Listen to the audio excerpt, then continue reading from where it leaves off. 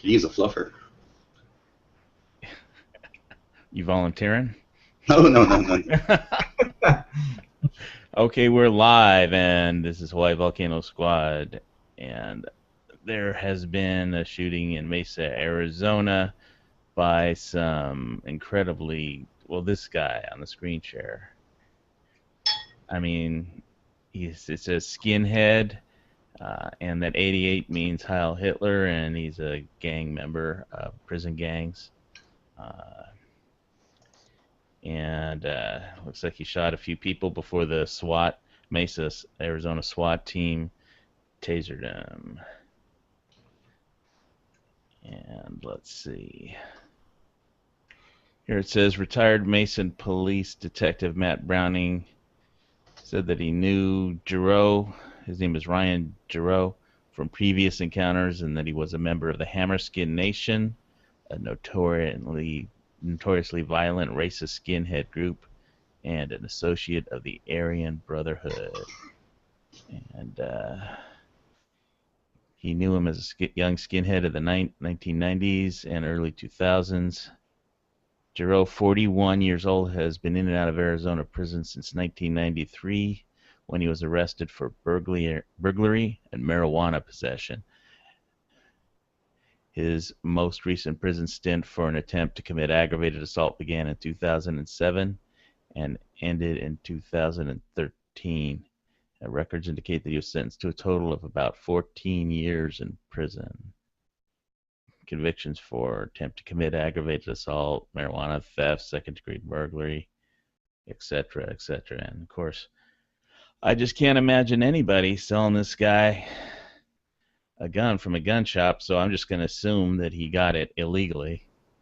I mean, if that guy walks in, you know, if you can't tell from his prison tattoos and it says skinhead on his eyebrows, and that 88, that means Heil Hitler. That's a prison gang tattoo for the LDS kids run on bikes in my neighborhood. What's that? It looks like one of those LDS kids that runs around on their bicycles in my neighborhood with the white shirts. LDS? Latter-day Saints. Latter-day Saints. Never mind. Is that a gang? Mormons. Oh. Well, I'd rather have a Mormon as a neighbor than this guy.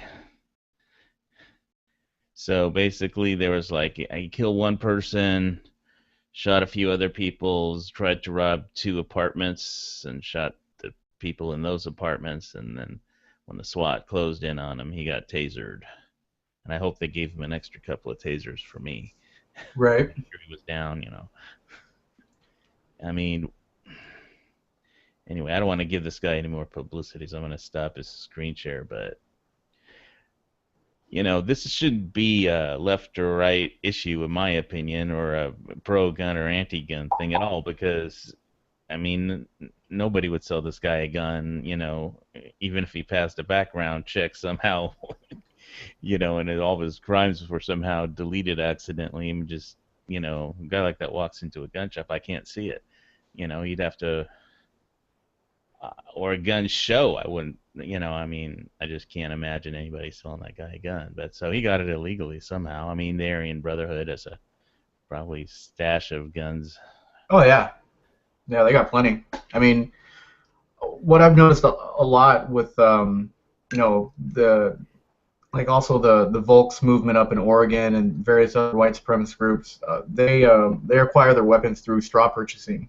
And, you know, they send their girlfriend in who's like a pretty, you know, girl next door or something like that, and she seems all nice and whatever, and she buys, you know, a bunch of guns and then gives it to her boyfriends or whatever. It's hard to spot straw purchasers, unless the whole crew looks really kind of questionable. I mean, there was a couple of times where I refused sale to somebody, but generally you really don't know. If they pass a background check, I mean, just not much you can do. You don't have to sell it to somebody like that. Of course, I don't think the Aryan Brotherhood would send him in to buy a gun. They'd just give him one. Unless you bought a private party transfer, which, you know, not everybody uses the best judgment, but in Arizona, you can pretty much sell anybody a firearm as long as they have a. What you're supposed to do is ask if they have an Arizona driver's license or a CHL, the concealed handgun license. Um, they're supposed to be like, "Have you ever been convicted of a felony?" And they can lie to you all day and say no, but still, it's just I'm on the fence about it because on one hand, like, yeah, would a universal background check thing, would that be something that, could stop this? Sure, maybe, hypothetically, but at the same time, you could still send somebody to do a straw purchase, or you could have this guy go steal a gun.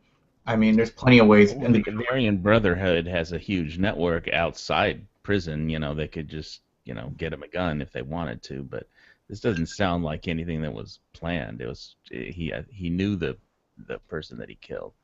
Right.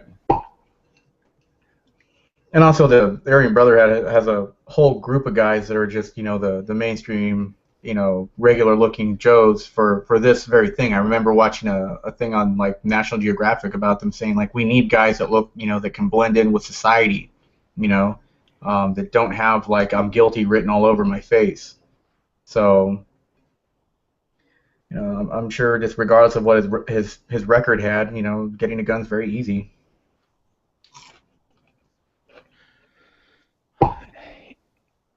Yeah, I'm just responding to gun channels here. They want the YouTube video link. I already took care of it. Oh, okay. I loaded the chat for you. Thanks. It's hard times to figure. I know he's still working on all the details. Whenever I get into that edit overview mode, things get freaky. Yeah, I went in there and just took care of it real quick.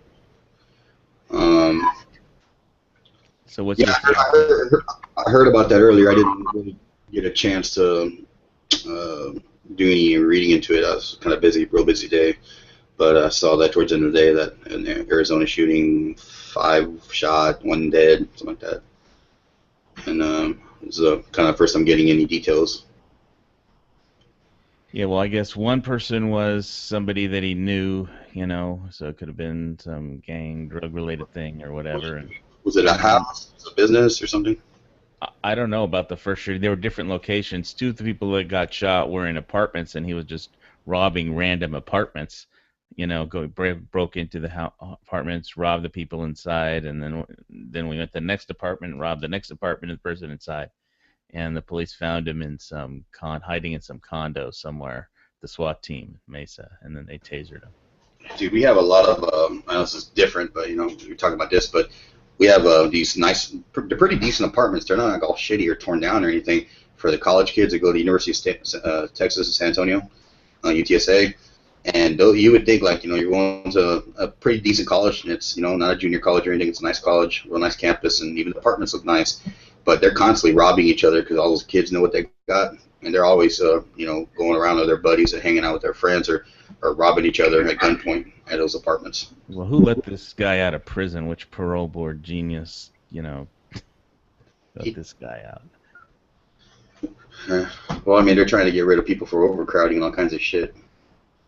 But yeah, they shouldn't have let him out. Yeah, well, that was my solution to prison overcrowding is people that think everybody deserves a second chance in prison. I say, yeah, they should give them their second rights in prison. Give them all like a handgun with a few bullets, and then that'll see how rehabilitated people really are, and it'll also cut down on the prison population. I think like California just released I think it was like over 4,700 inmates. Yeah, there's like a federal judge that ordered that. Overcrowding is on some kind of punishment that what is the Constitution phrase? Inhumane or something.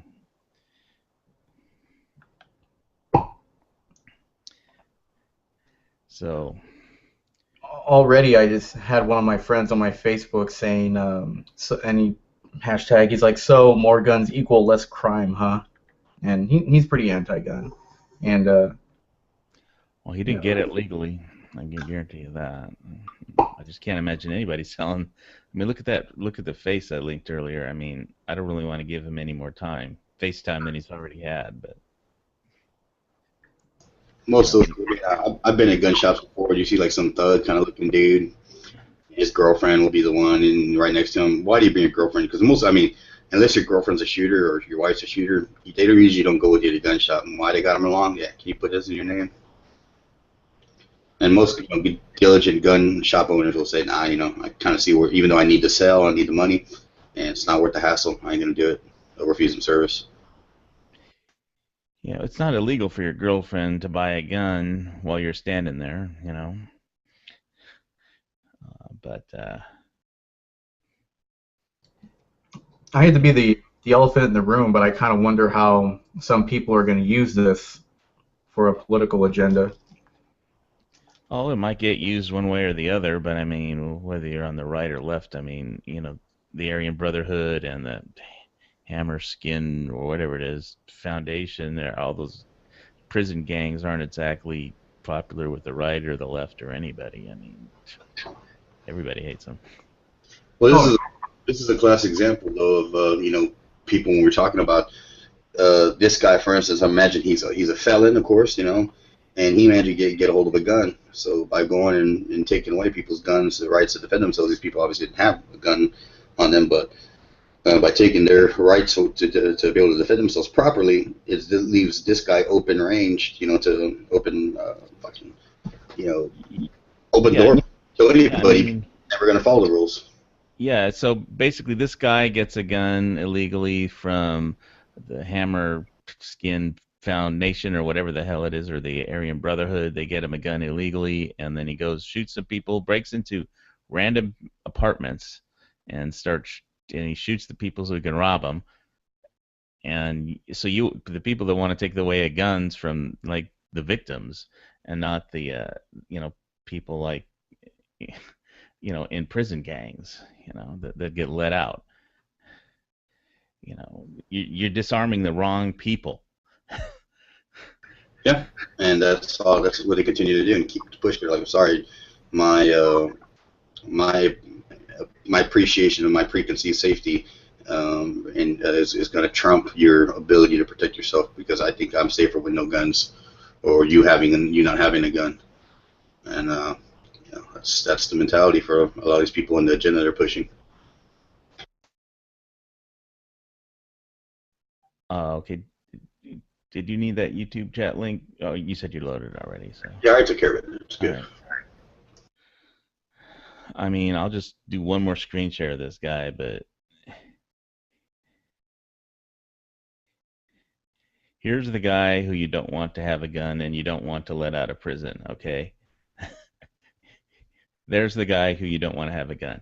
Regular Americans who don't commit crimes, if they want to exercise their Second Amendment rights, they're not the people that go around shooting other people. you know? So, just look at who you want to keep in prison, keep them locked up with their other Aryan Brotherhood associates.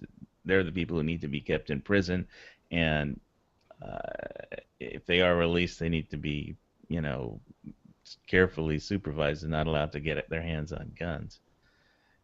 Regular citizens, I mean, who've never committed a crime or anything, they're not the people you want to disarm. It's this guy. Anyway, that's enough FaceTime for him.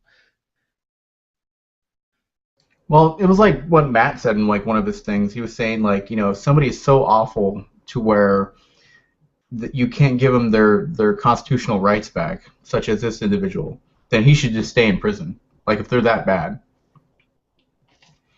and that's where that guy should have stayed.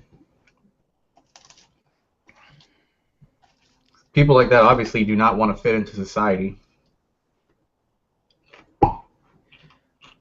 Well, he had a record. I'll read it one more time in case somebody came in late. Let me punch it back up 1 second. Let's see here. According to prison records, he had convictions for attempt to commit aggravated assault, marijuana theft, second-degree burglary, and records indicate that he was sentenced to a total of about 14 years in prison. and he's a member of the Hammerskid Nation and an associate of the Aryan Brotherhood. So that's who you don't want owning guns. That's who you want to keep locked up. I don't know how that guy got out. I mean, Good behavior. I mean, you mark yourself like that, you know, with those tattoos. You pretty much branded yourself for life of, you know, dedicating yourself to that cause, because there's not really anybody's going to ever believe you, even if you did convert and change your ways. well, I mean, if he gets out and you really convert and change your ways, you know, you still don't need a gun to do that. So you can, you know, I don't think anybody's past redemption, but this guy apparently is. And like looking at that guy's face, I can't imagine what type of employment he would get after he got out. I mean, other than like maybe telemarketing.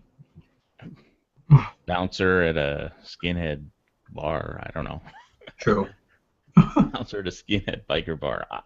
You know, I don't know what the hell they have. Like, what's up, man? Thanks for coming to Aryan Delights. Yeah, this is like we're making today Teza Nazi Day. Teza Nazi Day. Hashtag it. Hashtag Teza Nazi, you know. Huh. So, you know, I don't know how they create these people. I mean, I know you get thrown into prison and then you join a gang to not get killed or whatever, but. And the politics. So yeah, I imagine somebody's probably going to use this as a reason to not allow. I mean, I wish them luck in Arizona, you know, but. Yeah. Arizona, they had the death penalty because they caught this guy, right? Yeah, they tased him. Yeah. It's like, don't tase me, bro. Don't tase me. Tase him. Tase him again to make sure he's down. Somebody asked me if Arizona is such a pro-gun state and everybody carries, and how come this individual was allowed to do what he did. I mean, it's not a perfect world. There's not a perfect solution for anything. There's always going to be the opportunity.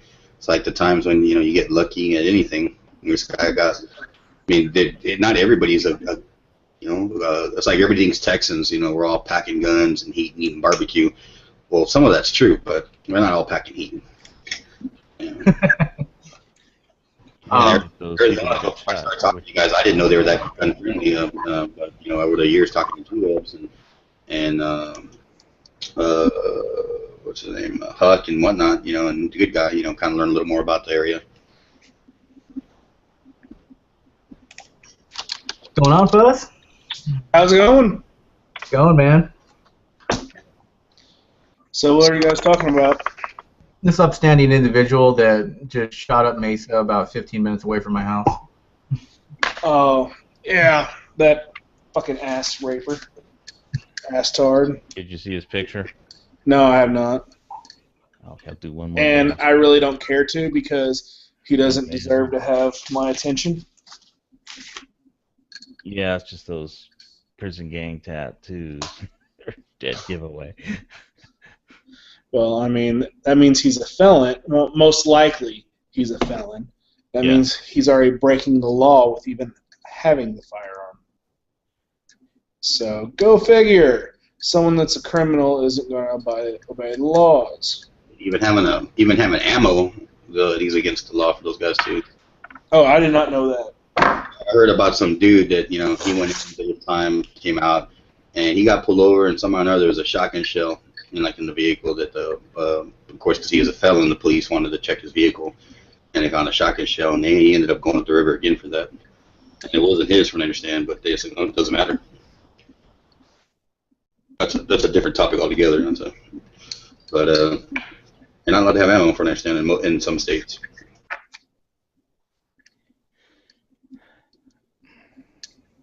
Yeah, and people were saying, like, oh, how come nobody, took this guy out? Well, when you're, in public, there's so many things, so many variables you have to take into effect when you pull your weapon in public. Yep. Watch your background. Is this guy in an area? Can I make this problem better, or can I make it worse? And then, of course, if the concealed carrier took it upon himself to take this guy out and say he missed and struck somebody else, then it's all the concealed carrier's fault. And then see, more guns don't save people. And then that's what they probably would have spun it. Oh, they would have spun it like that. And but no, I mean, if there was somebody around there that had a firearm, I'm sure that's what was going through their head. I guarantee it. Oh, And heck yeah. that is good training. That is good, responsible, concealed carry. Like when you know that, could you possibly do it, but you'd have a doubt in your head that it could possibly go wrong. That's so much to think about. That prison gang is so fucked up. He's gonna be like a hero when he goes back to prison too. Gonna roll out the red carpet for him. They should throw him in isolation with Bloods and Crips for a couple days. What is he, Mexican or something? No, white skinhead Aryan Nazi. Oh, even better. Says skinhead right on his face. It says it? Yeah. Literally. Asshat. I mean, those people are why you need the Second Amendment. Yep, because they're not going to care. They'll hurt you no matter what. No matter what they have, they'll hurt you. I mean, wonder how big is that Aryan prison gang, Arayan Brotherhood gang? I mean, no clue. Hammerskins they're pretty big. They made a name for themselves in the early 2000s, and they're getting a little bigger. Yeah, that was the other group he was in, Hammerskin Nation. Then you also hate group. Okay, how can you be associated with two gangs? I don't understand that. I've never been in one, so I don't know. I don't know either, man. Well, they both have the same ethos. We hate everybody that's not an Aryan, I guess. Well, even the Volks movement up in Oregon, they actually are associated with the Nazi lowriders, which is a kind of an ally of the skinheads, and it's a Hispanic Nazi gang, if that makes sense. But they work like with the heroin trade and drug trade in prison, and they're all linked up. They're all they consider themselves all one circuit, and the way their ethos is, they look at their number one enemy as the African American and people that are Jewish. Well, that's me, grandson of a Holocaust survivor. I mean, I see tattoos like that. It's pretty much pull out the Tavor time. I don't think there's that many people like that in Hawaii. I mean, there's other gangs, but not like that. It's more of a mainland problem than here, but.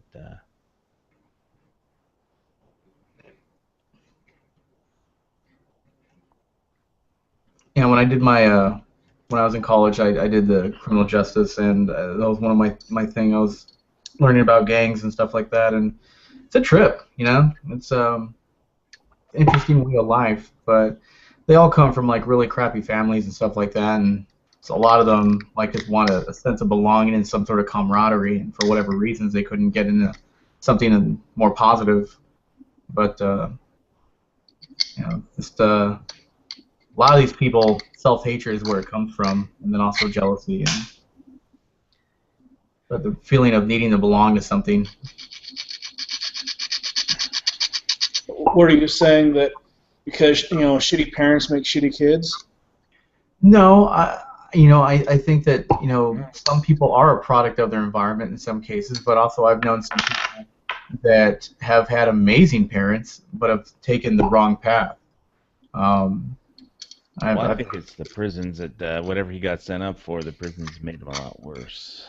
Sure, there's a lot of variables at play. Definitely it's kind of like a do or die scenario in prison. Thankfully, I've never ever had to go there, and I never want to. Yeah, I think working at a prison guard at one of those prisons would be a tough gig, man. Oh yeah. Mm-hmm. Probably one of the most dangerous jobs. I mean, so are there a lot of roving Aryan biker gangs in Arizona? I mean, I don't know. I live in North Scottsdale, which is about 15 minutes north of Mesa. but I've driven through Mesa, and it's probably your. It's not the nicest place. It's I would say that Mesa equals to like inner city Los Angeles. Less skyscrapers though, but it's a low income area socioeconomically. And then you have on the other side you have Tempe, which is a college town with ASU. And then you have Chandler, which is more of like a farming town. So Mesa is kind of the slum, so to speak. And just oddly enough, my girlfriend, that's where her office is in Mesa. And so she's the one that told me about it first. She's like, yeah, everybody's told them to stay inside. There's a guy running around shooting people. And I was like, well, you have your gun on you. I'm not worried about you. I was about to say that. I bet you that made you feel made you think that she was safe. Yeah, I did. I just got it for her for Christmas. I got her a Taurus PT 911. Something. What caliber is that? Is that a 45 or? It's a 9mm. Oh, 9mm. 15-round magazine. Yeah, I don't think this guy had any assault rifle or anything. It was probably something cheap that he got, you know. I certainly hope not. I mean, those poor machine gun AR-15s have gotten enough bad press. you know, let him get some. Let's get some bad press for some crappy, you know, gun that nobody likes anyway. I can just see that, like, everything would have been done like with a high point. People would have been like, "We're gonna ban high points." Yeah, okay. I agree. Okay. What, you know, something like a Carcano rifle or something? You know, something back in the 60s, or yeah, that happened in Dallas. Just saying, they didn't ban them then. So there's like a local prison or something that he was let out of around there. Yeah, there's a prison in Glendale, which is probably about an hour away from Mesa, and then there's one over like in Phoenix, and there's a lot of private prisons popping up around here, which is something that's been some controversy. Yeah, it's an industry. Right. Prison industry. And our Sheriff Arpaio, is definitely all for it because he says, well, look, you know, if we get more prisons, then more bad people can come. I'm like, all it is a factory to breed bad people. Mm-hmm. Yeah, well, you know, I think what we should do is just, you know, what they did in that film, you know, take them all and carve a swastika on their head so everybody can see them coming. They walk down the street. You know, put them all in one prison. Put me in charge. I'll make their life a living hell. Was that movie a long time ago called like Mean Guns, where they had all the worst like prisoners and stuff, and they put them in one room, and then they just dropped a bunch of guns in there? I never saw that one. I saw Inglourious Bastards, but I never. Oh, okay. Get me some Nazis. Nancy scalps. Like, Is that what they were doing? Taking Nazi scalps? I'm gonna talk superior. I really didn't like that movie all that much. You talk superior. You're gonna get hung for this. No, I don't get hung. I get chewed out. I've had my ass chewed out before. It was a movie that I had to watch a couple times. I always caught it on and off. You have to watch the movie all the way through, and I liked it, but it was different. It had I liked the direction on it.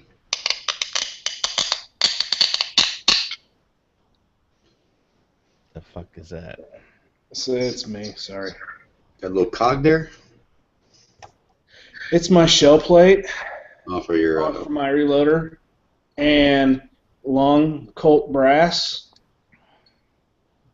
gets stuck in them sometimes. So I need to widen the channel ever so slightly, as you can see, gets stuck, and it jams up the press. So either I'm gonna try this. If this doesn't work, I'm gonna have to go back to Hornady and get another one, because I heard that there's like there were several batches that were tight, and then so I'm gonna just go see if I can modify this one. If not, I'll get another one. I remember before I left California, I bought a whole box. Well, unknowingly, I told because we had all the handgun ammunition behind the counter, and I told the guy at Walmart, I'm like, hey, I need a couple boxes of 45 auto. So he goes and buys me or gets me a box. I don't know why I didn't look in the bag, but he got me a bunch of boxes of 45 long Colt. And so I walk out, I get to my truck, and then I look in there, and because it was home defense stuff, and so it was about like friggin' $46 a box at the time, and I was like, wow, oh, I got the wrong ammo. So I go back to customer service, and I'm like, hey man, I need to swap these out, and he's like, nope, can't do it. I'm like, you're the one that gave me the wrong bullets. All ammo sales are final. Yep. They wouldn't give me.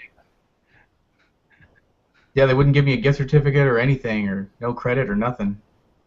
And so then I had to go and just sell them on Gunbroker. Make a profit. Yep.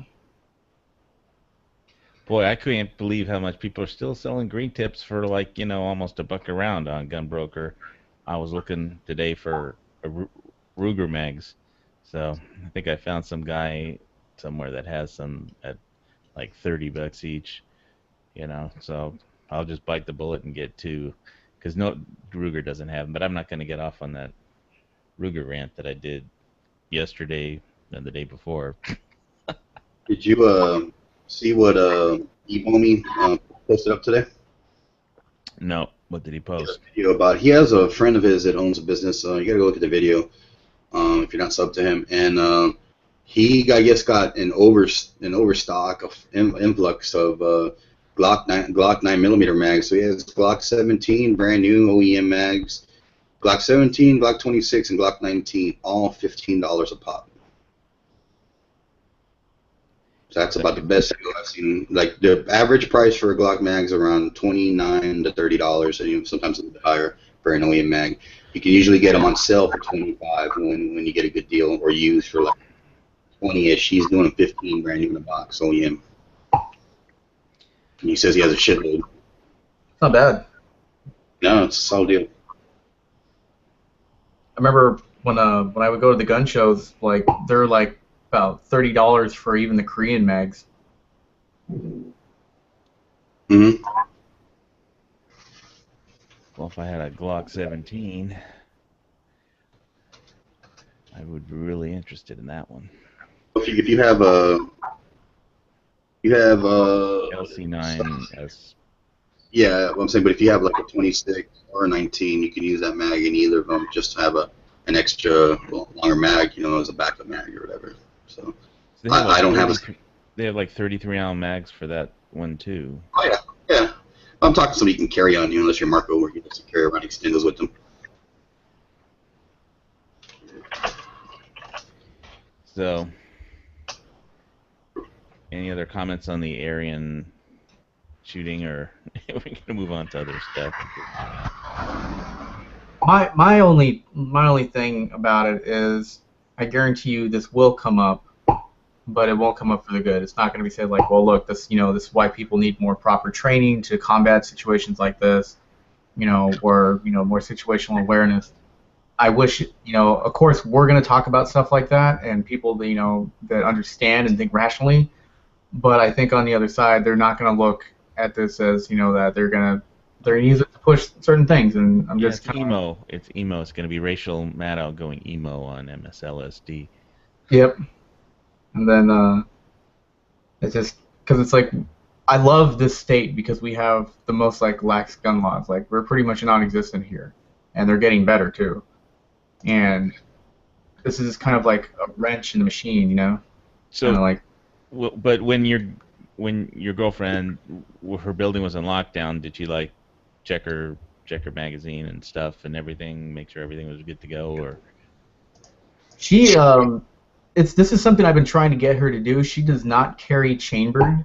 She's not comfortable with it, and I told her, I said, well, hun, if you're not going to carry chambered, then why are you even carrying?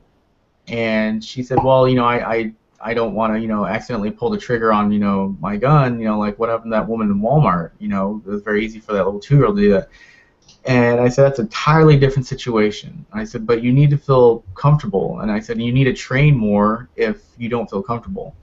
And because your gun's pretty much useless if, at least in my opinion, if you don't carry chambered. Because if you think you're going to have enough time, to pull it out and rack one in there, it's So did she like check her gun and chamber around when the building was locked down? Oh yeah. It's funny. She said she was in her cubicle and her friend was like, "Oh, what if he comes in here and all this stuff?" And she's like, "That's what she chambered around." Yeah. Well, you're just talking about that lady in Walmart that didn't have her gun on her and her kid shot her or something like that. Yeah. And in reference with your girlfriend not carrying a loaded chamber. Well, the one in Walmart, number one, she had it in her purse. She didn't have it on her. And number two, she set her purse right next to a freaking kid. That's just irresponsibility. Right. Lucas Tactical. Customers contact us. So you gonna buy a bunch of Glock mags from Lucas Tactical? I'm hoping by the time I can wait in my tax return comes, I'm gonna probably order 2 19s and 2 17s. If I have money, I'd order more. I already have 3 26 magazines. So, and the thing is with the 26 is you want to carry those small mags, to carry. But if you're gonna go to another mag, you just drop a 19 in there. That way you got 15 rounds. So you go from 10 to 15. And swear to God, my fucking state we're not allowed to carry mags with over 10 rounds. Yeah, I hear you. And then or a 17. I plan on getting a 17 down the road, or I might do a drop conversion barrel for my Glock 22, and I can do that as well. It's good to have, especially think about buying them. That's cheap. That's as cheap as I've ever seen them. Yeah, I'm gonna get those Ruger mags off a gun broker tomorrow when the guy opens his shop, and because there aren't any hardly available in the nation. I mean, there was one guy was selling a Ruger mag for like $80 or something on eBay. I was like, fuck that. Yeah, like how does that work in Hawaii? Are you allowed to import regular OEM mags and then you just put like a blocker in it so it only accepts? No, usually the gun manufacturers make 10-round mags for backward ass states like this. I mean, we can have 30-round mags for rifles. 40-round mags for rifles. You shop on eBay. If you shop on eBay, like you look at any Glock magazine for like a 22 or any more than 10. Your standard magazine, like a 22 or 17 or a 19 or 23 mag, they'll all be 10-round mags. eBay does not let anybody sell. I don't like to use the word high capacity, but regular capacity magazines, they want them. They all have to be 10-rounders because they're based out of California or whatever. Yeah, well, I don't know about the whole thing. It would be nice if the laws were different, but I can't change them, so I follow them. I mean, I know people that around here that do order, high capacity mags. I think even Midway will deliver them or something, without raising too much of a fuss at all, But yeah, my favorite handgun is a rifle anyway, so all my handguns are backup weapons. So. I remember Amazon used to sell the Colt magazines, the 30-round AR-15 mags, and now Amazon doesn't even sell magazines. So I don't know if that was something new they did, because they used to sell all kinds of mags, and now they don't even sell magazines anymore. Yeah, we need us a Republican president so bad in this country. I hope we get one. No, we just need some companies that don't bow down to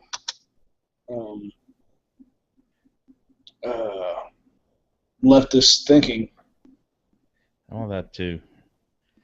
Well, it's like that store, Dick's Sporting Goods. I remember when they first opened up in California, they had a bunch of M&P 15s all over the shelves.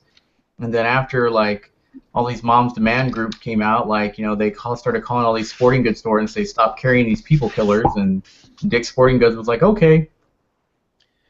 Speaking of gun brokers, when I was looking for the Ruger mags, I saw this really cool 22 version of a Sturmgewehr on there.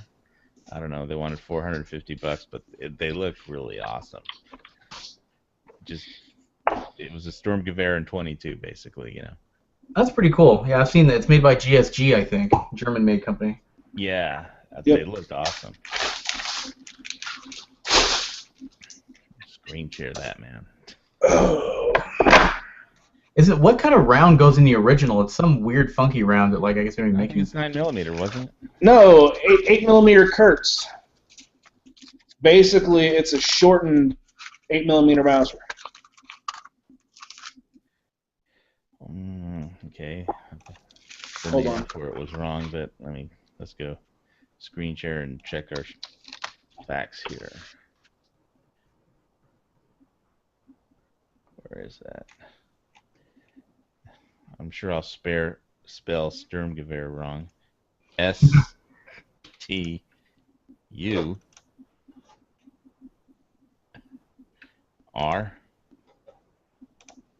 Where's the E go? Sturmgewehr. W. Here you go. This is the round it fires. Oh, wow. Sold out. Well, yeah, I mean, PPU makes new production of it. Oh, so it's not impossible to find that. No. It's not impossible to find. That would be kind of cool to have.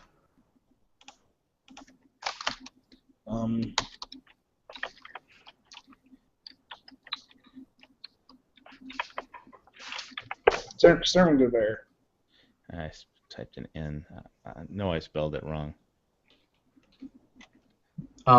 Last year, there was a lady that wanted to trade in the Sturmgewehr to a local sheriff's department. I think it was in Kansas or something. And California. Was it? Yeah. Did it for a buyback, and instead of letting them do that, the sheriff contacted a museum because it was a full auto, and it had all the paperwork and stuff for it, and they went ahead and put it into a museum instead of just destroying it. Right. Wasn't it like one of the originals off the assembly line or something? I don't know what that was, but so here's the cases. The left one is a 7.6239. The right one's the 8mm Kurtz.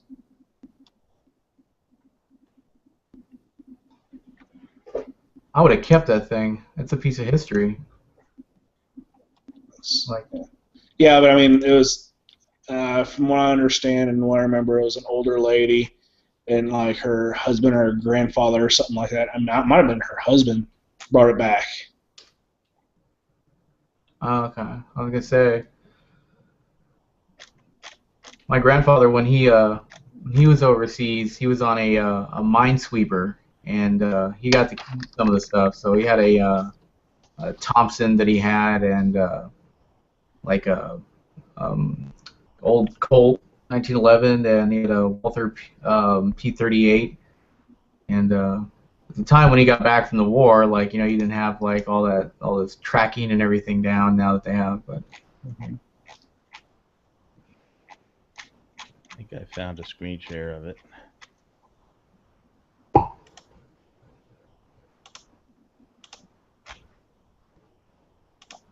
you guys see that? Mm-hmm. Yeah. Looks like a fun 22 for plinking and stuff.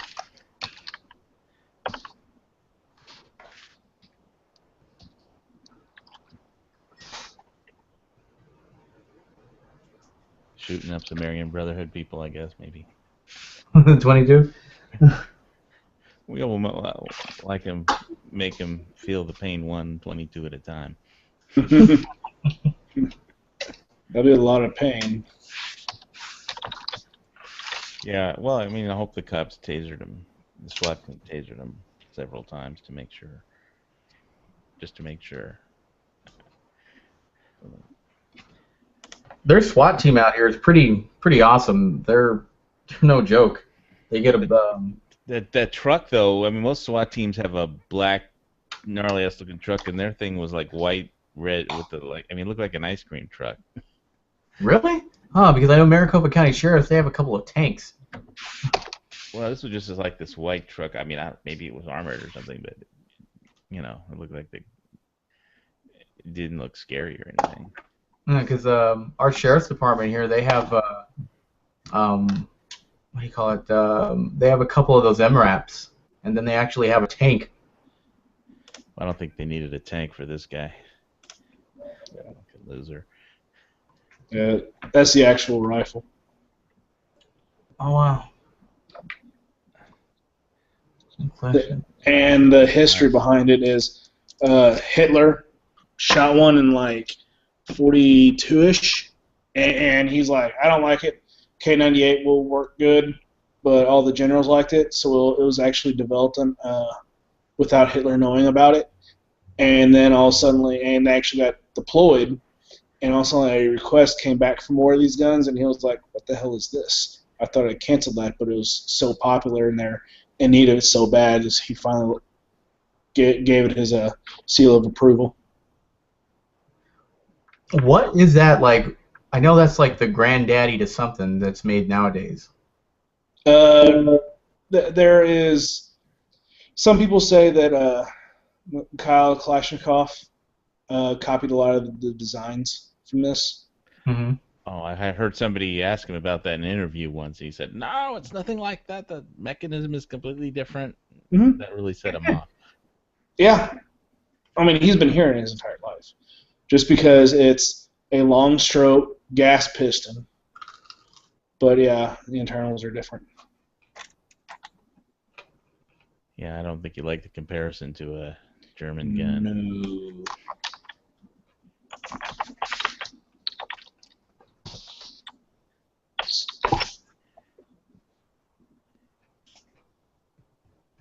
Yeah. So, yeah. There's that AK-47. Let's see if I can. No picture. See, that 22 that's up for auction is only started at $299. I don't know what the minimum or the reserve is on it, but Well, I mean, you can see just right here with this picture. Here's the. No, it was a short recoil operated.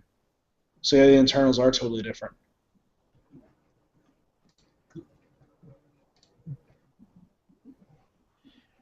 I saw Classic Firearms had some Bakelite mags for like $40 a pop. I was wondering if I should get one or two. Is that what they go for on the mainland? That's about right. Yeah.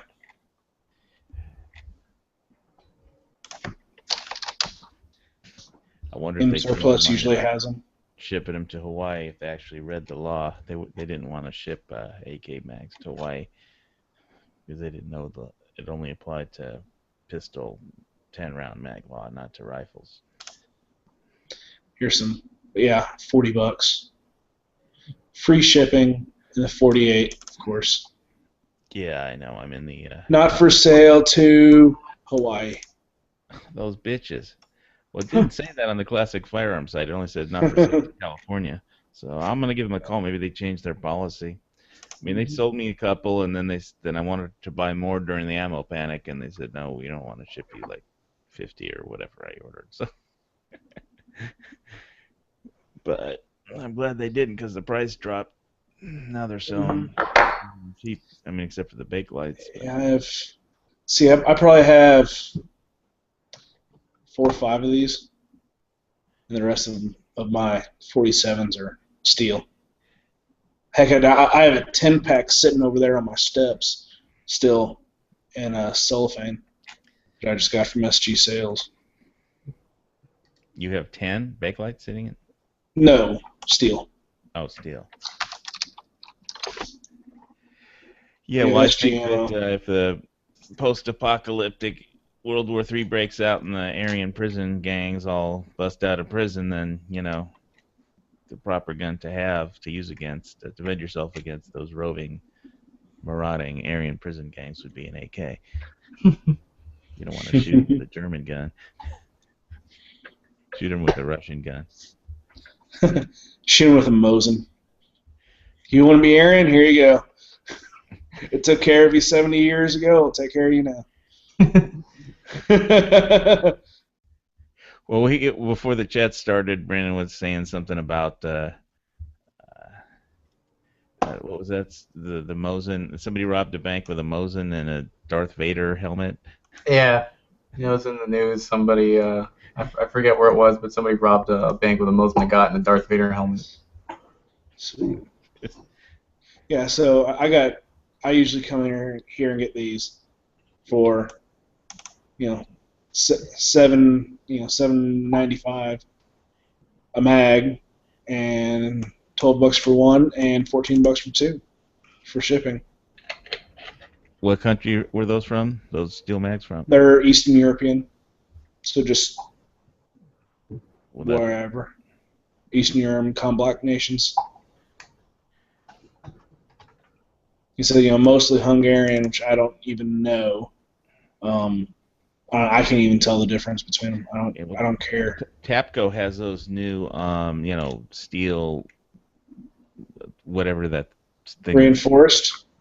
The locking lugs. Yeah, it has a steel locking lug and polymer mag with a steel locking lug, and I think they were like $5 or something on classic firearms. Yeah, I don't think they're steel locking lugs. No, they made it. They released them at SHOT Show. Those. Yeah, but usually the $5 ones are all polymer. All polymer ones. Yeah. Well, still not a bad price if you want to stock up on them before Hillary makes her run. It's not a bad price.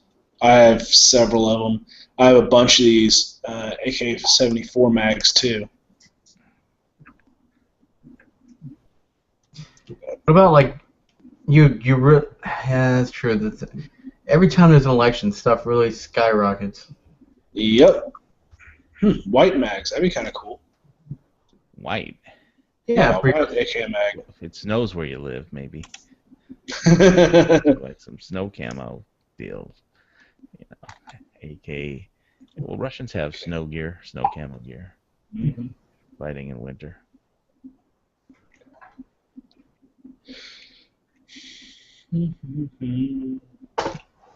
People were saying it was a good idea just to go and start buying every sort of magazine that you have for your firearm, and because right now we got P mags at our gun store for about $8.99.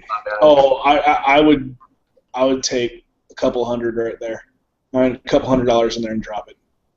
On P mags? Yeah. Which at $8.99? Hell yeah. I bought a 6-pack from Botac of Gen 3 P mags for $9.99 each. Ooh, not bad.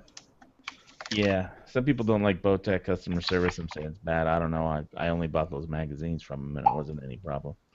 But other people have other stories, so I don't know. But that was a good deal. And no, wait, it wasn't P mags. Sorry, I take that back.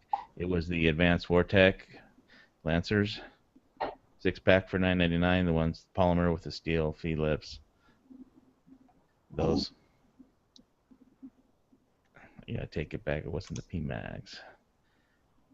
It was a 6-pack of Lancer Advanced Warfighter mags. I have so many mags I can't remember what I bought. That's not a problem to have. Like, I have 3 M&P mag, 9mm mags, 9mm, and I have 4 compact mags and 12, 13, 14 full-size mags, and then with this last pack, I probably have somewhere around 70, 75 AK mags. But you only have 2 AKs. 3. 3. Well, you have to have at least 2 dozen for each.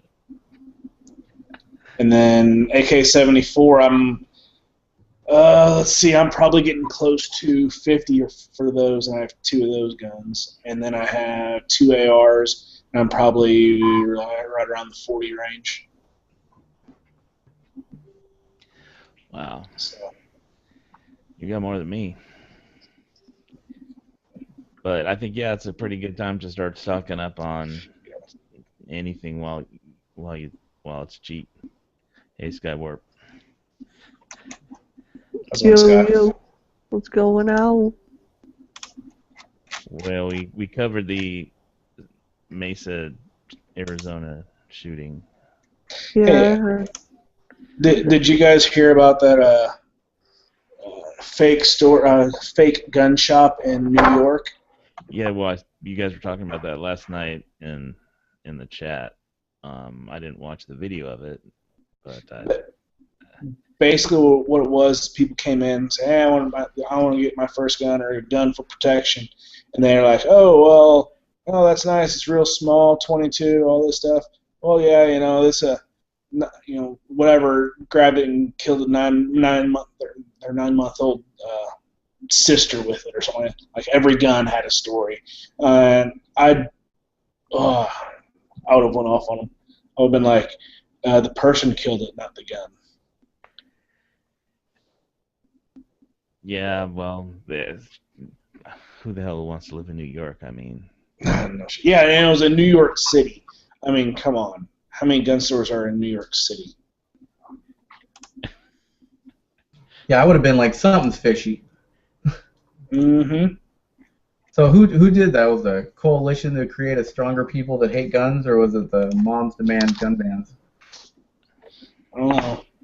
One of those people. Like, I mean, the way they were going about it, it's like, you're gonna try to make me feel guilty because I want to protect myself. Like, what's wrong with it? It's only like 3.5 minutes long. yeah, I just don't want to give him any extra views. It's a link from Bearing Arms. Oh, okay. I'll stick it out in the other chat. External. Thanks. I think it's just absolutely sick. Yeah, well, they're probably gonna try and use this Arizona guy, but I mean, he's just basically a poster boy for. Well, no, they're probably not going to put his picture up if it has tattoos of Aryan stuff all over him. Yeah, well, it says skinhead right on his eyebrows, so. And he has the 88 Heil Hitler thing on his face. I mean, if he looks like a guy, yeah, they're not going to put his picture up anywhere because it doesn't do anything for him. Yeah, they want like regular looking people.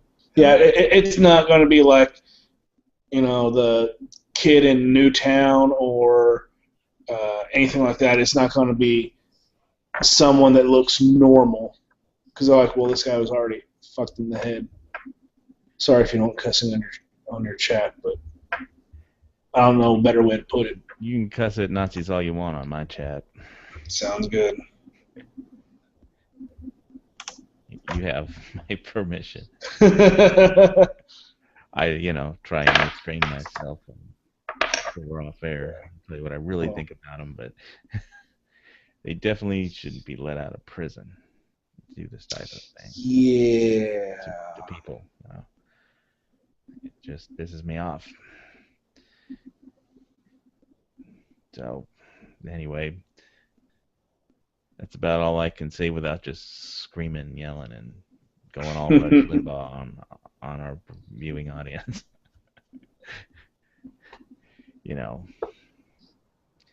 Sometimes words fail you. I don't know. I can't get inside of that much hatred. There was a couple weeks ago. There was a guy who was open carrying somewhere, and like he was kind of being a jerk to the police and everything, and the police were kind of like, yeah, we know. And he's one of those, the YouTube guys that just wears all the GoPros and stuff, and they do the open carry, just kind of get reactions. And they were trying to use it as like, well, hey, look, he he was stopped and he was questioned and he got to be a jerk to the cops because he was white. Now, if he was black, the police would have shot him and put him down and stuff like that, like they did that guy in the Walmart. And, I was trying to tell this group, I was like, look, the reason that the guy in Walmart got shot is because he had the guns in his, even though it was a pellet gun, he had it in his hand. It looked like a scar. And, and I said, it's totally different circumstances. I said, I can guarantee if the other guy had his rifle in his hands, they probably would have shot him too. Like, you can't say that, race has anything to do with this. And at least that's my opinion.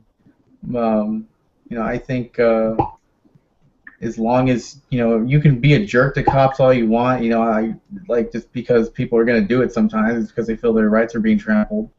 And, sometimes police do that. They're not, oriented with the laws. They don't know, and some of them are anti-gun and they have a chip on their shoulder or whatever.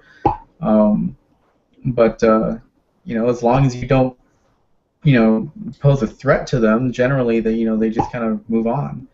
But I don't know, like, there's not too much rifle open carrying in Arizona around here. I know a lot of people carry, like, handguns on their side. Like, whenever I go to Walmart, people always have, like, their 1911s or revolvers and stuff. And,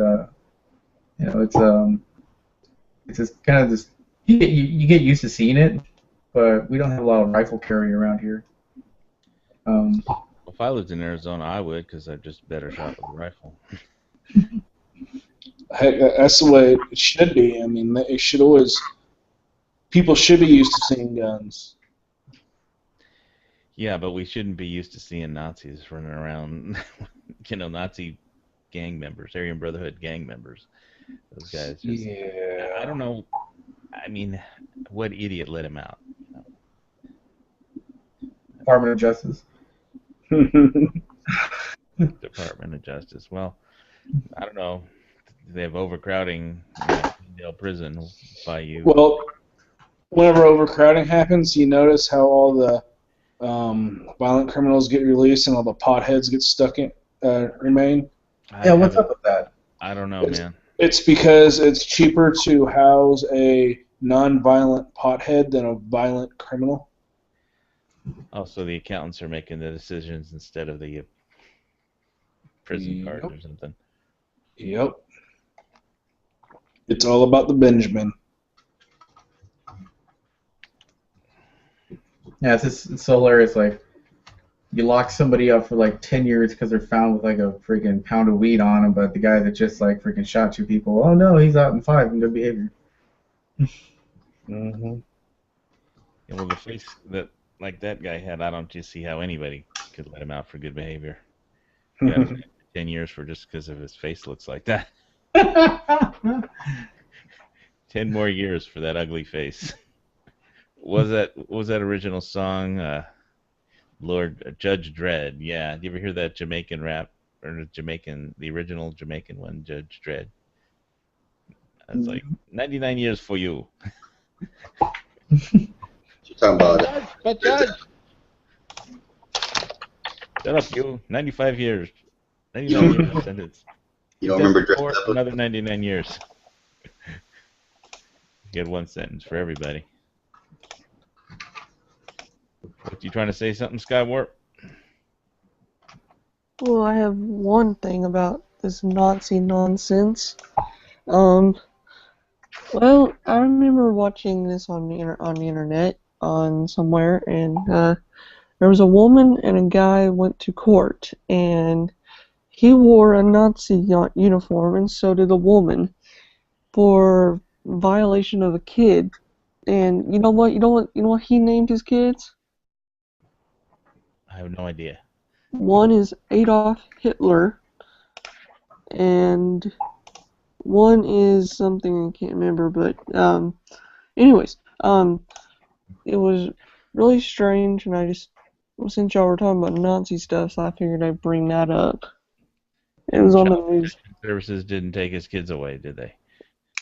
No, they tried, but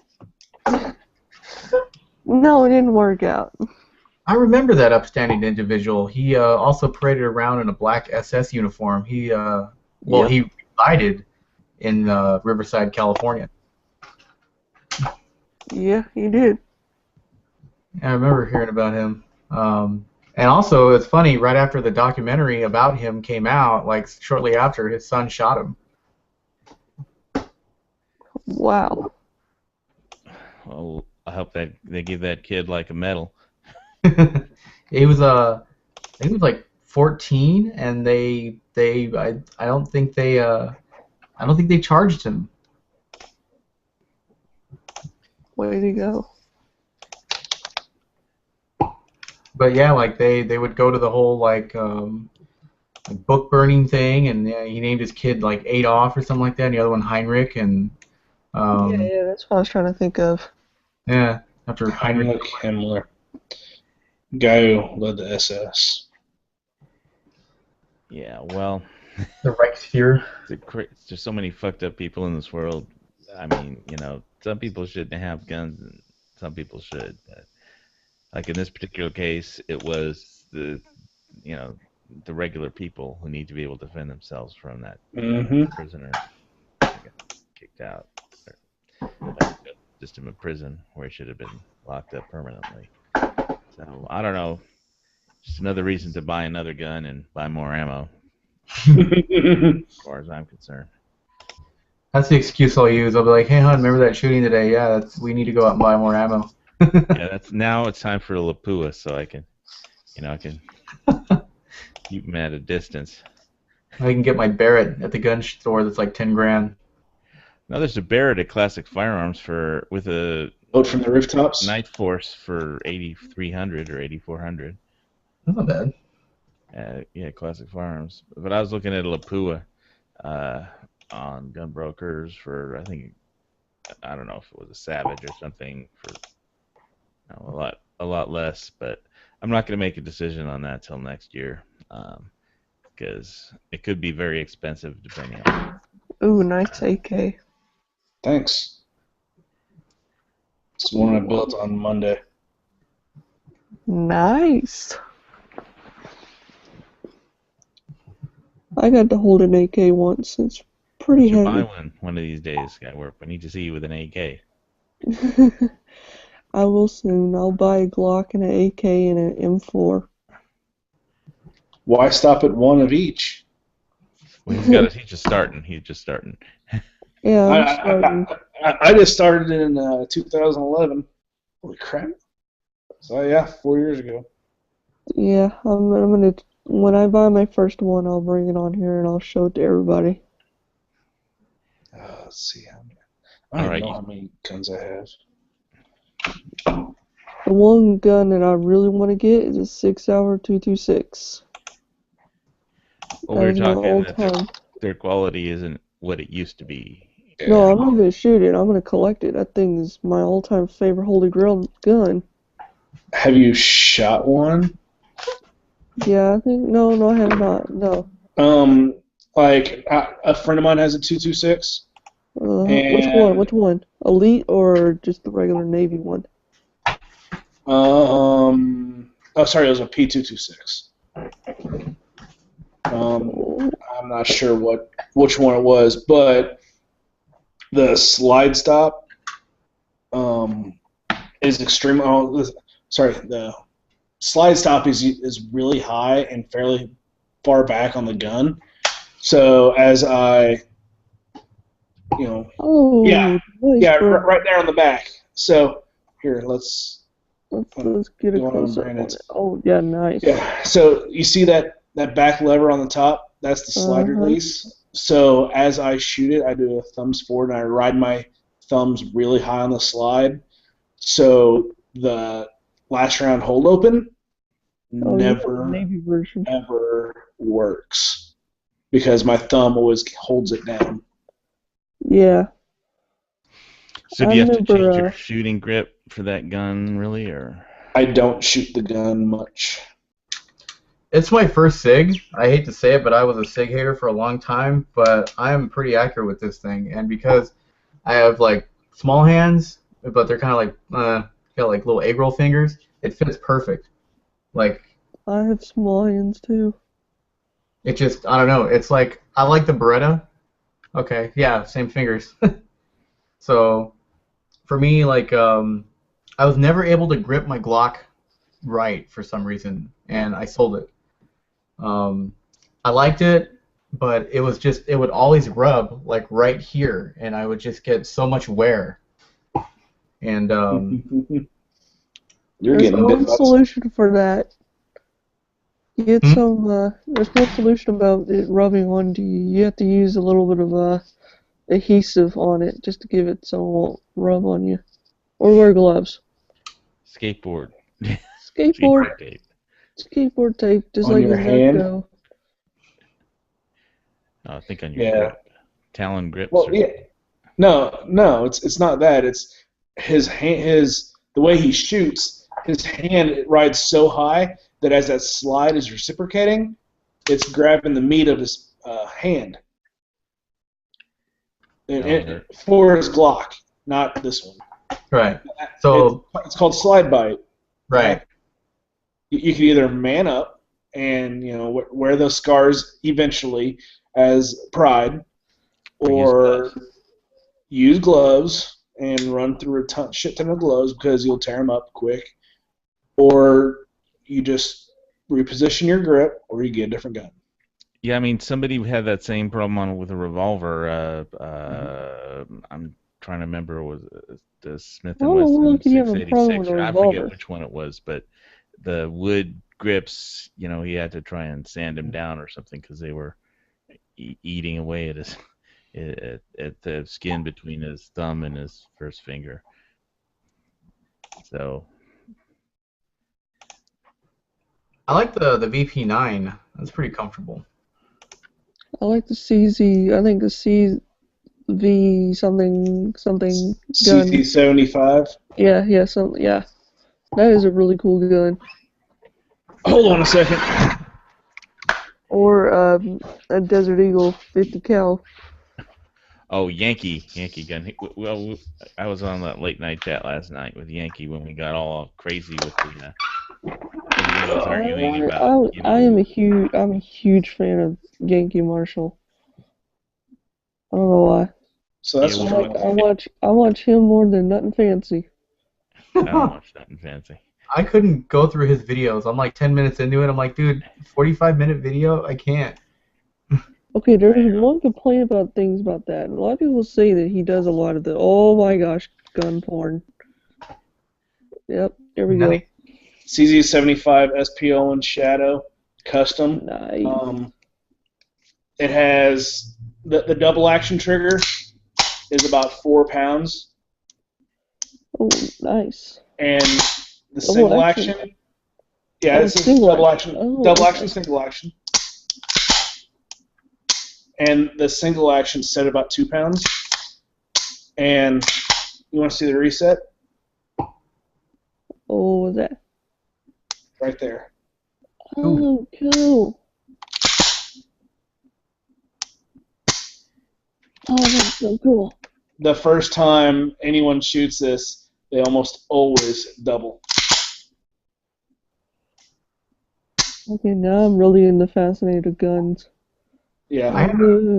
Yeah, but the bad thing is this is $1,700 gun. Okay, never mind. I can't save my money that long. I'll burn a hole in my pocket. You know, you might want to try, and this is just my opinion, I bought a Baby Eagle 941 Jericho in 9mm, and it was a super, super, accurate and durable pistol. That's a clone of this. The Baby Eagle? No, Jerichos. Jerichos are a clone of CZ-75.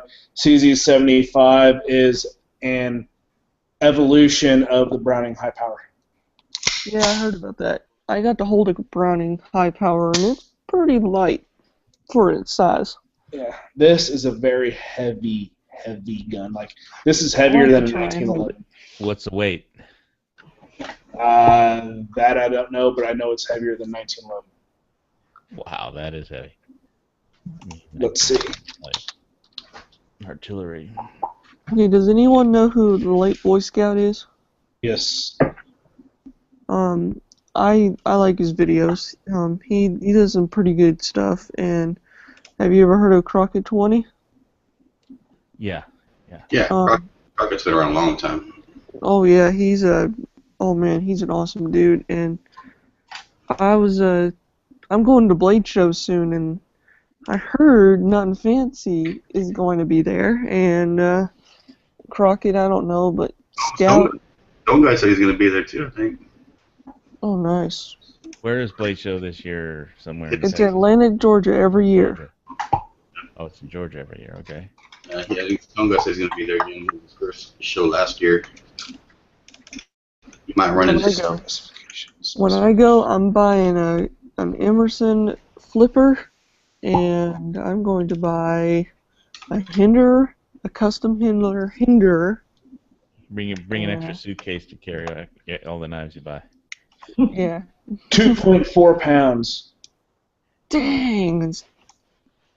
Nothing Fancy will say that's too light. That's way too light. Light? No, what I mean is that's too heavy for him. Yeah, but this is basically a competition gun. It's like this gun. Actually, no, this one isn't. The one I'm looking at, it doesn't have the full rail. Hold on, it's heavier than that. An inexpensive gun with a great trigger is not the PPQ but the PPX. They're like less than $400, and it's got an incredible trigger. It's worth it. If you do meet Stone Guy at Blade Show, make sure your hands are nice and sweaty and just give him a big old handshake. A little OCD about stuff, so. Is your hand sweaty? I'm like, yes. No, don't tell him. You just say, hey man, I'm a big fan of your channel, man. I'm a big fan of your channel. Then you go up and you just give him a big stink palm. And tell him Edge said to do that. Right. He's gonna miss the rest of Blade Show because he's gonna be like washing his hands like vigorously in the restroom. That's funny. I didn't know he was a germaphobe or just doesn't like sweat. He's a germ freak. I understand that, like that. Okay. Kind of dude about stuff like that. Okay, well, let's see what the specifications are. So, 2.4. So today, 2.4 pounds. Yeah, 2.4 pounds. That's heavy. Yeah. Ambi safety. This knife weighs about probably 3 pounds. I'm joking. It doesn't. got my ambi safety. Decocker. I always wanted one of those old Smith & Wessons. Kind of nice. My carry gun. This one and then big. Oh. Dang, never showing guns. Don't look in the barrel. I didn't. I was like this. It was like point up way up here. Oh, okay, I was going to say. I was like, ooh. Yeah. That's #1 gun rule right there. Yeah, I was like this. It was pointed like way up there. Okay. Smile flash. It sucked. I got this in California, and because it's illegal in California, I had to go through so many loopholes to get it, and it cost me $900. Dang, that's It's pretty illegal in good. California. They just didn't submit it to the California Nazi board. 4506-1. The 4506 is legal, but the 45061 is illegal. And the only difference is the trigger guard. That's it. I thought someone had the magazine. Just Dang. If I had a real gun, I would do the same thing with what you're doing. Target it back and forth, back and forth. Nah, Finger fucking it. I keep my gun on me. I never touch it. That's what I call it. Yeah. When I had my Desert Eagle for a minute, I had the 44. Ooh. It was so hard not to want to play with it. I mean, that sounds so bad, but it just. You want to play Gun with it, curve, man. So it's like I would come home from work and I'd be like, man, there's my Desert Eagle. It's like, do I clean it? Like, what do I do with it? Oh, it's so much fun. Here's my carry gun. Smith & Wesson MP9C. Oh, good gun. Good gun. Is it 45 or 40? 9. Oh, 9? Sweet. Yep. I'm a 9 guy. Well, I'm gonna be going to the range and doing some shooting as soon as they stop. I mean, today's the last day that they're shooting goats and sheep up at Manuka up there where I go, where the range is. Oh, wait, is that a Glock? Edge, is that a Glock? Oh, that is a Glock. Oh my gosh, I like Glocks. I would say I'm a fetish with Glocks. Because I like Glocks. That's Well, a if you're 19. Late show, you're gonna need to save some money for your gun fetish. So I went and I picked up a week ago. I don't know why. Just cool factor. I picked up one of these. Ooh, an Uzi. It's a Is master. that one of 22s? No, it's a 5.7. Really? Yeah. It's pretty dang good, man. Like I will say this though, it malfunctions because I was in the range and I was firing it and I pulled the trigger once and it went brrr, and I was like, I'm done here. No, it's alright if it malfunctions and does that as long as you get it repaired. Yeah, and I was like, wow, that's weird. And then I took it out to the desert and then it started like every probably like 10 or 11 rounds, it would do a 3-shot. So I don't know if it's just maybe like I've heard like some speculation saying that just this type of model, like the way it was designed, was not designed for single action. So I don't know. Well, it's an Uzi. They're not designed. I mean, they're designed for full auto. Right. But- Have you shot at M4? Mhm. What about an M16? Yeah. It's I carried an M16 for about 4 years, and then they got rid of our M16s and they went over to the Benelli M4s. I heard that the AK-12 is good. Is it good? I don't know anything about AKs. The AK-12 is the new adopted AK for the Russian military. It's updated AK. I'm learning. I'm learning a lot. We can't get it in the U.S. We could get clones of them. Yeah, I but we heard can't about get that. them. You can only get clones and not real ones. Well, that's any AK really. Yeah. I mean, the real AK-47 and Kalashnikov belongs to the other people. Have you ever shot a Thompson? A what? A Thompson typewriter. Oh, Thompson. 1945. Those are fun. I've shot semi-auto. Nice Tommy gun, Al Capone gun. That's what I call it. Well, it was more to what was the guy's name? That criminal in the 30s, John Dillinger. Dillinger. Yeah, Dillinger. Yeah, he was renowned for that. I've never shot one, but you know everything I've seen about it. It looks cool. They're just heavy as shit, man. They're really heavy. That's what. Yeah. Drum. It's heavy. Yes, they are. I got to hold one. Man, I got to see a drum mag, a double drum mag. You know those ones with double drum? Yeah, those things are cool. Well, Uzis. I mean, if you ever picked up a real Uzi, you know, I saw one at a gun show and I picked it up. That thing was heavy. I mean, for what it looked like and the size, it was just heavy. I guess it helps with the, you know, with the rapid fire, obviously, or when full auto on an Uzi. But I was surprised how heavy it was. Like, wow. And that was without a mag. You talking about the 9mm Uzi? Yeah. I know they have the micro, and then they have like the mini Uzi, and then they have the full size. Yeah, full size. They have so many different variants, and then they have like the Ingrid Mac 11. Cobra made some. I like the guns, but I mean I haven't shot one like the one you have shot before, or even a 9mm, or and I've seen people buy them, but when I've held them at gun shows, I've seen them. There's nothing wrong with them, but they just seem like if it's not full auto, that's the fun part. And other than that, it's just kind of like a range to have out the range as a range gun. It's a novelty. I think it's kind of like, you know, forgive me upon saying, it's kind of in the same category as having a Desert Eagle 50 Action Express. Like, there's really no practical use for it. It's just fun to have, you know. I was in a chat where Yankee was open carrying his 50. I mean, he was talking about open carrying, and everybody went up to him and talked to him about it. I mean, if I could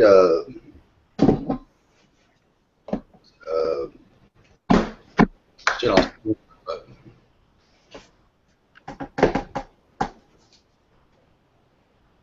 Did You're dropping out, I think.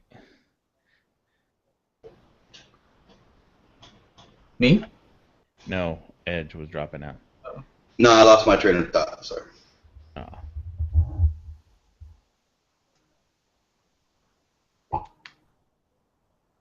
The light bulb was fizzing, man. It was on, and then I spoof. Yeah, I hate that brain lock. I'm trying to find this picture I have. My Tavor somewhere. I like this gun channel website. It's pretty cool. Like I started watching like all these guys' channels and stuff for like probably 3 years and tried to figure out how to like interact because like not many of my friends are in the firearms. They're in the like cars and import stuff and Lawnmowers. what? Lawnmower. And it's like, man, it'd be so awesome if they had like a site where you could like talk to people, that are in the firearms and voila. Well, that's the hope that this will progress and become a lot more popular with people. It'll direct people and their friends here to come in, get set up for free, and then if they want to get, with use the other options that are on there, they'll sign up for the membership where you pay, $12 a year, and it has a lot of potential, and we're gonna see we're gonna do weekend. There's me and my baby, by the way. Yeah. Oh, nice. I signed up for like the $7 a month thing, the 762, and I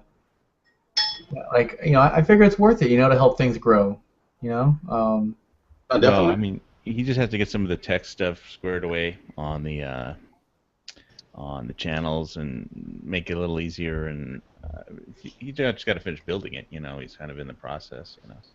Yeah, as an admin, I'm involved with some of those chats where they talk about some of the stuff, and it's definitely, it's we're not trying to blow up that quick, to where it becomes something that it's an effort to to make sure that everything goes the way it needs to be. It's direction doesn't lose, it doesn't lose the mindset of what we're trying to do here. Where you collect a collective of people, just like you said, shooting the breeze, learning from other people, and then having the people that have been around long enough and have a vast knowledge like G-Webs and several other people that contribute. Oh yeah, I learned a lot from people here. There's a lot of people that aren't very vocal, but they know a lot of shit. They're just not very vocal about it until you ask them, and then all of a sudden you're like, wow, this guy knows a lot of shit. Right. Well, I think it's like a 50% they're working on masterminding the overall direction, but I think they need to also have 50% which is working on the basics of simplifying the interface. Well, I'll tell you when the chats first started, like around, or not first started, but when they were really starting to pick up around 2013 or 2012, roughly. Pardon me. Where there was X amount and they were real popular. Man, you could only like realistically like hold one these days. You'd get a link to one to be in that chat, and and they were trying to be nice about it and try to get new people in there, so it's not the same 5 guys or 8 guys talking. But it was a lot different. That's how I met G-Webs and other people and started talking to them, getting to know each other better, and see where where I come from, where he comes from, and our perspective and what's going on with him as far as the gun scene and whatnot. And it was a lot more difficult to get access to even to these people that were popular in the chats. And now it's just much more open, where if you want to get in, hey, post in a lobby chat, the link's there. G-Webs is in there. You jump in, and there you go.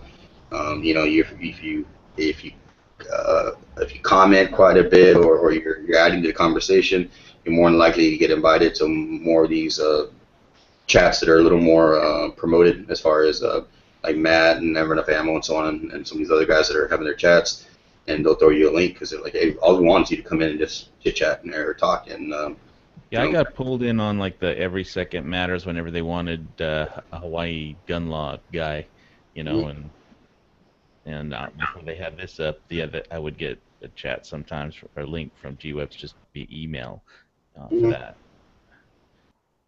Yeah, I mean it's just a lot more. There's a lot more access now. Mind you, there's a lot more chats going on. There isn't just like 3 or 4 that people know about that are like back then. It was like Yankee would do a chat,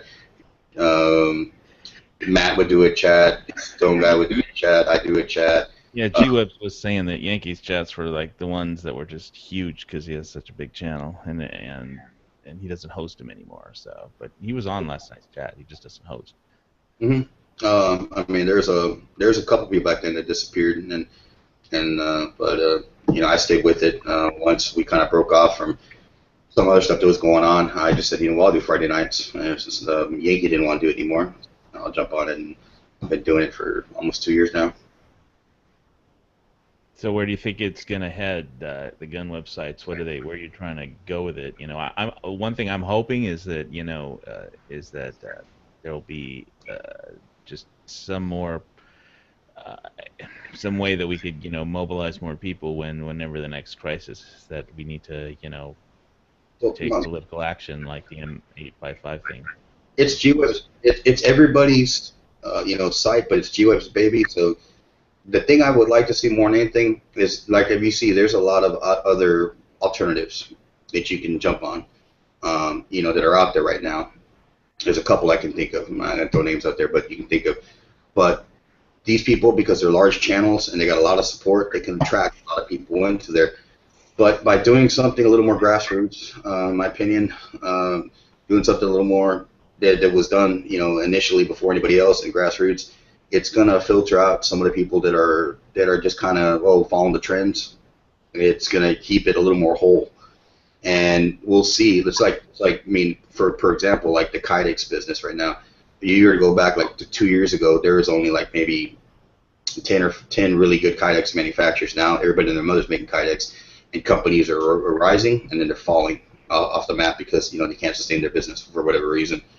And I don't know. We're going to see what happens in a couple years from now, but it has the potential to grow a lot, and I think with the interest of keeping people that are sincerely interested in guns. I mean, it's not like we're an elitist or anything or some special group, but people that are really interested in it, not just more like, hey, well, my buddy got me into guns, and until my wife chews my ass out, then I'll go play golf again, whatever it is. And that's what I think is that at the end, when some sites come and go, this will still be here. And you don't always have to be the fastest and the most popular site to grow. You just have to be consistent. Sure. And consistency, customer service, all that stuff is a quality that if you keep it up and you're consistent with it, then there's no bias or favoritism, and people are attracted to that. Because I mean, with some of those other groups, you're going to see that, yeah, they're inviting everybody to join in, but realistically, what do they want you to do? They want you to join in to watch the bigger channels. So that eventually is going to get old when you can only watch them for so long and not necessarily participate at their level.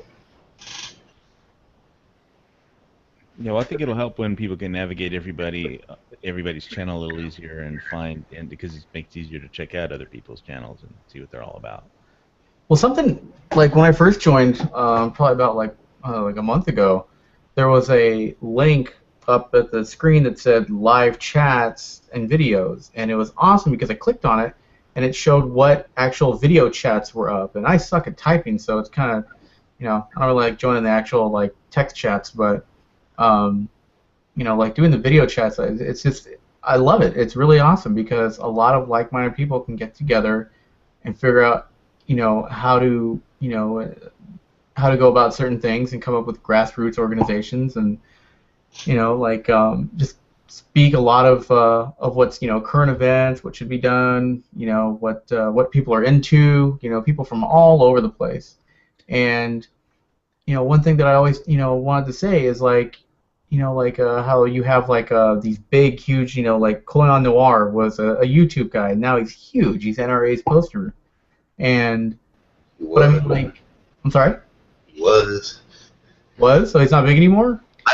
They cut his show. I don't know. I don't know if they still have him as a spokesman, but I know they cut his show. Well, he did a video, just today, I think. So. But as far as the show, I don't know, but the video. Well, it's like, because who's gonna watch that show? And and by that I mean, who other than us gun owners are gonna watch that show? That's the type of show that should be out, more mainstream, because it didn't just cover firearms. It covered, actual, like, technology and sports shooting and like life, and I figured it had a broader range, and it had so much potential, but it was limited to one audience. And those are the type of shows that should be on, like, some channels like FX or something or whatever, to where firearm ownership and sports shooting will become more acceptable. Because it's again, like, I hate to say it, but there was a couple of friends of mine that I didn't tell them that I was a firearm shooter. I didn't tell them, that I owned guns for a while, until I kind of felt them out and see, like, because, like, I had a couple of friends. I was like, oh, they're like, oh, what are you doing this weekend? And I was like, oh, I'm gonna go to the shooting range. They're like, oh, you got guns, man? I was like, yeah. They're like, I don't know about that, dude. It's because, like, what they hear. So maybe if it became more of something normalized, then maybe people wouldn't kind of use it as the black sheep, so to speak. The other thing that this format has the potential is that there's a possibility, of course we don't want it to happen, that YouTube could follow that media trend of, well, we're not going to allow gun broadcast or gun stuff on our network. So if you want to make gun videos, you can go do it somewhere else, because we don't want that as part of we're making too much money off a guy talking about his Barbie dolls and whatever. So we don't want that part of our network anymore. It's not a winner. That was number one, or somebody was saying the other day. It is. That dude makes, like, I think I'd estimated he's making like almost like $200,000 a month, $250,000 a month, and in Google money. But the thing is if that ever does happen, Facebook's getting pretty nasty about it, from what I understand, depending on what rules they have. But then we have a place also to post videos as well, for people that want to continue it and seek another source or. Well, Google hasn't done that yet to. No, it hasn't. But it's also, it has that it's scalable. This system that's set up, so we can always add features to it, and that's one thing that hopefully, like I said, doesn't have any potential, but it's prepared to accommodate that. Didn't, like, Yankee was saying something about that, like, certain gun channels and stuff were not making as much money or something like that, just gun channels in general? I mean, there was a prime right after Sandy Hook. Everybody that was looking to buy a gun, of course, they're smart enough to do some research, and they were hitting all the gun channels up. So there were spikes, big time spikes for some of those channels. There's some channels that grew exponentially off that surge in 2013, where they just went from maybe 10,000 subs to they quadrupled. Or even bigger than that. The big surge for gun videos and gun knowledge. A lot of It's not the way you want to grow, though, but No. I mean, but it did help. It did help them, but it helped all of them in one whole. I just got in at that time, late 2012 or early 2013. About March is when I started making videos really for my channel. I've had this channel since 2006, but I haven't done much with it other than watch people's videos. And 2013 is when I said I'm going to start producing videos. Well, one thing I like is that the people here know more than just about guns. Like when I did my prep for World War III chat, it's like everybody was talking about. We were talking about alternate energy, and everybody had some kind of take on it. Or we were talking about transportation, and everybody had some type. And so there's a lot of knowledge besides just guns, and so you can do other topics and.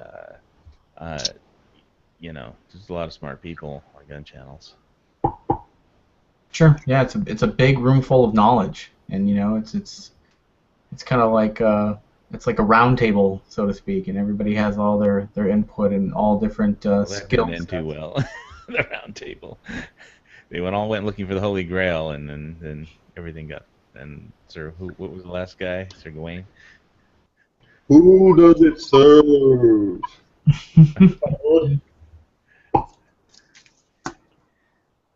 Yeah, so Have anyone seen that show called Dual Survival?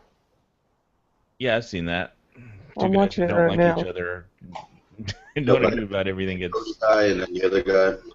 Yeah. It's a cool show. I liked it. The other guy. One's an Air Force guy. One's actually an Iraq guy. Well, the other. Well, the original show was Cody, who's kind of like a nature boy, and then the other one more of a purist or whatever, and then the other one was more of a survivalist or with I understood some military background, but that was also called into question. I think there was some like dispute over that or some crap that happened to him, like Dave Canterbury or something like that. But he knows his shit. There's no doubt that the guy's a rock when it comes to everything he knows. there's another show that I saw the other day where there's like a Navy SEAL who tries to evade like El Salvadoran Special Forces patrol, just as a practice exercise through the jungle. Um, I don't remember the name, but he's got a lot of shows. I think he started on the internet, and but it was pretty interesting. Either way, he evaded. He used some special ops tricks to leave Well, the trail. when I saw Bear Grylls put on a T-shirt and wrap it around his face to stay cool, I said, "That's not. I'm not much of a rock anymore." I thought I was a badass till I saw that. I was like, "Fuck that shit. I'll just die." Hey, believe it or not, I have a Bear Grylls knife. It's a popular blade, from what I understand. But yeah, when I I have saw the original one. and he pissed on that T-shirt and he was out in the desert, Grand Canyon area, somewhere like that, trying to get out of there. And it's like, yeah, I would just lay down and sit down, calling it a night. I think I draw the line at eating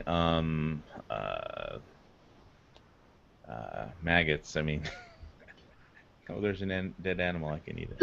I've been that hungry, that piss hungry, where you're all mad dog hungry. You stare the waiter down, like, give him my fucking food. That I maybe could have done the maggots, but they're protein. But no, I mean, there's some stuff. It's kind of like I was reading one of my dad's magazines. He's a 100% disabled combat veteran, and he gets that magazine, the veteran magazine, I forget what it's called. And I was reading, I was bored with it. I'm waiting for him to get ready so we can go out and something. And then I see you just read the story. Because, everybody says, I could have been a Navy SEAL, whatever. And then I read a story about this guy where they're like in some kind of room, this brick room that they found a hole that let them into the room, to find some safe shelter.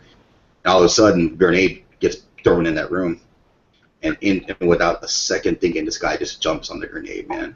Doesn't even think twice. Just boom, saving my team, jumping on the grenade. I was like, fuck that shit, dude. I'm too selfish to do something like that. It's like definitely not Navy SEAL material, because I would have thought about it. I would have been complaining, hey man, I did it last time. It's your turn. Yeah. I survived last time too, so it's your turn. You got to jump and throw the grenade out of there, but yeah. But the dude did it, man. Ate it for everybody. Saved his team. Well, this guy was basically just doing evasion tricks, like to not leave a trail. Like there was he'd go find a tree with a long tree limb and just kind of walk on the top of the tree, or just grab along a long tree limb and just climb, through the tree limb, and till he could get like far away from his last trail mark. And so the guys chasing him would lose his trail, and where he would cross the road, and finding drainage ditches under the roads, and all kinds of cool tricks to evade being chased through the jungle. But so I'm trying to remember the name of the show, but it was interesting, because it was like one SEAL being chased by a bunch of special forces, in an exercise, so through the jungle. So it was pretty cool. But anyway, so do you think this shooting will have any effect on anything in Mesa, Arizona at all, or? Well, right now, be honest, we have two bills going through right now, one to nullify NFA laws and one to actually make it legal to remanufacture machine guns. As far as the anti-gun bill going through right now, there is one floating around that is a universal background check in the state of Arizona. It's kind of like Washington's, what was it, I-594 or something like that. I don't think it will go anywhere just because, you know, the majority of our state legislators are pro-gun. But I mean, still stay alert, stay vigilant, and you know that's always something that we have to do because the second we relax and we just like, oh yeah, it'll never happen, is when they slip something in. Well, that Gabby Gifford thing happened in Arizona, didn't it? I'm sorry? Gabby Gifford, was that Arizona or New Mexico? Arizona. Yeah, she was shot by. That was a straight out. I mean, I bought two 22-round Glock 22 mags because of that 40-round mag, or 40 Smith & Wesson mags right after that. Because like, dude, that was one where you go and shoot a congresswoman and broad daylight and just go do it. That was a crazy freaking attack. And that one, they tried to really fill the cells with air on that one, and it just didn't grab the legs. It just bottom line. You saw that picture of the guy. He looked like he was batshit fucking crazy. Crazier than a shithouse rat. And I mean, he's smiling. I've heard some people smile of arrogance. He wasn't smiling because he's arrogant. He was fucking crazy. Yeah, he was like. Yeah, it's this big old fucking smile with a big old knot on his head from the beating he took. Yeah, crazy looking dude. And yeah, but see what happened there. What I think didn't work out in the favor of everybody else is the people that stopped him were concealed carriers, and they came out and they were public about it. They were on town hall with Anderson Cooper, and they said, yeah, I rushed to the scene with my weapon. I grabbed this guy. I didn't shoot him, but I took him down. So they weren't able to use it. They tried, and then Gabby Giffords came out later and tried saying, yes, I'm a gun owner, but nobody should have assault weapons and stuff. But then a bunch of pictures popped up with her shooting machine guns and ARs, and her husband went and bought a bunch of ARs and stuff like that. And it's like, and then they tried to come back in line, and Mark Kelly was like, oh no, I went and bought those ARs because I wanted to see how easy it was. Okay. Yeah, she's sponsoring legislation in other states outside of Arizona because she knows she can't get anything done inside Arizona. Yeah, he got popped buying it, and he was like, "Oh, I'm buying it to donate it just to show how whatever, dude. You got popped trying to buy a gun you wanted. You're in Arizona of all places. I mean, it's just like from what I understand, it's just a really gun-friendly state, and that's why I think the legs. I mean, on some, this is obviously some jerk who's crazy or not crazy, but misdirected in life as far as his political ideals and vision of the world as it should be, just all that bullshit he's been brainwashed with his whole life, and there's a record of it. He didn't just go off, and then again that's more the case that it can happen to anybody, because that dude who shot Gifford, he went to one Walmart before he went to the Walmart where he got the ammo, and they wouldn't sell it to him because he looked batshit crazy. He looked unstable, and they're like, "I'm not gonna sell you the ammo, sorry, sir." And then he went to another Walmart and got it. The thing about that is the neighbors said that they've gone shooting with him before, and he was a crack shot with that gun. I think it was a Glock 19. Yeah. And he was a crack shot. They said, man, it was scary. That was the only thing he was good at. He got kicked out of college because he was, batshit crazy that it was obvious that people just didn't want to be around him. Yeah, the Army wouldn't take him either. Yep. And he was taking felons for a while when they were hard up. Yeah. Yeah, it's funny. Like the Army used to take anybody. Now, like they're kicking people out. Got to give props to that Walmart employee that wouldn't sell him ammo. Right. Yeah, but then he just went to another Walmart that underpays their people and says, "Oh, here you go." Well, I remember, like after that happened,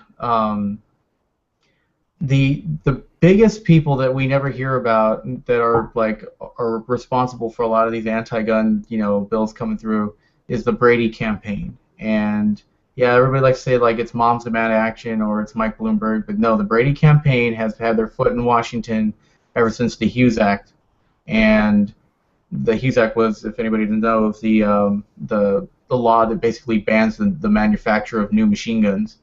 And ever since they started, like in the early 90s, they made it so now every gun has a gun lock that comes with it. You have to do a background check, and in some states they reinforce the 15-day waiting periods, 10-day waiting periods. So they just didn't stop at that. And then they had other gun companies like Smith & Wesson and Ruger jumped on board during the early 90s to make anti-gun legislation themselves. Like, that's why I'm really not a Ruger fan. They signed a lot of the anti-gun bills and the assault weapon stuff. Well, yeah, the guy who runs that company, his family, mind you, they're always saying that he's been really odd, especially when that's where your money comes from, and you're being like saying, I hate cars, but yeah, I sell the shit out of them. Yeah, I make a decent one too. Business is business. Yeah, it's but I think what was really good, and I don't want to go back to the whole green tip thing, but that was tip. that was just really awesome on how everybody banded together to fight, just an opinion. Now, can you imagine if they came out and wanted to ban like a whole class of weaponry? No. Like the president likes to say, he has a pen and a sword. Well, I'm sorry, a pen and a sword. He has a pen and a phone, and so do we. And we made our voices heard. And it wasn't just the NRA; it was everybody. And I think everybody. The NRA jumped on like last at the end. I think they may have like posted that first post saying that they're gonna, they put up the first post on the political action website saying the news bulletin, but then everybody just picked it up and ran with it, and by the time the NRA actually got involved in any serious way, it was just to collect the signatures after the Congress had already been flooded with thousands and thousands of faxes and emails. Right. But I don't know. Well, I'm thinking, I hate to make predictions or anything, but I'm thinking probably, when elections comes up, of course, people are going to be running, and what things are they going to be running for? So it'll be interesting to see what the Republican candidate and the Democratic candidate says. I'd like to see an independent, but we all know that's not going to happen. I think gun control will probably be one of them, but right now, like, the big thing seem to be is the whole like immigration and the whole healthcare. So I think they're gonna. It's you get this wave every time a shooting happens. The whole gun control debate just comes up and then it disappears, and then you just wait for the next one. Sadly, but then it comes up and then it disappears. It's not a winner, man. It's not a winner. You can go all day talking about other stuff like healthcare and getting a big old debate about it, but it's not a winning topic because most of the arguments are defeated or talked over so loud that the new gun laws and whatever they want to do, they just get quieted out by the Republicans talking louder than them, or the lobbyists getting involved as well. They just don't have the support, and there's some people, even Democrats, that are shooters too. So you don't have a strong base on that one. It takes like an issue like Sandy Hook to get a bunch of people to drop their I don't care. Sandy Hook killed MSNBC basically because they went off like on a 3-week, 4-week straight, 24-hour-a-day anti-gun all day, and it just killed their viewership. Everybody stopped watching. Nobody wanted to hear that shit, and ever since then they never recovered from that. Oh yeah. That killed the channel completely. Rachel Maddow. Well, I used to watch. I watched politics from like 2007, about 2006, I think. I was just watching like every night. I watched like probably about it's ridiculous, man. And I want that time back. I watched it for like 3 hours a night from like 6 o'clock, 7 o'clock in the evening to like around 9 o'clock. I'd watch it, and I just swapped through the channels to get the different opinions. And all it is just they're just trying to sell you the news. Like, obviously, if you're going to Fox News, you're probably conservative. If you're going to MSNBC, you're probably liberal. If you're going to CNN, might be in the middle, even though a lot of people consider them more liberal. And then that's what it was. And you would just spin through them. But at the end of the day, what I learned after like about 4 or 5 years of doing it, wasted time. It's just the same people pitching the same story, just putting an angle on it to get you interested. Sure. And reporting, and all their job back in the day was to report the news, not to make it juicy. It was just you reported the news and your personality and how you did, like Walter Cronkite and these famous newscasters or reporters, journalists. That's what they did. They just reported the news, and it was their diligence and how they got more information than other people on the story, but didn't distort the facts to sculpt the story that led to more viewership. And that's the big difference from the media back then and the media now. You use your personality, the way you present the news, and then at the end of the day, all you did was report the news. You didn't create it. Well, a lot of things have changed. The delivery method. Cronkite, the networks were on the airwaves and not on cable, so anybody with a TV could listen and without paying. And we didn't have cable back then, so. But I mean, and I think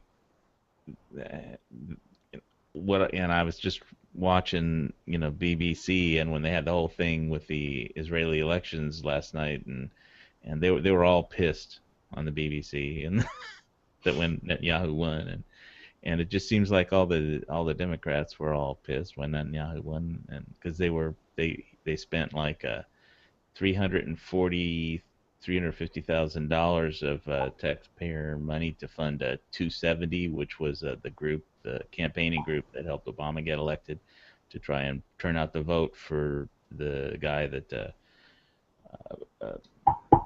the more liberal guy, that the left-wing Israeli guy that Obama wanted to replace Netanyahu, and they were all really pissed.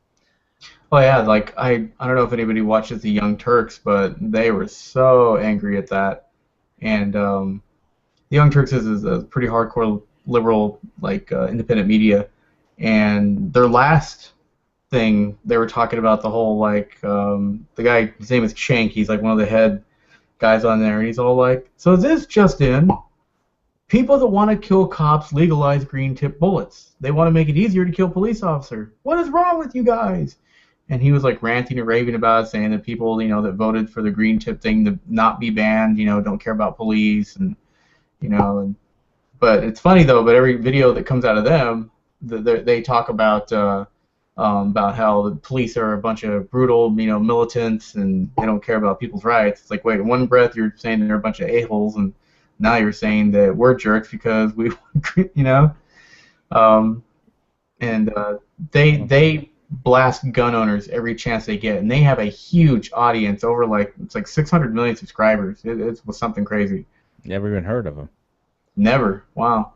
Who is it? The Young Turks. Let's see. And he used to work at MSNBC. Oh, well. And they kicked him off. And then he got his own show on the internet. And then he got a movie that was made, a major production that premiered the other night in New York. And they're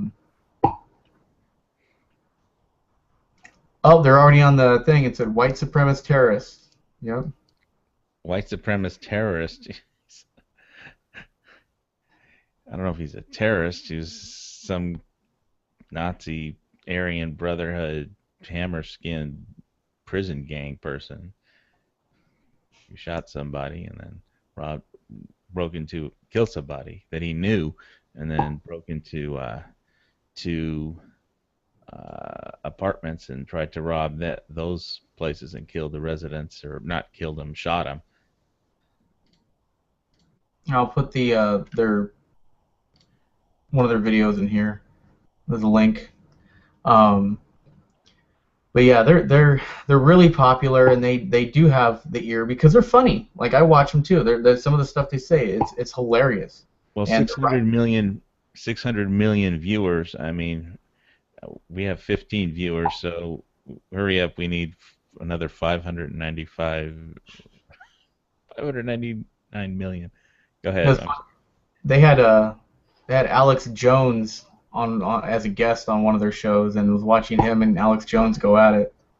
And I'm not going to say that Alex Jones should be the face of gun owners, but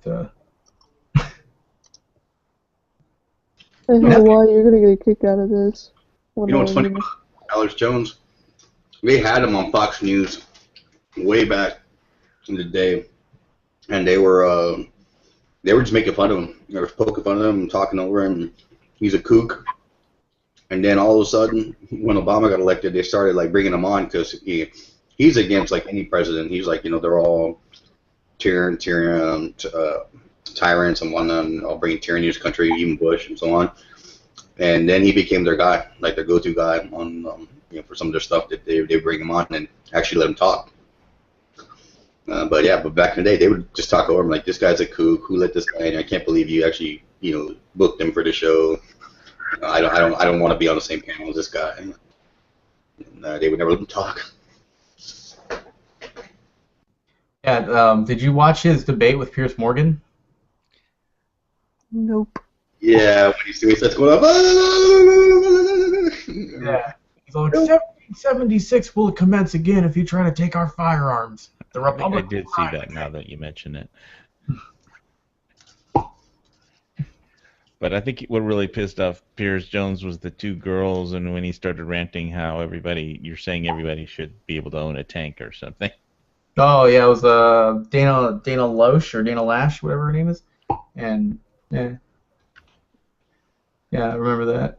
And he got so mad, and he actually got kicked off because he was, hating on people that owned firearms, and I think so many people do own firearms that either are right or left. Like my girlfriend's a liberal, hardcore liberal, and she conceal carry. She wants to own an MP5 when they become legal, and she loves guns. But then she voted for Obama twice. Oh gosh, I'm not gonna say anything about Obama. I don't like Obama. I'm going for Bush because I'm a Republican. You voted for that Obama? You voted for that? Is that what you did, boy? The what? You voted for that Obama? Nope. You heard that in Texas. Bet you voted for that Obama, didn't you? Huh? Obama. That Obama, son. All right. Okay. Well, the only thing he did that I think was really good with the healthcare thing was just eliminate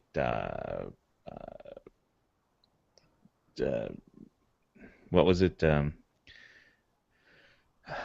Pre-existing conditions. That was about the only one thing that was right about it. Everything else, what he got wrong was that he didn't understand the demographics, and that the basic demographics is that 80% of America cannot afford good health care and 20% can. And so basically everybody's rates started going up, and mine did. They were going up. They were going up before that, man. I worked for companies 2003 before you got elected. And every freaking year we got the same speech. Well, your rates are going up X amount because you guys use this part of your insurance plan, and then we'd be like, okay. And then they offer you. And back then I was making like $8 an hour or shit. They're like, yeah, if you want to cover your family, it's gonna be like $480 a month. I'm like, dude, that's like one check. Mine went from $180 a month up to when I finally quit Anthem Healthcare, Blue Cross. It went up to like $850. When I got that letter, $850 a month with a $7,500 deductible. Fuck you, I mean, but I mean, I heard that. I mean, I agree with you that it's just a shitty deal. But when people said the rates started going up, they started going up way before then because every year we were told you're going to pay like $10 more, and $10 more, and $10 more. I worked at a company for 8 years, and then by the time I left, I was like, it went from like starting off at $20 a month to like you're almost paying like $60 or $70 a month. But they covered the bulk of the cost of the company for you as an individual. But still, I mean, it was always going up. Nobody was getting a break because. I mean, I have my opinion on that as far as it's different. It's not necessarily democratic by any means, but it's the corporate healthcare is also, I don't think, a good solution. Well, if the demographics are that 80% of the people cannot afford health insurance and are going to wind up on the government health insurance plan that the government pays for, and 20% of the people can afford it. That's just a bad. You can't. It's just not going to work. How can it work if 80% of the people can't afford it? The one thing I was hoping they were going to do or try to work it out was single payer, where it's just you pay the insurance out of your taxes or whatever it is, and it's insurance for everyone. And you have to pay into it, and you get insurance. And you could always you always can go with private insurance, but they didn't give that a chance. It's like that. Just like, nah, we can never get that done because the corporations will never let us. We'll support it. They'll kill it. And because when you got a guy who's making 20 million a year as the CEO of and how much does it cost America to house these Aryan Brotherhood slime? A lot. It's like $3,500 a day. Really? Is that what it costs for a prisoner? Well, I've heard it's not cheap, but $3,500 a day. I could stay at a nice hotel for $3,500 a day. Stay at like the Ritz. Ritz Carlton. Well, I know like 3,500. I'm sorry. You can stay at the Ritz Carlton for a lot less than 3,500. Yeah, I could. And the reason like I came up with that number because I know to have a psychiatric patient in like having a person like in an involuntary psychiatric patient, it is $2,600 a day, and so I can only imagine how much it is to house a felon. So that's where I came up with that number. It's the violent felons, yeah. Like you were saying, like Ed was saying, I think that it's when they release people, they want to release the violent people because it costs more money to house them. Right.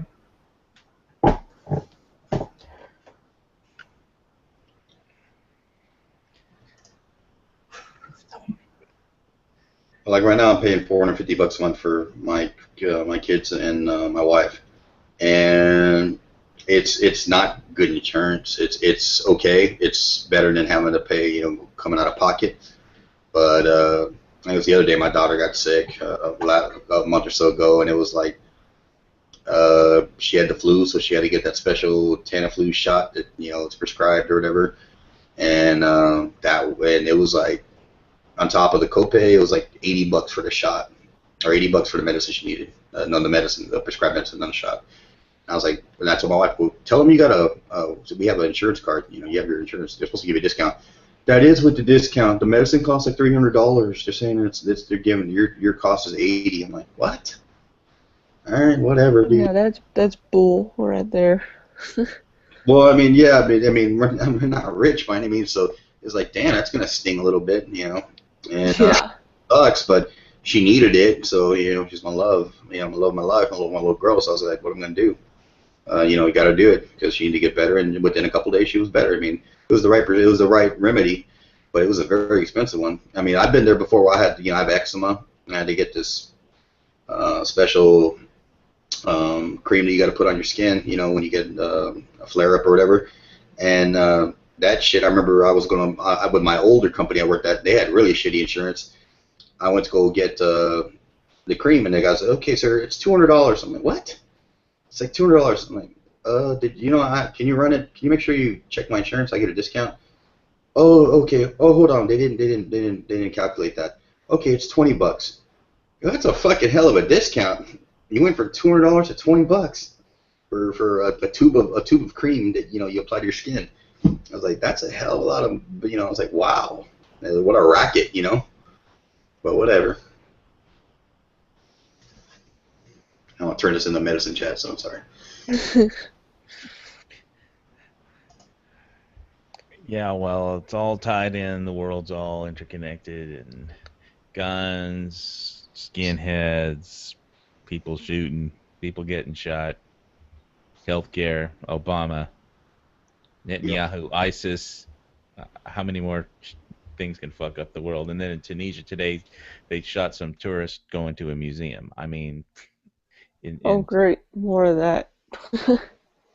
yeah, well, they were all the Tunisian crowds I saw on Fox News were like cheering the police in their police supercar, armored vehicle, and they were all cheering, and the police were all happy because they got one of the guys, but there's still one loose or something. But yeah, they just shot some European tourists, who were just getting out of a bus to visit a museum. That's so stupid. These guys don't need to have guns if they're going to start carrying them. And if they don't have... A lot of people need to do a background check on people when they start carrying guns. Well, this is Tunisia, so. Yeah, that's true. But I mean, for any state, any country, or any continent. Just saying. Well, he didn't get his gun by doing a background check. He got it illegally. I mean, it's kind of obvious. Oh. Look at his. You saw the picture of his face, Skywarp. Remember? Did you see that? Oh yeah, the one with the skinhead and all the tattoos on it. Yeah. Yep. Well, Yeah, also, we're thinking he got it illegally. I mean, what is... I went and I bought my Spots 12 in the Costco parking lot. I'm a law-abiding citizen, and I'm pretty sure the other guy was. But, I mean, for all he knew, I could have just been a felon with an Arizona ID. Doesn't say felon on it. And... Well, you don't have skinhead tattooed on your face and that 8-8 thing, which stands for Heil Hitler. It's true, but... I'm sorry? No, go ahead. Granted, I don't have those tattoos on my face, but, some people might say, well, you're going to deny me a gun sale because of the way I look.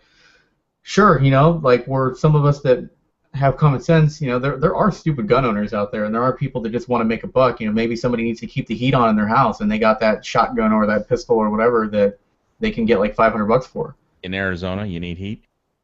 I'm sorry? Oh, yeah. Well, I mean, Okay. if you're going to own your own business and be an individual proprietor, I mean, that's the whole thing is you want to be your own boss, so you don't want to put up with some dickhead customer. You want to cut them off, you cut them off. In general, in any business, much more over in a gun store or a gun shop. Well, I meant for private sales because I bought this 2 weeks ago in the McDonald's parking lot. Guy gave me I gave the guy $400 in cash. He gave me this and along with another pistol. You get 20. A background check. I'm sorry. You get a 20-piece McNuggets with that? I did. I got a cool wrap actually, but I mean, there's a lot to be said about background checks and stuff like that. Do they work when they work? Yes, they do. But because I denied a lot of people when I worked at a gun store, there was some guy who looked straight up. Guy came in a suit, and I did his 4473. Then I ran to the phone. They told me to stop the DROS process, which was dealer record of sale, immediately. And the reason was because 6 years ago he got a domestic violence arrest. He failed to put that on his DV, on his 4473. But he looked like a stand-up guy, very nice, very cordial, and I wouldn't have known anything if a background check wasn't performed. That said, I'm sure if I didn't get him, if he wasn't able to go through me to buy one, he would have just gone and got it from somebody down the street. It is very easy to buy one. So do they work when they work? Yes, they do. Are they foolproof? No. And this is where my roommate and I disagree, to where I actually say, well, it shows that they don't work. It's a feel-good measure. To where my roommate says, well, we should have universal background checks no matter what.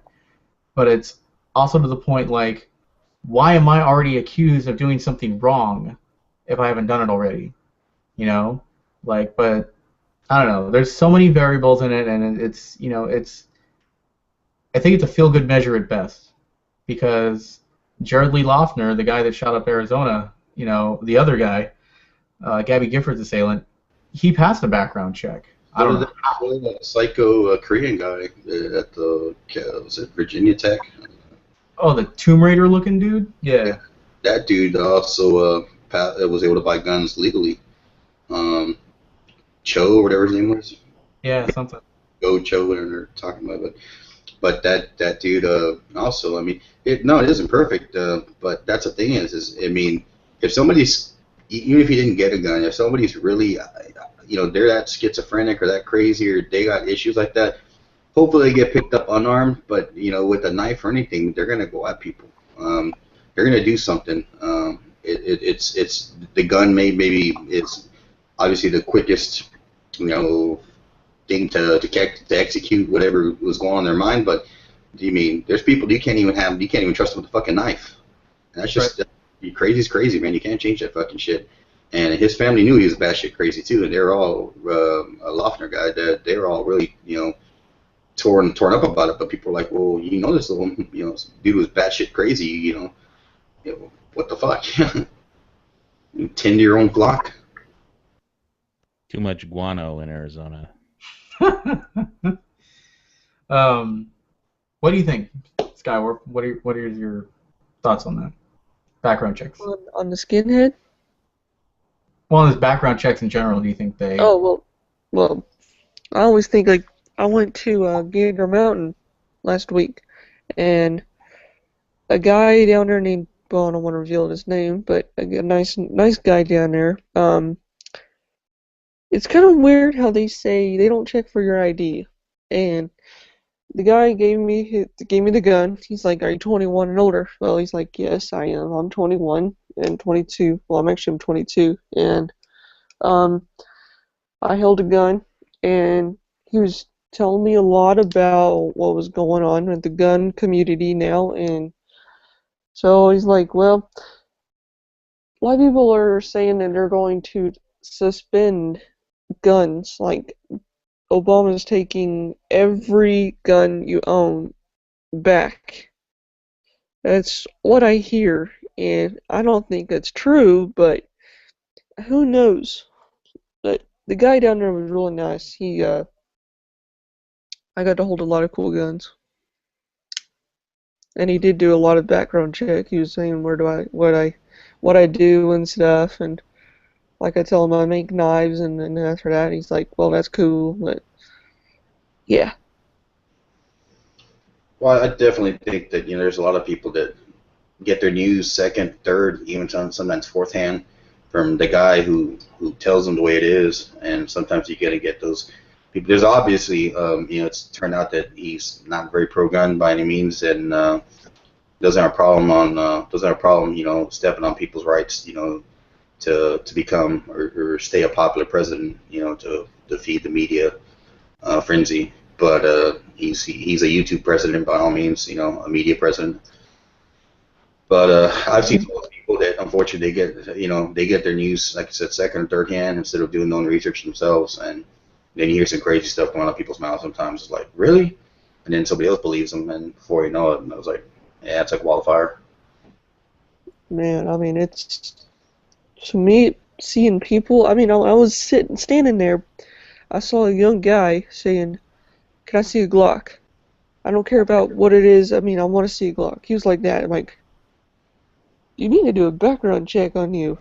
I don't think you look stable to own any kind of gun. And he was like in a hurry to buy something, but he was like, I'm like, whoa.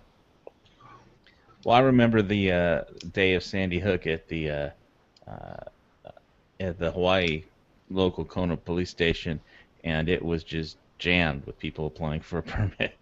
I mean, it was like overflowing, and the police chief happened to be there that day, and he came us out, looked around, just rolled his eyes, and walked back into his office. It was just like, there were so many people in there, and there's usually never anybody there, So I mean, there were like 2 people or 3 at the most. Have you heard of the Dog the Bounty Hunter over there in Hawaii? Yeah, I when I was in better shape, I used to I tried boxing with Sonny back in the day, but he's too good. He's too good. Cool. Well, he has this little gym it's not his, it's owned by the state. It's just and I'm too old, and I never had good enough cardio to do boxing, and boxing is all about cardio. But yeah, and Leland trains with him. Basically, it's this tiny little room, and it just gets hotter and hotter and hotter and hotter in there, and that's great for actually if you're training to actually be a boxer. But shit, I need an air conditioning fan blowing on me, and I couldn't even dance around for like 3 minutes just boxing, not counting being hit, and because it just you'll die of heat prostration. At least I would, Yeah, I got one question. I got one question for Hawaii. Beth, would you hit it or not? sorry, the question was what? Who would I hit? Beth, dog's wife, would you hit it? Well, I like busty girls, So, you know, I'll have to Yeah. say, yeah. I mean, Beth is pretty hot, but I would say Baby Lisa is pretty hot. Yeah, well, All right. she's too young for me, unfortunately. You know what's funny? My girlfriend's got a crush on what's the son, Liam or Leland? Leland. Yeah. I'm like, why, hun? She's like, oh, he's so good looking. I was like, he looks like a sewer rat with a flak vest. Like, Oh, you know what's cool? I went to Hawaii and I went to the haircut store and haircut place and I sat down where Leland sat. Took his haircut. And I was like, what? Well, I used to like bench press like over 300 pounds, and he used to work out when Gold's Gym was Gold Gyms, and I don't know. He's not. I mean, he's. It's not like he's a great fighter or anything. I mean, he can box better than me because he's got better cardio, but it's not like he's like the toughest. Sonny is the toughest. That guy throws like hooks that you just don't even see coming. He was like a professional boxer, But I don't know. Yeah, people like he was in the gun shop at one time, and everybody wants to give him a card or get his autograph or something. But that's just star power. Works the same with any star. That's people hire a star to make a film because they know what the box office draw will be. But I think their show is pretty much over, more or less. I mean, it's on A&E. It doesn't show that anymore, and I mean, it was cool while it was on, but I mean, he's like local star kind of deal. But I don't know. I went. Oh, I'm sorry. I went to I went to a several. I mean, as we're still on guns, I mean, I went to a several gun shops, and there's this one gun shop. He has a M1 Grand, and it was made in the war, and I got to hold it, and that gun is heavy. I mean, that thing is super heavy. And I hate somebody to hold that thing every day. Start lifting weights. Lift, eat, sleep, repeat. It works. Yeah, yeah. We're saying in the chat that in the chat window that this chat's supposed to be about the Arayan Brotherhood Skinhead shooting in Mesa, Arizona. It was like about an hour and a half ago. Yeah, well, I mean, how much can you say? You want me to put his picture up again? I mean, I don't know if the guy's had enough FaceTime, I mean, okay, there he is. I mean, the 88 means, we kind of talked it to death pretty much. I mean, he's a scary dude. Yeah, the 88 means Heil Hitler. It says skinhead on his where his eyebrows should be, and he's been in prison for 14 years, and whichever idiot let him out on the parole board. Anyway, that's him. He's had enough FaceTime. We talked it to death 100 ways from Sunday, and so if we get off topic slightly, you gotta forgive us. We can't talk about. He was in that Hammerskin Nation and the Aryan Brotherhood, and I don't know what more you can say. We've tried to hit it from every angle. We talked about the local prison, who let him out, how he probably got the gun illegally, and we talked about Brandon's girlfriend actually chambering around in her carry gun when her building got locked down, I guess. And somebody asked her, "What are we getting?" Yeah, and of course, I just don't like Nazis myself, but and people are going to use this guy, and he's in a prison gang, and we talked about the prison gangs a little, and it's just this is really, I don't think, left or right is going to really, either side of the spectrum is going to, you know, wants to give this guy any face time or anything more than he already has. And I don't think they're going to use him I don't think this is like a guy that they would pick to use and rant about. They might say something, but I don't think anybody's going to start a huge rant about, gun control if he got this illegally. I mean, I don't think. So I think Brandon was talking about how he was bought his last gun in the McDonald's. But I don't know how many ways you can hit a guy that gets out of prison, and you can't be surprised that he goes shoot somebody and breaks into a couple of apartments, and shoots some people so he can rob the apartments. I mean, it's just I don't know how you deal with those prison gangs, other than keep them locked up. Well, there's always going to be evil people. There's always going to be people that want to do harm to others and get what they can't have through any means necessary, or just to inflict pain because it makes them feel better about themselves, and who knows, for whatever reason. I mean, and that just look at the picture. Looking at the picture of the guy, that's the reason why you want to go out and buy a gun if you're a legal, law-abiding person. Protect yourself from people like that. And he didn't get his with a background check, I guarantee you. Can you guys get concealed carry in Hawaii? No, not yet. We're waiting on Peruta. There's no open carry. There's no concealed carry. And we're waiting for the Ninth Federal Circuit Appeals Court to lift the stay that they placed on their own ruling. Are you guys a May issue? Yeah, May issue, and nobody's it was proven in the Baker versus Kealoha that nobody's ever been issued in the city of Honolulu a permit. And basically just armed guards get issued, and that's it. Armed guards of cash trucks, get issued, and that's the only people that ever got a permit. So, except I think the police chief's cousin gave his cousin one once. That's about it.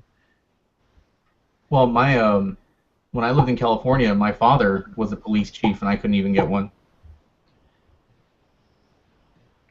It's impossible. He knew you too well. Yeah, maybe that's why. But yeah, like even being a working with the Coast Guard out there, I couldn't even get one. And actually, they look down on that. If you're in the military, they definitely don't want you to have one. Yeah, so I don't know how many ways you can actually go. I mean, yeah, we went on to other subjects because it just got boring to talk about. There's so many other nice things we can talk about than just one skinhead prison gang guy that killed one person and shot 5 people, and except we all wanted to have him tasered multiple times by the Mesa, Arizona SWAT team. I was like, yeah, some people were complaining in the side chat that we weren't staying on topic, but as you said, like, how many times can we beat this topic to death? It's just... Well, we did pretty good beating the green tip thing to death, man. I think I did 13 green tip videos. Yeah. But I'm not going to do 13 videos for this guy. And, I mean... Fall through the roof or something? What's that? It sounded like somebody fell through the roof. Like... It was a rim shot. Ah. That was a rim shot? I missed it. Yeah.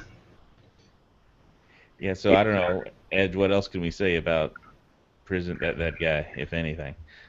Sure, he's a bad dude, a dumbass, and did something bad, and that's what it is. I mean, what's the thing? Maybe you guys in the chat want to jump in, talk about it, tear it up, get in here, and... Yeah, we put out the link on gun channels. Or you want to talk about something other, bring it up, man. I'm just shooting the shit, man. And just kick them back. So if nobody wants to get in there, go for it, man. Yeah, we had our gun porn. We switched to gun porn for a while, and then we did some, I think... what were we talking about before somebody wanted to bring us back on topic? The lobby chat. I mean, you put a topic up, but lobby chat's usually, a general topic. And just kind of, what's going on. If you want to do something more oriented, great. But it's what it is. And it says the folks that are in there, there's plenty of people there from the Overflow Match chat now that he closed down his chat. Jump in here. Oh, well, everybody that went to match chat, you missed our incredible beginning where we were all ranting and raving, But There you go. so, what were we talking about before somebody wanted to bring us back on topic? Whoops. Talking about a dog. Dog, the bounty hunter, and yeah, well, I mean, he only has to chase like ice heads, I mean, we got people with tattoos, but we don't have like, I mean, we don't have Arayan Brotherhood. I mean, and a lot of the Hawaii prisoners get housed over on the mainland because, it costs a lot of money to run a prison, and it's like we were saying that there's a prison corporate, prisons are being built, to house all the people, and I was saying, gee, I'd like to run a camp with all these Nazis in them, make them suffer. I don't know. There just seems to we ought to have a special prison for those gangs,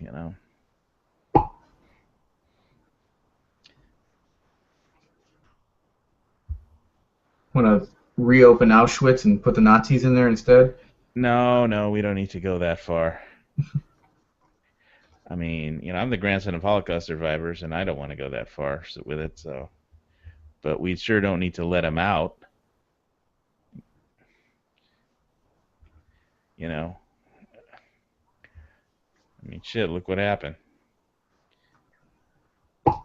That's also like just any person that just doesn't care about, another life, and I never understood like how people are like that, like how they can just, disrespect humanity so bad that they just don't care. Like, they're just such a bad person. Called sociopaths. Sociopaths, yeah. You see characters like that in movies, but real life is different, and they're all like that. And you got to imagine there are a lot of people like that in those prison gangs. They just should not be let out. Hey, Brenda, do you own any knives?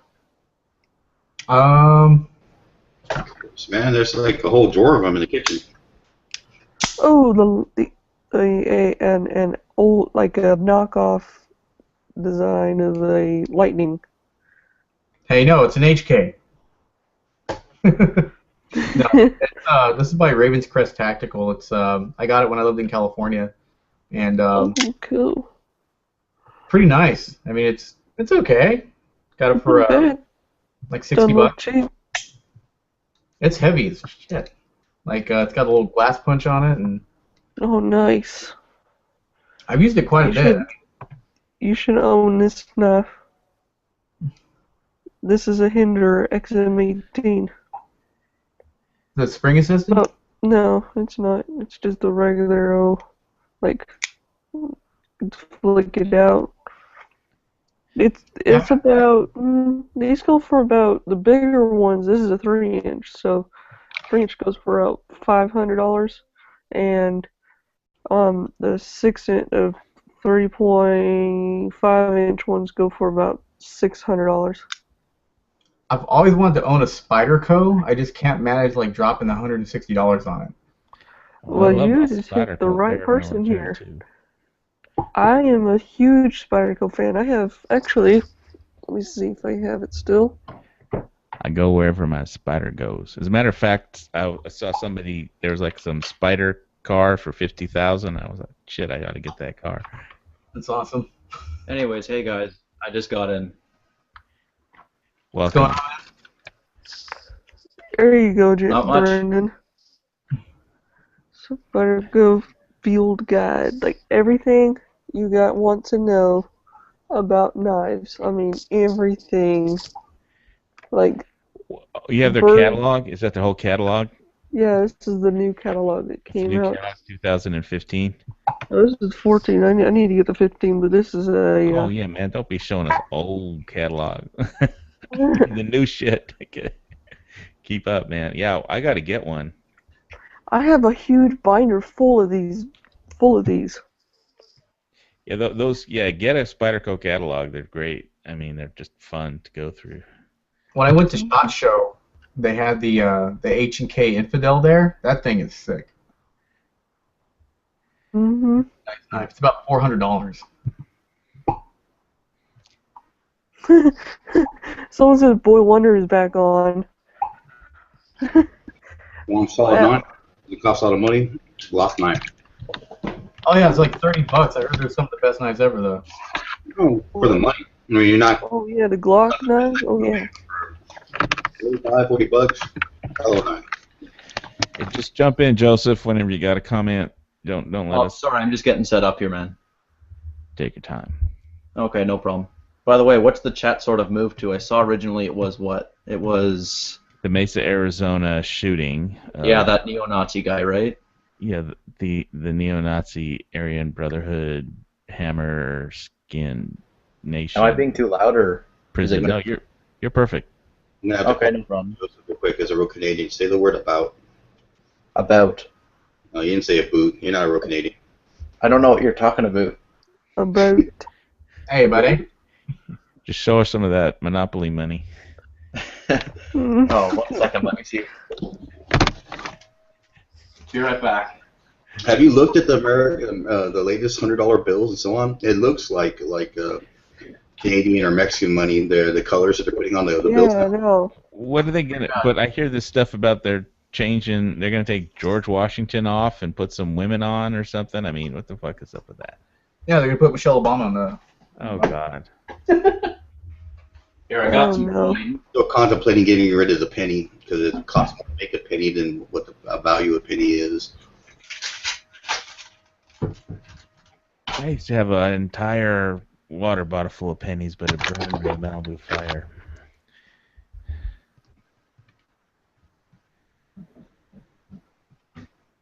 Ooh, new people that could sub to my channel. I need Here, 1 100. second. They'll make some videos.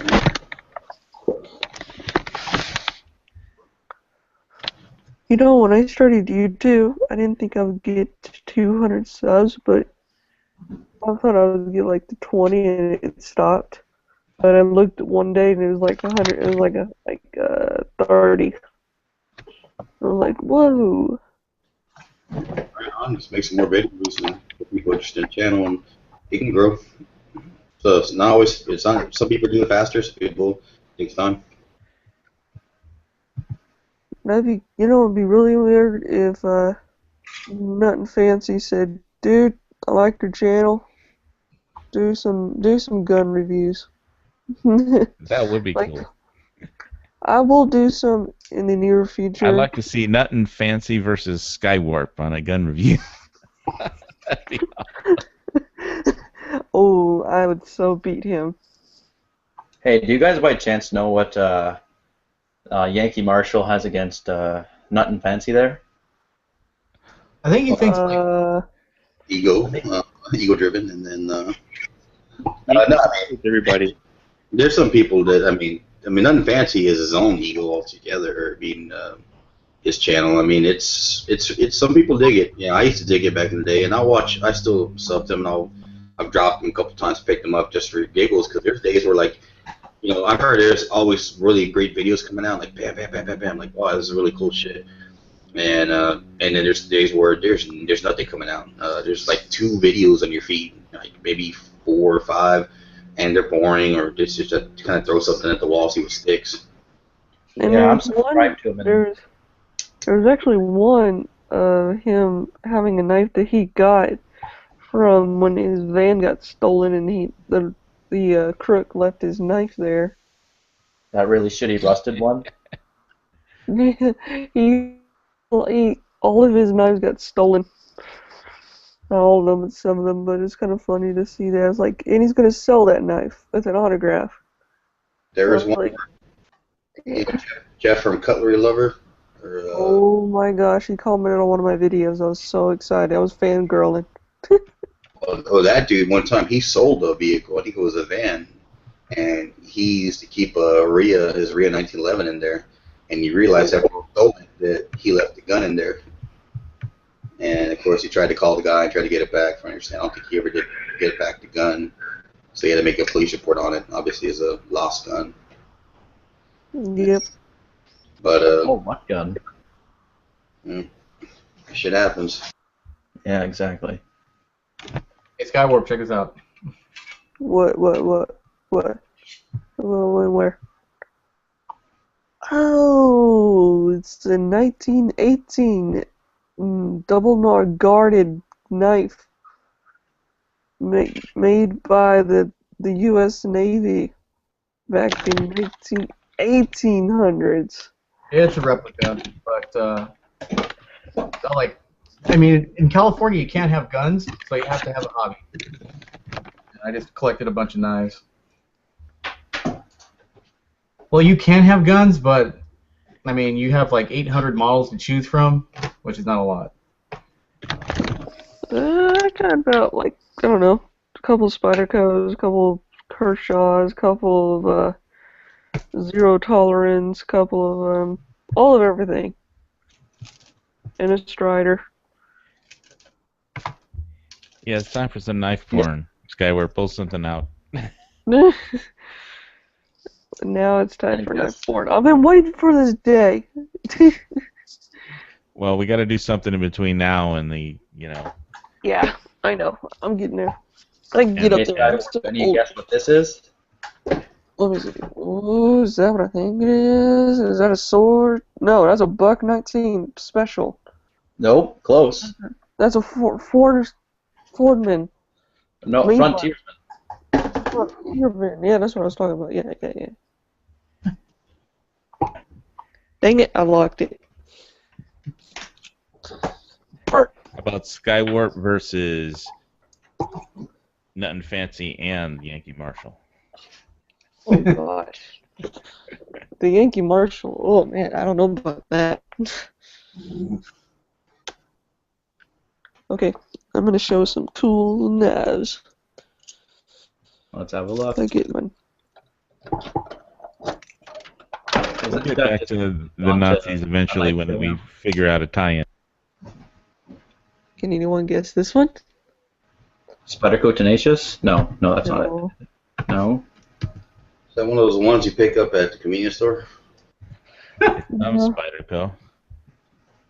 Yeah. It's a Spyderco Manix lightweight. Oh yeah, Mannix, that was it.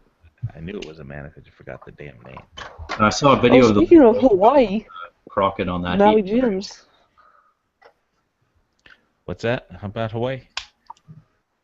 No, I said Maui Jims. Oh, Maui Jim sunglasses. They're really cool. These are illegal in California. We can't have gravity knives here in Hawaii either. You got mine somewhere around here. Here in the Great White Here's North. everybody's favorite. Everyone knows what an Emerson looks like. Yeah. Emerson. Okay, here's another Manix. I have two of them. This one's a beefier. Let's see, what else? Oh yeah, Zero Tolerance. My very first Zero Tolerance. This thing is so beat up. They're too expensive for my blood. Depending on, this one's 130. Yeah, still too expensive. I can't say anything anything for that. $800 handgun. I can't really say anything. There's a Benchmade Adamas. Well, for 70 more bucks on top of that Zero Tolerance there, I could have bought an SKS. So. I just sold my SKS for like $200. Yeah, but here in Canada, we're still importing the Russian ones. Oh, okay, that's right. Here's a Benchmade Knockback. The brand new one came out this year, last year.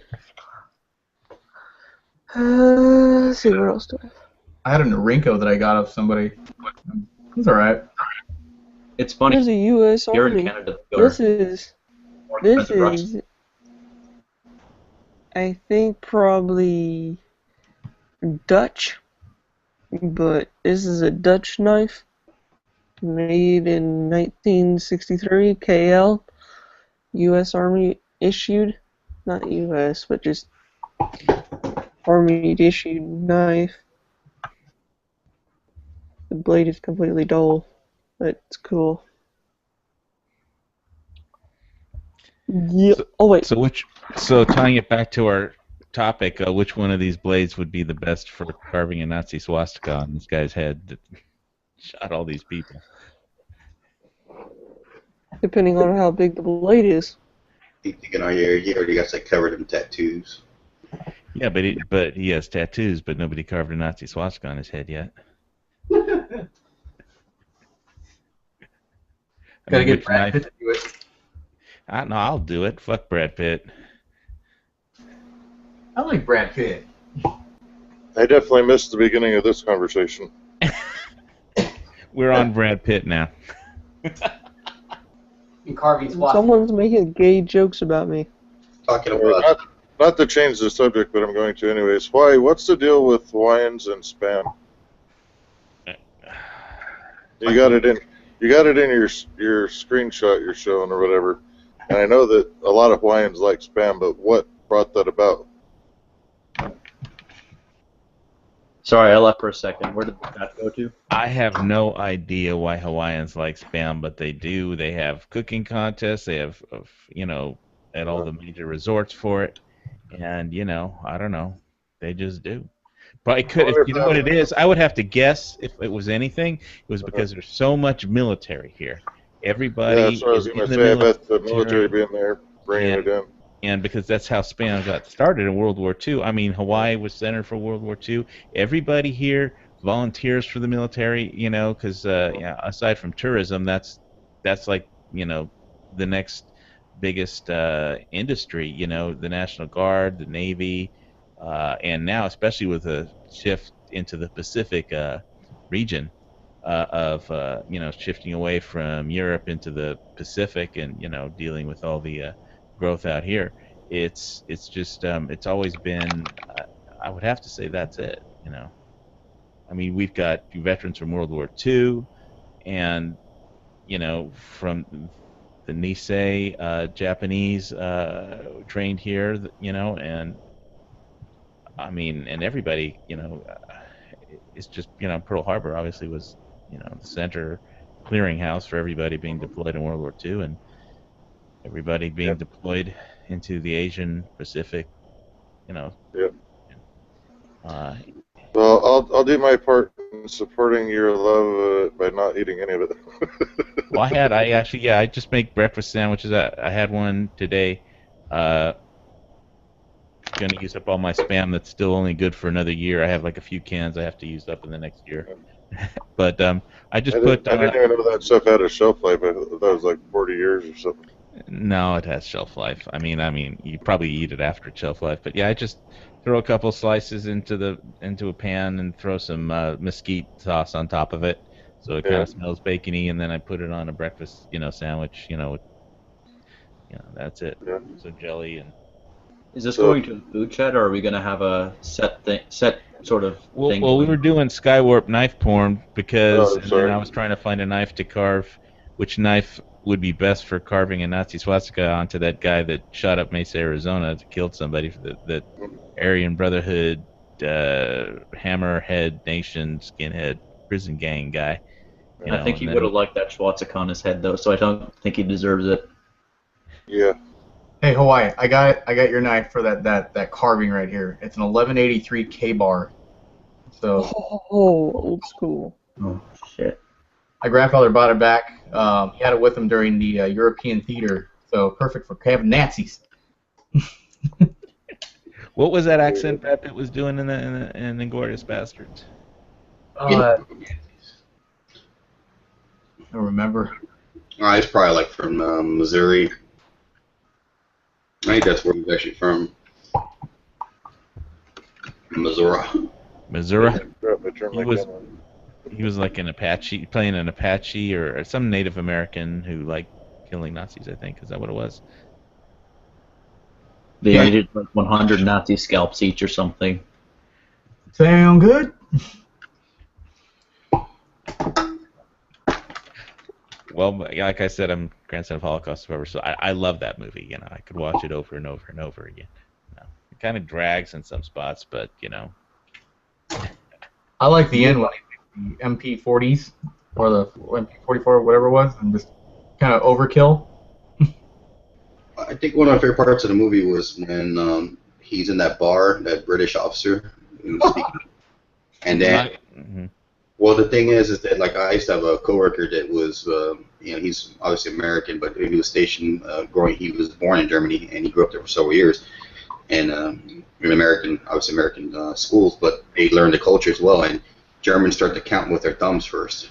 They do 1, 2, 3 instead of like Americans that do with their index finger. And that's what gave him away when he did that 3 glasses, and he did 3 with his 3. Regular fingers instead of his thumb. He did, or three fingers off his hand instead of doing the thumb and the two fingers, and that's what gave him away. Pretty interesting because to come up with that scenario, I thought was pretty creative. Yeah, well, I did foreign language dubbing, and I had to work with Germans, and that was at first it was very difficult for me, but actually, not all Germans are Nazis. I mean, it's just. We got more Nazis here, I think, in our prison than they do there, I think. But anyway, I thought the most realistic part in the movie, so I appreciated the part with the accent and all in the bar scene, and that was very well done. But the part that I thought was the most realistic and spooky was the very beginning, when the guy goes into, the guy who's hiding, the Nazi guy who plays the head Nazi in the town goes into the guy who's hiding Nazis, or hiding Jews in his basement. And he just questions them. He questions the owner and just tries to break him, the guy who's living there. And he was just so spooky the way he did it. As, and then he starts talking he switches from French to English. So, because he figures the people hiding in the house don't speak English, they speak French. And then he asks them in English, and then he switched back to French and pretends that there's nothing wrong. And then, they shoot right through the floor. He breaks him down to admit that he's hiding Jewish people, and he shoots everybody downstairs except the one girl that escapes, and that was just realistic and spooky. And so I thought the beginning was the best part. And I like the gratuitous killing of Nazis, but hey, I think they probably shouldn't pick me to run a prison with the Aryan Brotherhood, because I would have like very little mercy for those people. I mean, and I would never. They should pick me to be on the parole board. That's what they should do. Those guys would never get out. The guy would go and appeal, and he'd be like, "I haven't gotten out in 50 years. I was due for parole in 5." It's like, well, Hawaii's on the board, so forget it. Use them for, throw some chum in the water and drag it behind to see if we can catch any sharks for dinner or something. Right, you guys got some big ones out there. We could bring Luke in for a fishing chat on how to troll for fish with bloody Aryan Brotherhood prisoners or something. There you go. Off of his boat. I love the fish, man. When I hear those guys, they go deep sea fishing and they 5-hour fight to reel in a fish. I'm like, damn, dude. I guess that's commitment. Yeah, I mean, Luke, you should come out to Hawaii sometime. We have the bill fishing tournament here every year. Uh-huh. Well, I'm afraid to go bill fishing because if I enjoy it, it's going to cost me vacation time and lots of cash to go do it every year. What's the longest fight, Luke, you ever had with the fish? Longest fight for me? Mm-hmm. About an hour and a half fighting a sturgeon. Really, how big was it when you pulled her out? 12 foot. Wow. I'm nowhere close to that. I only got one that was about 12 minutes of a run, but that was when I was like 10 years old on a striper off of the coast of Maine. Yeah, I've never caught a whopper ever.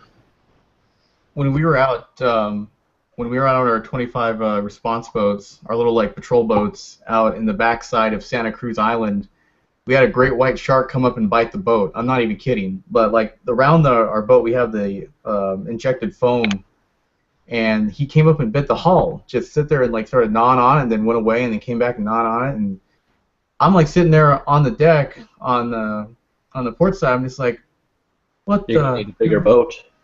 Yeah, pretty much. It was scary. Like, I'm not even kidding. There's a guy with a 240 Bravo right on the deck, and I'm like, Yeah, a lot of people want to kill sharks. I want to round a bunch of them up and bring them up here. We've got like 7,000 seals we need to get rid of. We keep a lot of them full for a while. They're the trash cans of the ocean. They keep it clean and they're part of the balance. Like, I just hate it when like people go and they catch it and they just, slaughter it and just throw it back in. It's like, really? Yeah, as long as he hasn't been chewing on your leg, I don't see any need for vindication. Exactly. Now we used to get a bunch of poachers out there that would, not have licenses and stuff and have like more poles in the water than necessary or than allowed. And I grew up fishing on the water and stuff, so I've always been an ocean lover, but I can't stand Arizona sometimes. But I've always really been big on fishing, but never really like going for big fish. Usually just freshwater around here. A lot of pike, walleye, bass, sort of thing. I've always wanted to learn how to fly fish. Oh, I fly fish. It's fun. Looks awesome. I fly my own flies. Most of the guys, shouldn't say most. A large percentage of people, once they get into fly fishing, they don't want to do anything else. Well, I still want to go out bait fishing and stuff for walleye and for pike there, but I really like going out fly fishing on small streams and stuff. So where do you call home? Oh, uppity North Canada, eh? Oh, okay. I was sort of catching the accent, but sometimes people just throw me a little bit. Yeah, I live in the nation's capital of Canada. Parlez-vous français? Pardon me? If he's a French Canadian, we're kicking him out. Those French Canadians are led. Nothing personal. It's just all of them I've ever met were jerks. Oh, it's not a big deal. Real quick question. My buddy is. I used to play airsoft with a guy from Canada, and he said that you guys can't have airsoft guns. Oh no, we can have airsoft guns. Really? Okay. Yeah, I've owned them before. Nothing special. I heard something recently that some of the higher powered air guns are getting reclassified as firearms in Canada, but maybe it was just a rumor. I don't know. No, what happens in Canada is if the air gun goes over 500 feet per second, it's a firearm. And Really? That's what I was talking about. Yeah, and also if you use an air gun in a crime, it's considered a firearm. There was a big court case about that. I watched a whole video. Yeah, Wow. but I don't see a 17 caliber pellet gun being a big problem. But they've got 50 caliber air guns that can really do some damage. So I could sort of see the legislation towards those types of guns, but I think I would have been more gauge specific in the law. Yeah, Go ahead. I was gonna say some of those Beeman brake barrels they shoot pretty hard. Yeah. Well, it's not a big deal. I mean, you could still buy them. You just have to have your firearms license. But at that point, you might as well just buy a 22 because the ammo's still plentiful up here. Right. Yeah, just rub that in. Although I did get two bricks the other day of what I wanted, the 525 packs. So. Well, the ammo's plentiful. Like no one's really concerned about an ammo ban or anything.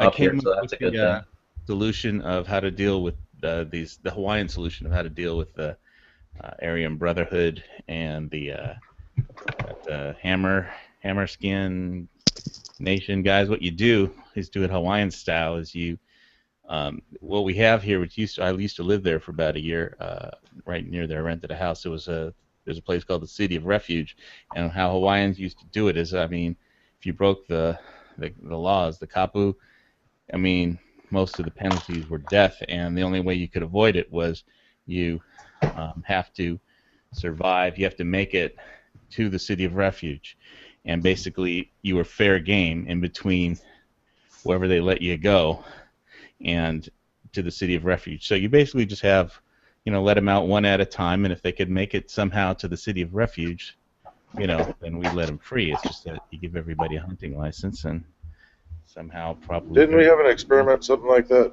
called Australia? Well, that's how the Hawaiian law used to be. If you broke the kapu, then the only way you could stay alive was to make it to the City of Refuge. So maybe that's how we should deal with them. Yeah. I still got some of my Maui dollars here. Maui dollars? Yeah. They printed Maui dollars? I mean, we don't have a treasury mint over here, but... It's Ooh, I wanna, It's ooh, I a wanna, tourist I'm thing. collecting coins. is it? I don't know. All I know is like I'm I gonna had say I had some friends go to Hawaii, and I had said something about liking the macadamia nuts or whatever. So my buddy's wife brings me a thing of macadamia nuts back from Hawaii, and it was really cool that she did it for me. But then I look on the label; they were grown in California, so they were well-traveled macadamia nuts. They're grown in California, shipped to Hawaii, and then shipped back to the U.S. Yeah, we do have macadamia farms here, tons of them. I know. I just thought it was sort of odd. I think the hard part is labor to harvest them, basically. Hey, Hawaii, that's a Tavor on your screen there, right? Yes, sir. How many inches is the barrel? It's a regular 16-inch barrel. Okay, it's the 16. And how much did you get it for over in Hawaii? Oh, well, I bought this at the manufacturer's suggested retail when they were still scarce. I mean, I saw one on Gunbroker Day for like $17.95, but I mean, I knew the dealer paying, the dealer paid like $14.50 or something for it, but it was a brand new gun shop. I didn't mind supporting the gun shop, and they were still hard to get when I bought them. So I've had that for quite a while now. Okay. Does anyone else know the price MSRP was of like from there? $2,100 or something like that. No, it was $19.95. All right. I wasn't too far off. About How much is it in your other guys' areas? How much are the Tavors? I don't know. The person I know that purchased a Tavor was Batman, and I think he paid pretty close to the like 1,900 or something for it. My buddy bought one, and he ended up paying like around 1,600 for it locally. Okay, that's not that bad. Yeah, it's, When they first came out, I mean, it's just like any gun that pops out in the market fresh. Like when the Glock 43 hits the market, you're not going to buy it for retail because it's going to everybody's going to be jumping on the fact that they bought reviews. $3,500 on Gunbroker when they first came out, something ridiculous. Yeah. Well, the thing is, we've had them one up guy that was up in Alaska, he paid $2,400 for his early on, I think. The Well, the case, thing is, we've had them up here for quite a while now, and we get them from Israel. the KSG shotgun when it was re-released, with their improved version or whatever, the 2.0, another shotgun that was some people were paying upwards of the retailing value on is like $1,100, but they were paying well above that, like $1,600, $1,700 for it. I guess we'll find out here pretty quick what the gougers and resellers are going to get out of the Glock 43s once they hit the market. Yeah, I mean, the Glock 42, Murphy wanted to buy one. He's like, he asked me to help him out to track one down, and he went to the gun show and he saw that they were too expensive, but he wanted, to opportunity, to shoot it and have fun with it. And, he ended up waiting a little while and paid a lot less than people did within the first 2 or 3 weeks of it in the market. Yeah. when the Tavors first came out at our gun shop, we were in California. We were selling them for like 18, but now it's like 6 months later, I moved to Arizona, and at U.S. Auto Weapons, they're like, I think they're 1,200. Really? Mm-hmm. Because I thought they must have lowered the price they sell it to the dealer for, because it used to be $1,450 dealer price. Well, a lot of guns have dropped, though, man. Like I was telling in another chat, Glocks, their retail price has dropped a little bit, about $30 off the typical market price, because I think there's an influx of inventory that hasn't sold. Basically, when Kona Guns opened his shop, the guy didn't even know what a Tavor was, and so I told him, look, when you finally get one from Davidson or whoever the distributor is, just I'll pay for it when it's like the MSRP, and they were still like $3,500, on Gunbroker or whatever. So when it hits the MSRP, get one for me and I'll buy it, and so if they're like a few $100 cheaper, I don't care at this point. Yeah, Get this. So I tried to go to one of our other gun shops the other day and sell my LWRC when that whole SIG brace thing went out. Like I was like, okay, what's the point? I can't shoulder it anymore. So I had a little 8-inch barrel piston LWRC with a US M4 lower, and the whole setup cost me like $2,200.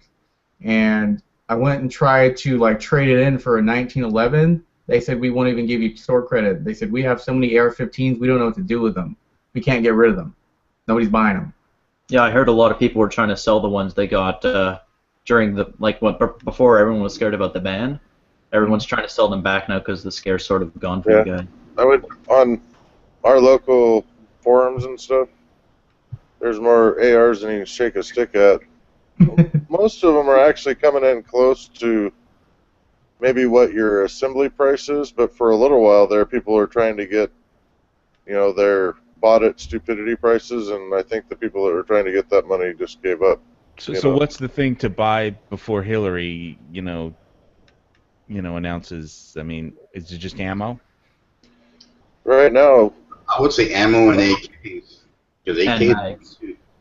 Ammo, I'm AKs. I'm getting ready to buy a bunch of 5.56, and then I don't know. I'd like to buy a bunch of 22, but it ain't readily available enough. Look at, I don't know if you guys like doing internet sales, but look up one of our shops called U.S. Auto Weapons. They have a bulk box of 22 LR for about 25 for 500. So it's not too bad. And But who makes it? I'm not too sure. I don't own a 22, and I just saw how much was in there. So called. What was that price again? Let me 25 for a brick.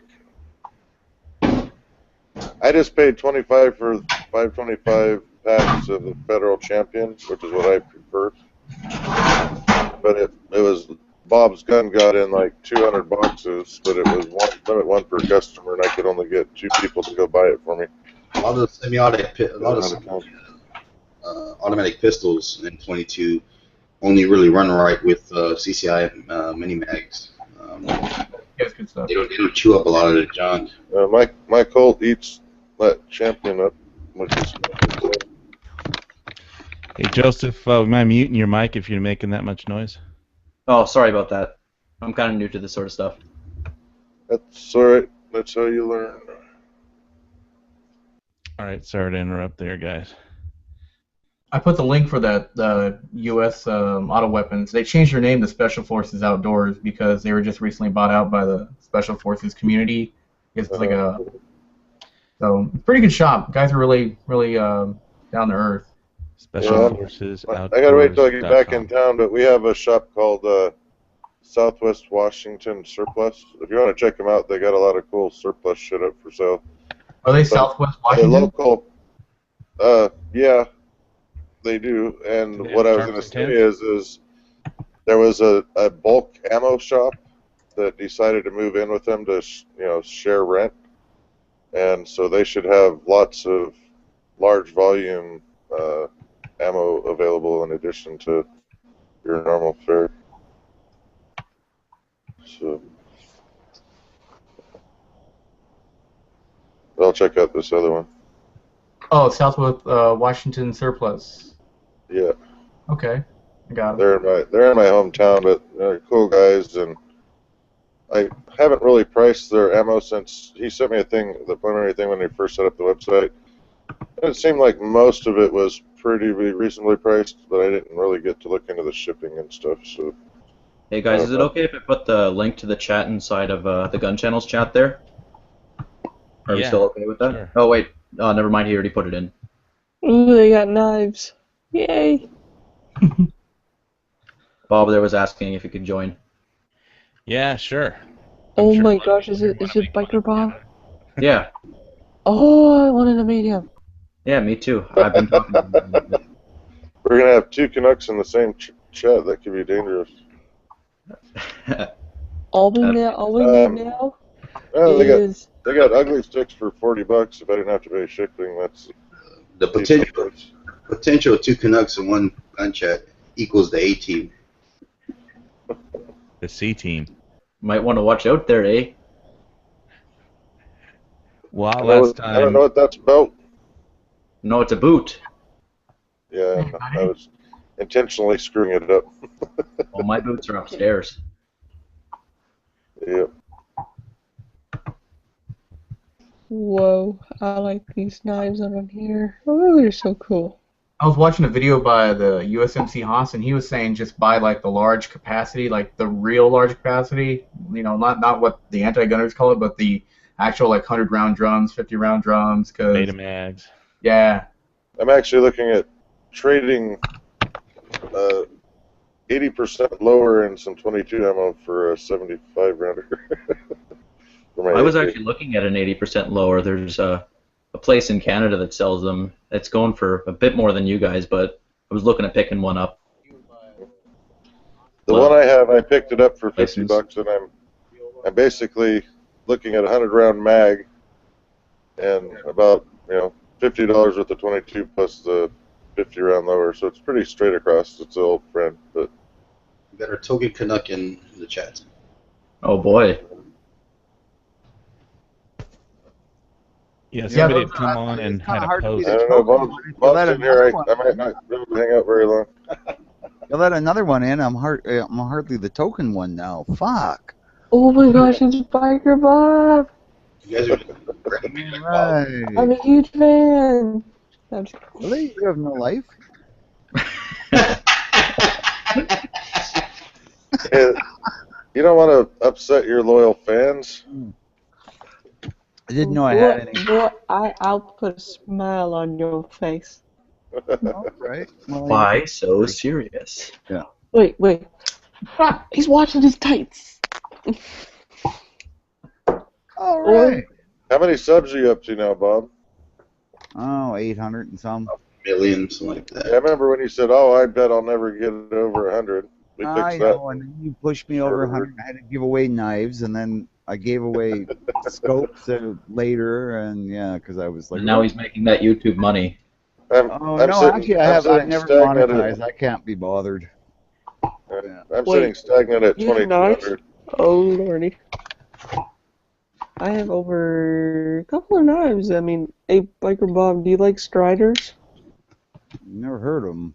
This is what a Strider looks like. Okay, well, that doesn't look bad.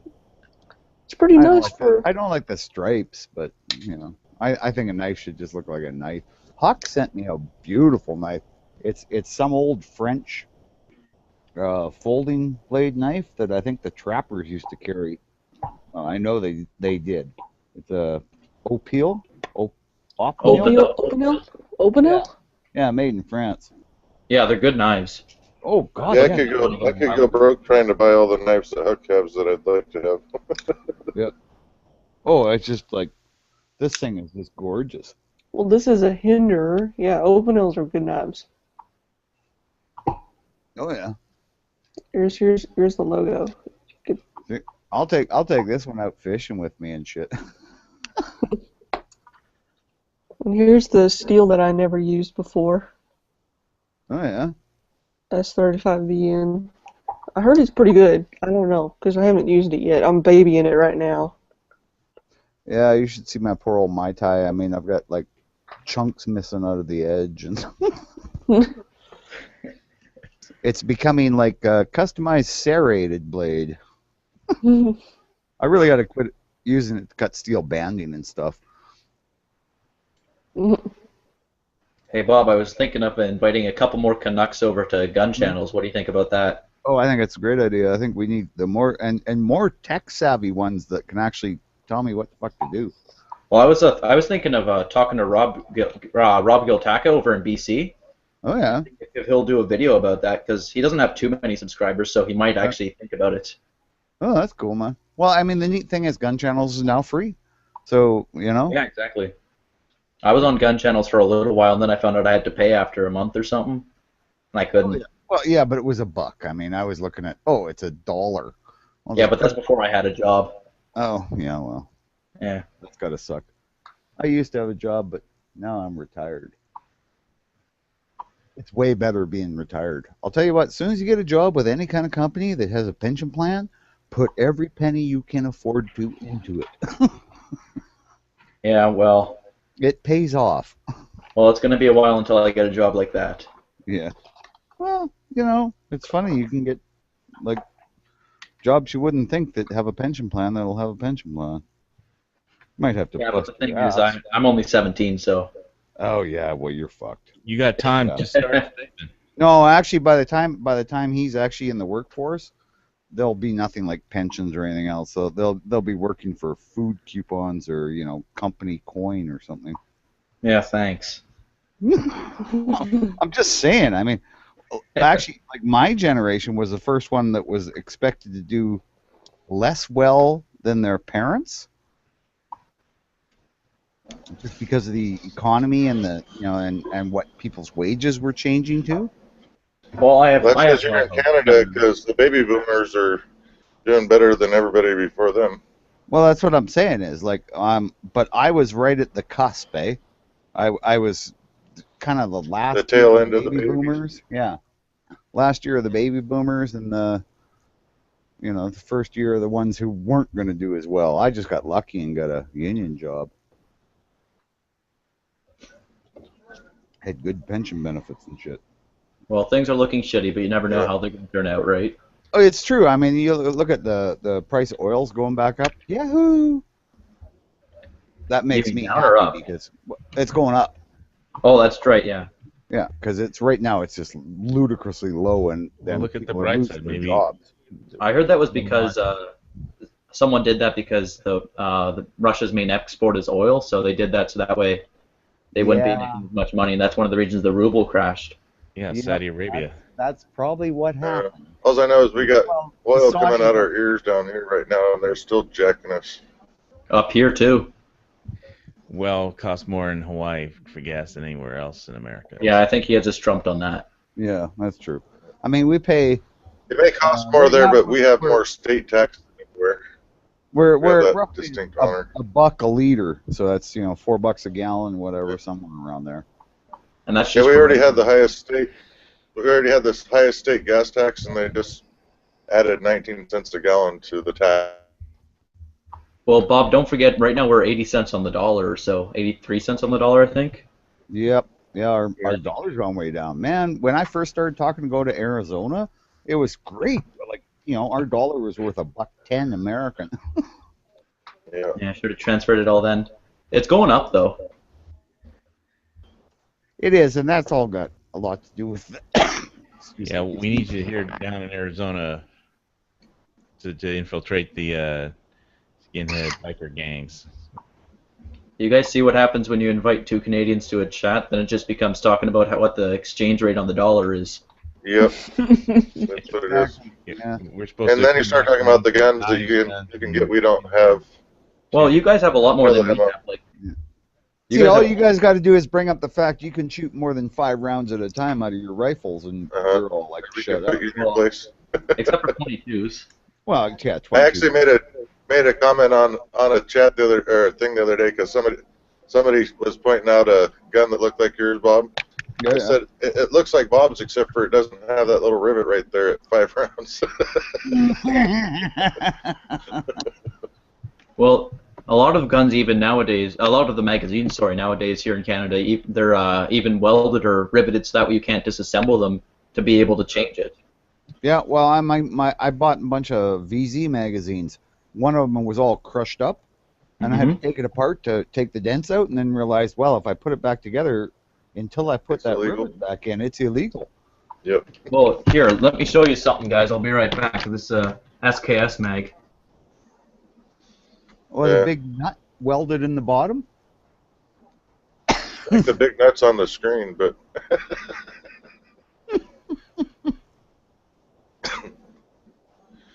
I'm starting to feel a little bit hurt, Bob, because you got a lot warmer welcome from Skywarp than I did. Oh, I didn't even get honorable mention, so you must be special. Yeah. YouTube God. Well, I've been wanting to meet Biker Bob for a while. That's all right. I'm just giving you a hard time. Yeah, that's cool. Hey, Biker Bob, you can subscribe to my channel at Skywolf41. I think I'm on you on Google now, because every time I go on, if there's nobody or if there's somebody on the on the Google chats that isn't, connected me to Google, I would, I always click on them and start forward. Yeah. So G-Webs gave me some homework inadvertently. Oh, did He he? linked he linked my After Chats I'm in playlist to the Gun Channel chat, or Oh, yeah. Gun So Chat. gas mag, and inside of it, whatever. you get this thing. So now I got to go put more on the playlist because I'm way behind on doing that. What's that now? Oh, here's the SKS mag, right? So it got all dirty when I was out shooting my SKS there. Yeah. And what happened was I had to take it apart to clean it, right? Mm-hmm. Well, for that, there was a rivet right here in the bottom. Right. Pull the rivet out, I had to do that too. so that way you can disassemble it, and there's the pin. So if you were to As long as you put disassemble... the rivet back in when you put it together, you're okay, right? Yeah, just keep it in when you're putting it back together. It's perfectly legal. Well, yeah, actually, with those SKS mags, you don't even, because that base plate has that big ramp on it, you don't even have to put the rivet back in. All you have to do is just reassemble the mag, as long as you don't take that big ramp out of it that keeps Well, it this is just a loading. plastic piece, so I think that you could probably cut this off with a hacksaw and do that, but... Exactly. You could do that, but instead you just leave it on, and you have to Leave drill the it rivet out. though to be able to disassemble them. It's really stupid. He's saying Yeah, it'd be exactly. illegal to put it together without the rivet, as long as you don't modify that piece. Yeah, well, I took out the rivet, and that's perfectly legal, right? Just as long as you don't take out that piece that's inside. Right. Right. As Follow long as you it. don't cut that. Of course, once the zombies attack, I figure it'd Yeah. take about 5 seconds with a hacksaw. Mm-hmm. Oh, easy. Same thing with my Norenko M14 mags. Mm-hmm. They're welded at the bottom, so I Now don't that's have the one. movie here, I have one wanna over make. here. So how do they modify the drum mags so that they don't violate the 5-round thing? That's what we need to have. We need to have like a Nazi zombie movie, so we could just shoot as many Nazis as we want because they're all zombies. Uh-huh. See, on Make it the feel this good is just anyway. a 5-rounder, but on the 20 rounds, they have it welded on the bottom here, so you can't take it apart. Mm-hmm. But if you take a Dremel tool to it, what happens is you have your piece of metal, so you can take it apart, and as long as you keep the piece of metal inside the magazine, it's legal. But I know zombies I've never seen Canadians with drum mags, so how do they limit those to 5 rounds? They pin them as well.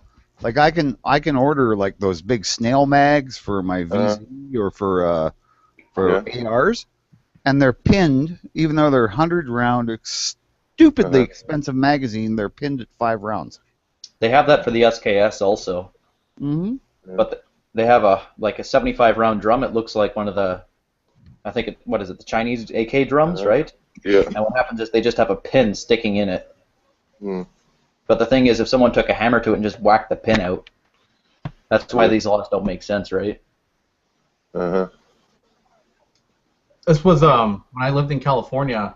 These were the 5906 mags that came with. And this magazine was originally made to hold 14 rounds, and instead they did this thing here that if you tried to put more than that, the magazine would bust.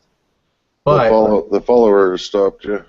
right, and then this was because that pistol came out during the Clinton ban, and then the other magazine that they made for law enforcement was this one that had the regular 14 rounds with no little. Right. Yeah. But there was one, I forget which one it was, but it had a stopper in it, and all it was a piece of wood hilt in there that stopped the follower from going down. So when I left out of California, I just dremel it off and had my 14-round mag. Mm-hmm. Yeah, well, that's one of the problems with all of these. That one that you're showing that's limited to 10 right now, with the Dremel tool and a little bit of deburring or whatever, that one could be a full capacity again. Really? I always thought because like there's that little point right there, I didn't think it would work. Like the only reason that's stopping the rounds is that pressed in lip, right? That's on the sides of the mags. So you'll just have a bigger window where that dent is. Yeah, it would be open. I mean, it would be an open part. But so what? I mean, Or if you can find a guy that's really handy with metalworking, if you get the right size steel to stick inside of there, oh you yeah, can actually, You know what would be cool you is actually flatten it out. Veteran has those man packs he sends out every month, right? You should have like for California, you should have like a loser pack. Yeah, see, I can't even get my follower out. Yeah, I can Everybody see. throws in the shit that's only legal in California, like, broccoli or, Right. Yeah, I But think yeah, Dremel tool with a cutting wheel. or the right kind of Cut lengthwise down the two long sides, and then use a burr to finish the ends off. And then once you've got it out, you just have to carefully file it so you don't have any burrs inside. It needs to be back to normal. So mess up the feeding. Yeah. Right. and if it's for a range gun, not a carry gun, so you don't have to worry about debris getting inside it and stuff. Yeah, you do it right. You could use it in a carry gun as long as you make sure it's working proper. Yeah. I used to carry my 5.9. I liked it. It's a good pistol.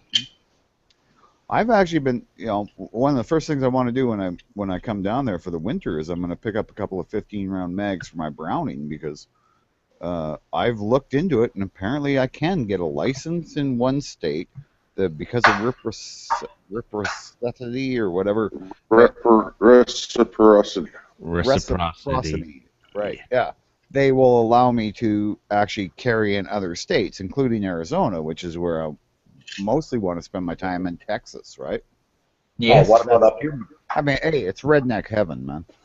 No, yeah, there's always some Well, place. I wouldn't totally say that. I mean, they're just now getting open carry for handguns, and you have to have a concealed carry permit to do it. So I wouldn't call it redneck heaven. Yeah, I know. That was always one thing I always found weird about Texas. But I mean, Texas is heaven for shooting pigs.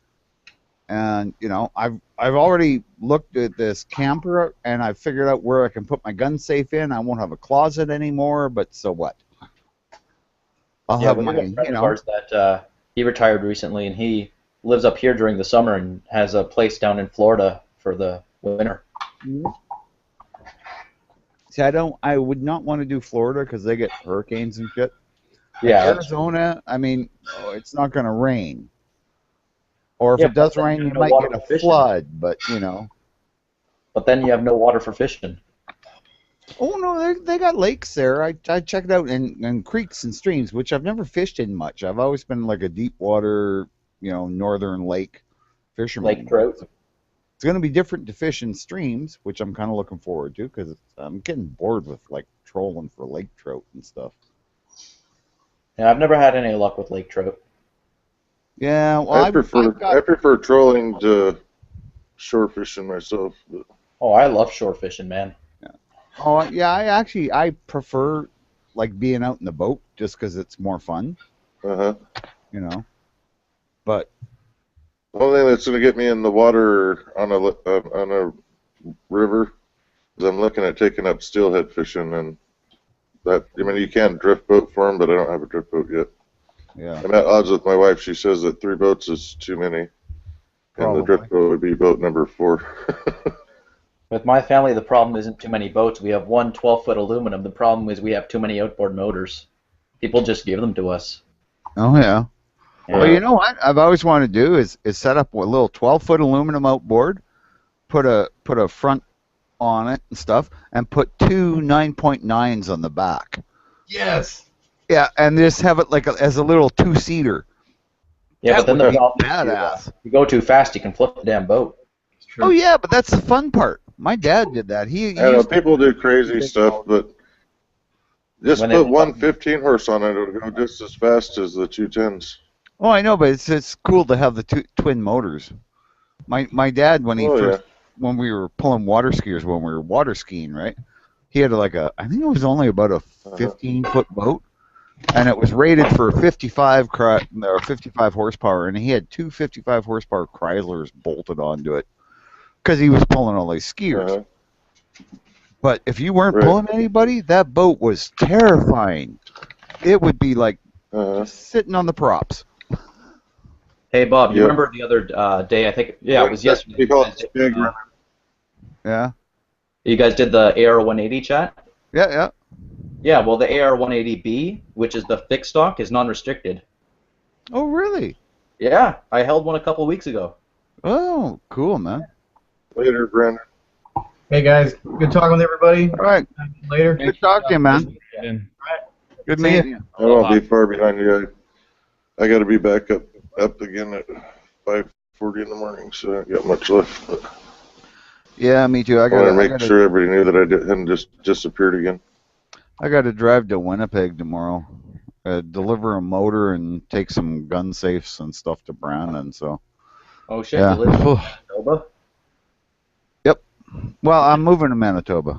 I live in Saskatchewan. Now that's the place you're going to have where you have property where you can actually shoot on your I have property. half a section of land to play on. That I'll own 2 acres, but I'll have half section that I have access to because it's my sisters and my buddies and stuff. And as long as you can shoot a gun, it's a good setup. Oh yeah, you know what? I haven't really looked at where the best place to set up a long range rifle range, but I'm gonna have one as long as I can make it. Well, it depends how long of a range you want it to be, right? Well, yeah, and you got to look at what if there's a big slope in the middle of the land, then it cuts your range in half, right? Because at this point I could have half a mile. Maximum, right? Half mile. If I was right at one property line, shooting to the other property line, would be half mile. So, well, half mile's over 1,000 yards. So, yeah, but I mean, it depends on, like I say, depends on what the. I'm surprised you didn't say it in kilometers just to mess with us. But. Yeah, funny thing is, I grew up on miles per hour and miles and everything. It's. I was in grade 11. I was just, kind of getting out of high school, right? 11, 12. When they went to the metric system, and all of a sudden they told us we had to forget everything we knew about feet and yards and miles and, leagues, and we were going to now learn this metric. You've been assimilated. Yeah, it was just like, it just sucked, man. It was just like, whatever, as long as when you got through it, as long as you got to grade 12, right? You didn't care. Well, the thing is, for most shooting, you still use yards here in Canada. Yeah. Yeah. Well, you go to a lumber yard. If you go to a lumber yard, we still have 2x4s. Everything's sold by the foot. Or if you go to Home Depot, it's the same thing. Yep. Well, Home Depot is kind of a lumber yard. What rifle are you going to be shooting, Bob? Pardon me? What rifle are you going to be shooting? At when? When you have this long range. I'm not quite sure. I mean, I want to try and see what the little handy rifle will do. What kind of range it can shoot at. Oh, the H&R? Yeah. Okay. And then I've got a Remington 740 30-06, same caliber as the H&R, right? See what it shoots at, and then I've got a couple of 308s. I mean, I got my Norenko M14, but it's only got an 18.5-inch barrel, right? So. Oh, I have the same thing. It's beautiful. Heavy fucking piece of shit. I mean, it shoots nice, but it's fucking heavy. I hate that gun. Well, I'm still young. I can walk around all over. Somebody on the chat is getting ready to get a new gun as soon as the transfer happens. Oh, yeah. Who's that? That would be me. Oh, yeah. Yeah. What are you getting? A Echo. Tech 9. That would be I. A what? Tech 9. Really? Oh, that little handgun there? Uh-huh. Isn't that the one that they used in, where was it? What was that shooting? There was one of them, like the anti-gunners back in the 90s. They all freaked out because of it. Yeah, that's it. Yeah, my wife and I got into a pretty good row about it because she says it looks like a gangster gun. Oh, cool, man. Oh, yeah, well, that's why you want to have it, yeah. Well, it's no more or less dangerous than any other 9mm handgun. Right. It just looks cool. Uh-huh. Yeah. And the one I'm getting, it doesn't, I'd showed her the picture of one that had, it has the heat shroud up front, and when I actually got to see it, because I was talking to the guy about it, when I actually got to see it before it went to the FFL to get shipped or whatever. This one doesn't have the heat shield thing up front, so it just looks like a little, 3-inch stub of a barrel sticking out the front end. Yeah. Well, it kind of looked like a Mauser broom handle almost. Starting to, yeah. Oh, that'd be something I'd like to get someday. Oh, That's yeah. Broom handle? Yeah. Oh, Oh yeah. I'd probably look at a red. That's on my gun bucket list. mm-hmm. Yeah, me too. But, And they've been around in local gun shops. It worked out pretty good because I traded a Kel-Tec PF9 for it. Oh, that's all right. Yeah. Well, I'm pretty sure my next gun's going to be a lapel rifle of some type, but it's going to be not for next year. Yeah, I don't want any more rifles. Now I just want handguns. Well, I'm thinking I might get a 357 mare's leg because they're. Are you going to get the Henry or the Rossi? Steve's McQueen's well, whichever gun. one I can find a deal on. But because they're probably the considered Rossi then. rifles, yeah, I can wander around the homestead all I want, and actually, anywhere, and it's a rifle, but you can put it in a holster on your leg. On top of that, you can put a stock on it if you wanted to have a nice little short lever action rifle. Yep. You've been watching Wanted Dead or Alive with Steve McQueen, right? No, actually, I used to watch The Rifleman on TV. Oh, yeah. So Well, he the got latest, that the latest and greatest, they haven't tied it to ISIS or the Muslim people or whatever, but ISIS? 2 men armed with AK rifles opened fire in a Swedish cafe. Multiple casualties. They say there's 2 confirmed dead, but Really? Yeah. they expect it There might was be a more shooting than that. earlier in Tunisia in a museum. I really ought to tie this whole thing into my Marauders chat, going back to the Vikings. I was going to start one, but I mean, it's just the whole Muslim caliphate deal, how ISIS wants to have a caliphate spreading in Boko Haram, pledged loyalty to ISIS, and, if you compare it to what happened in 800 AD when the Vikings started raiding, it's almost, I'm trying to figure out who the good guys are, because Charlemagne was like, the emperor of Europe, and basically around 800 AD, and what happened was when he was invading different countries, people would either convert to Christianity or die, and that's what the same thing that ISIS is doing, except it's converts, to whatever their bullshit philosophy is, or die. Right. And but during the Crusades, they were on a caliphate, so they went in to shut down the caliphate. The forced religion change was just their only way of surviving it. Well, no matter how you look at it, there's a shitstorm coming. Yeah. And when the Vikings came down to raid into Europe from Scandinavia or wherever they came from on their boats, and they had this transportation, they could just pop up anywhere and raid your town. It was because part of it was because they didn't want to be forced to convert to Christianity. They were heathens, right? And so it's like, who were the good guys? The Vikings, who were raiding, the towns and taking all the money from all of Europe, and so it's like this whole thing about forced conversion to religions is just the whole thing. History is decided by the victor. Right. Well, it's written by the victor. There was one other difference in that the Bible doesn't say to conquer people and force them into Christianity. That was just the people That's of what the time Charlemagne did, though. taking liberties.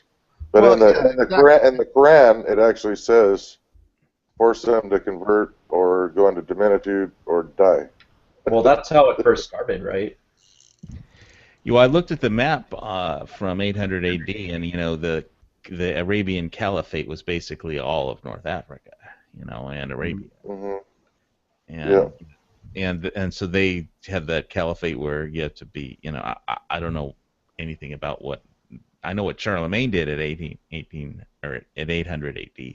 And then, that's what gave rise to the Marauders, is because how Charlemagne ruled was he had, his army, and he would put in all the different provinces, people that to run them, but since he couldn't be there, he just let them know, okay, I'm going to have people spying on you, and if, anything goes wrong, I'm going to be back, and so he didn't have to have huge militaries, and there weren't standing militaries, there was just enough to rule, and so they were really weak. So the Vikings could pop up with 30 guys on a ship and like send in 100 ships, and that's 3,000 guys, and they could just raid anything. And then eventually they got so strong, it was that I don't know. Is anybody interested in this at all? But Well, I'm interested. It's pretty cool stuff. and Yeah, I don't know I about actually you been guys. watching the TV series Vikings, and it's kind of a lot to do with that. It was like Anglica, and it's like there was barons and kings all over England, and some of them made deals with the Vikings, and we'll give you some land, and you help us kick the other guy's ass. yeah, well, that's what they did was they, paid extortion to the Vikings to not be raided. So that's when people started having to go to barter because there wasn't any money. They got taxed by the, royalty of whatever towns, there were that were especially along the coast. But the Vikings could also sail up the rivers, and so they would just collect extortion. And so all of Europe it was kind of going into like some Renaissance right at the end of Charlemagne's life, and then the Vikings just collapsed all that. But it all started out with this forced conversion shit, Yep. And I mean that's the one thing I like. Most religion I don't mind. I don't personally believe, but I don't see a problem with people believing as long as it doesn't say you have to believe what I believe or I'm going to somehow make. I guess I'm a libertarian. I guess it comes down to, and I just believe that all human beings have a basic human right to exist, and if they're not bothering you, you leave them alone. And if they don't want to listen to what you want to believe in, you leave them alone. As long as they're not hurting you, don't hurt them. Oh, that sounds libertarian, doesn't it? Damn. I don't know. Nonsense. Well, it's just kind of like, golden rule. Man. Anybody up on the Grover Norquist NRA? I saw something Thing going about it on. I didn't actually. I saw some posts on it on calguns.net, but I didn't read it. What's all that about? So evidently, I'm just reading the article, so don't call me an expert on this. But basically, Glenn Beck called him out and said he's going to leave or vacate his membership to the NRA if they allow Norquist to.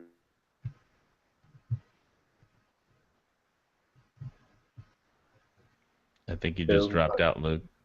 Oh, okay. He just dropped out then? He's the NRA director. Sorry, I was trying to figure out what his title was. But evidently, they sent the ballots out for the vote already, so there's a good chance he's going to get reelected. But he is supporting a group called. Where did it go? He's basically supporting a group that's supporting the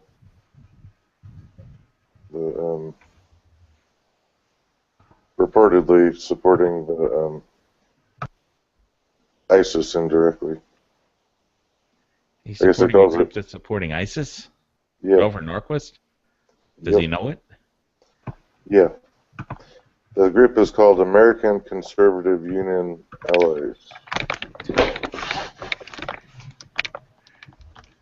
Here, I'll just I'll put the link in here or whatever. You can read it on your own. But. I'll have to go onto CalGuns.net forum and see what the hell is up with that. That's just weird. Yeah, I mean, that's illegal, too. I mean. Hey, Bob, do you have any guns that take AR-15 mags? There's the link. I put it in the internal. All right. Okay. I guess I'll put it up on Gun Channels just because I already got it in there. But anyhow, so it sounds like he'll probably get his office back, and the NRA isn't going to do anything about it because Wayne LaPierre doesn't have the power to just boot him. Although I'd imagine if there was enough of an uproar for members, you might be able to convince him to resign, but that's still sort of... Well, it's illegal, basically, to support ISIS, I mean, or any terror group. Well, most of those people are pretty good about masking the money trail or whatever. Well, yeah, the Treasury Department has its way of figuring stuff out like that, too. especially since if they can make Switzerland and all those accounts like change all their banking laws to get Personally, I'd be happy if they just started over fresh with the NRA upper management. I'm really turning into a Second Amendment Foundation person and not an NRA person myself. All right, catch me offline and talk to me about that. Okay. Because I'd actually been supporting them. I'll tell you why not out there, because I don't want to. Okay. But, well, I don't know how much longer we're going to keep this chat going anyway, because I know we've gone way off our Aryan Brotherhood Skinhead shooting thing that we started on. Like, how long has this chat been up? Oh, here, let me check. It's 3 hours, 45 minutes. Yeah, I'm sorry if you guys we can't go on about that one guy for 3 hours and 45 minutes. Well, I don't know. I think we went on a pretty good tangent. Yeah, y'all did.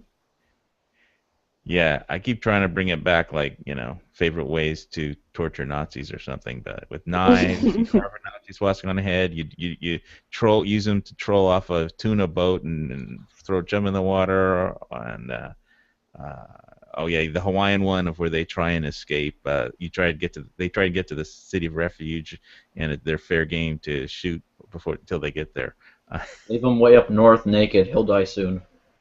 Yeah, they could send him on a Sasquatch hunt or something. But what is that I said? Oh, yeah, somebody had done a post like, is Bob on gun channels or something? I said, he's out hunting for the elusive beer moose. Anyway, I can't remember what else. Oh, yes, put him in some kind of prison and put me in charge of. Anyway, yeah, I can't. And we were trying to figure out the perfect knife to carve a swastika onto his head. But well, I think that karambit there that you have on your Tavor would work. I've got better karambits. I don't really want Nazi blood on my karambits. I mean, I'd probably use a really dull knife to do it, so it hurt more. Well, I have a South African one. And my cold steel Spartan could be pretty effective in that. Cold Steel Spartan, nice. I have a Hinder XM18. Yes. Time to move on to a new knife, though. You've been showing that one all night. I know, I like it. It's just my favorite knife. I was looking at getting into karambits. Do you guys have any recommendations on one to buy first? Yeah, well, I have a fistful of karambits video, and just check out my last karambit video. Here, could you post a link to your channel in the chat there? Or is it on YouTube there? It's on YouTube, Hawaii Volcano Squad. And subscribe to me. I need more subs. Okay, well then put your yeah. Let me do that. Put your channel on the chat so we can subscribe to you. All right. Let me. I'm doing that. Let me get there. Okay. So Bob's back. Anyways, Bob, do you have any rifles that take AR mags? Nope. No? Nope. Oh well, that's a shame because there's a certain magazine here. I'll post a link to the video. Basically, what happens is it's a 50 Beowulf mag for the AR-15, right? And it holds 14 rounds, legal in Canada. Oh no, I've heard. Yeah, I thought that was for ARs. Yeah, it is for ARs. Oh, I thought you said AKs for some reason. Oh no. Yeah. Oh yeah, I mean, I'd love it, but I mean, I've talked to guys about it before, and because you can get that, what is that, Keltec SU-16, which is the SU-16A. That's a great gun. I love that. Yeah. I really want not one a so bad bad. rifle, and I've always thought of getting one because you can get the 10-round mags. I mean, the VZ pistols are now available in Canada, which means that we will be able to use the 10-round pistol magazines for those. Well, there was a controversy about that. I read online. There was a post on Canadian Gun Nuts, right? What happened was this guy had a VZ pistol, one of the early imports, and he had a 10-round magazine. But what happened was an RCMP officer said to him that, I know the RCMP fucks up all the time, but he said something along the lines that what happens is because the rifle was imported first, it's considered a rifle magazine. Yeah, which is bullshit. Yeah, it is. Yeah, the AR wasn't imported for years before the AR pistol ever became a thing. right? We had AR rifles, AR-15 rifles, way before they ever made an AR-15 pistol. So, you know, that rule works, then why, you know, it doesn't matter with the VZs. And I mean, the VZ, I've seen them, like VZ pistols as well as VZ short-barreled, you know, 7.5-inch barreled rifles with folders, and it's just like, but and that's legal. That's a rifle because it was built with that barrel. Yeah, I know. It's just dumb. Yep. So Canada laws are more screwed up than American laws, is what you're saying. Well, for the most part, like you can walk out of a store with a gun the same day. If you have your firearms license, you have your license. They write down your name and you walk out with the gun. After you pay for it. Yeah. You can only do that with rifles here in Hawaii. That varies by state here. For us, that's the same deal. As long as you have a CHL, you can walk out same day. It applies to long I think guns, rifles you can watch out. Yeah, long guns you can walk out same day even without a permit, but with the concealed handgun permit, you can walk out same day with the handgun. Yeah. Yeah, see, well, here we can do that with our pistol permit, our restricted weapons permit, but only some places do it, and you have to do it during the week. If you do it on the weekend, they can't because the government. yeah, you have to call in and register it. Yeah. Mm. But we can also get them mailed to us. I mean, we can get pistols mailed to us. So. Yeah, exactly. Like you can go on Marstar and order like 1,000 rounds of 7.62 39 for I think it's 14 cents a round right now. Yeah. That's but, not I mean, bad. But you can get a handgun to you in the mail. I mean, I've had rifles mailed to me, and I thought that was kind of cool. And then I found out, they'll do the same thing with handguns. As long as you fax them your restricted permit, right? You just fax a copy of your restricted permit, and then they'll mail you the gun, and then you have to phone the cops and say, I got the gun. And they'll go, okay, well, you know, I guess they push a button on a computer or something. Okay, so if you sub Biker Bob, if you sub Skywarp, he's going to do a victory dance or knife dance or something. Oh, really? Skywarp. I don't know. He doesn't need. Yeah, the Chinese surplus stuff's going for 14 cents a shot. Oh, that's nice. Yeah, I have like 2,000 AK, you know, over 2,000 AK rounds. I mean, I'm trying to figure out exactly where my storage, your ammo supply should be at, you know. Because things get crazy with Hillary. I think this is Bulgarian surplus, and what happens is at my local gun shop, they are selling 10 rounds with the stripper clip for I think it's $2, $3. Nice. So everything costs more in Hawaii, but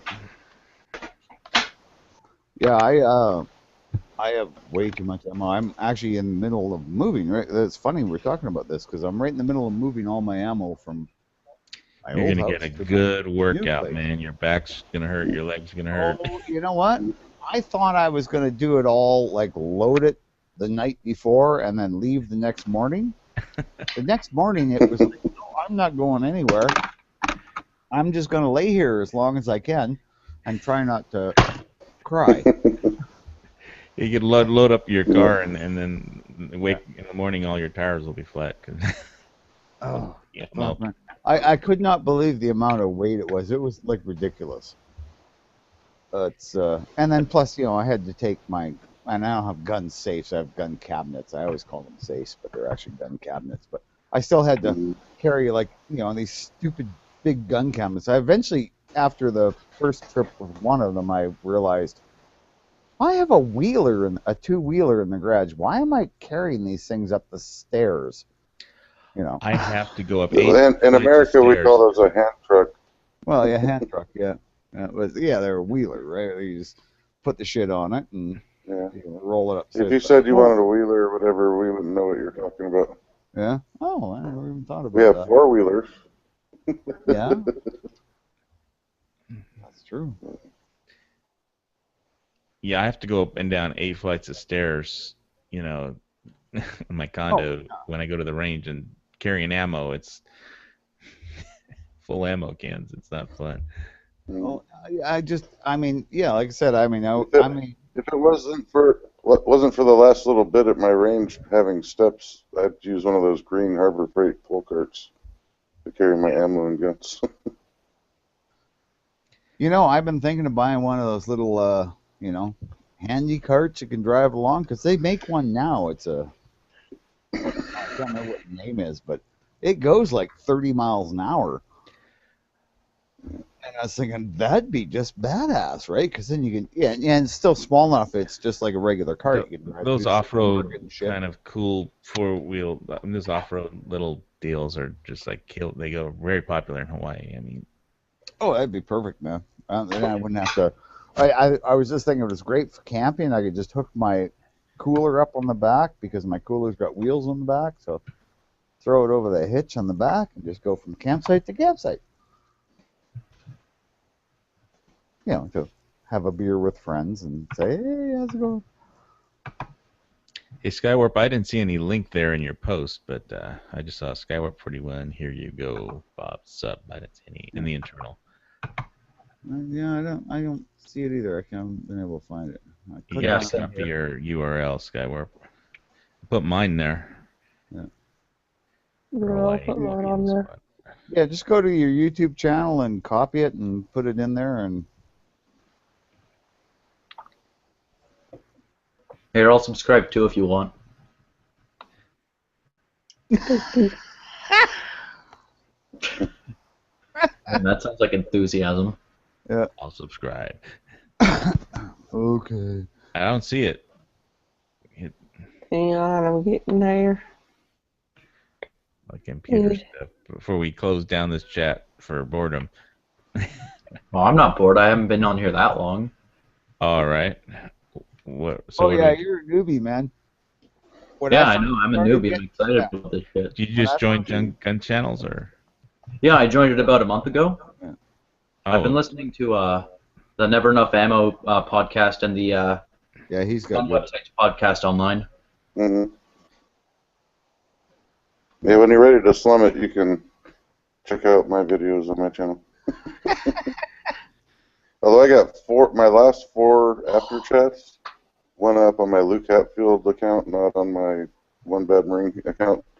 So when I get home and I have some bandwidth, I got to move 4 2+ hour chats from one channel to the other. It's going to suck. But that being said, I'm going to bail for the evening. If you want to talk about that other thing, catch me offline on another night. And hey, can you put your link to your channel in the internal before you go? So I can sub you? You talking to me? Yes, you. Oh, just put in One Bad Marine, no spaces on YouTube. It'll be the #1 search. Okay, no spaces. All right, Yep. Gotcha. Here, I'll search you up right now.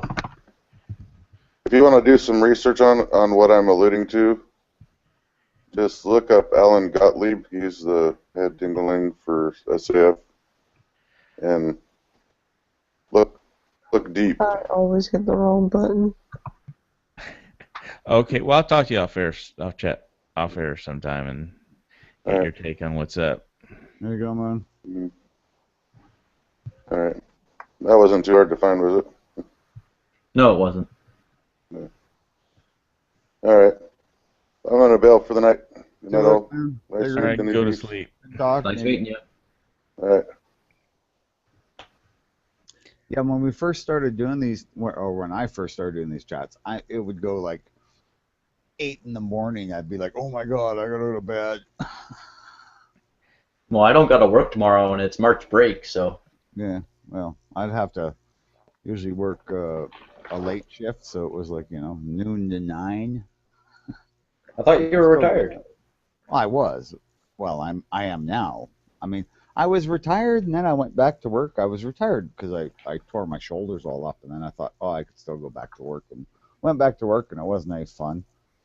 So I decided. And the way you have with her is beautiful.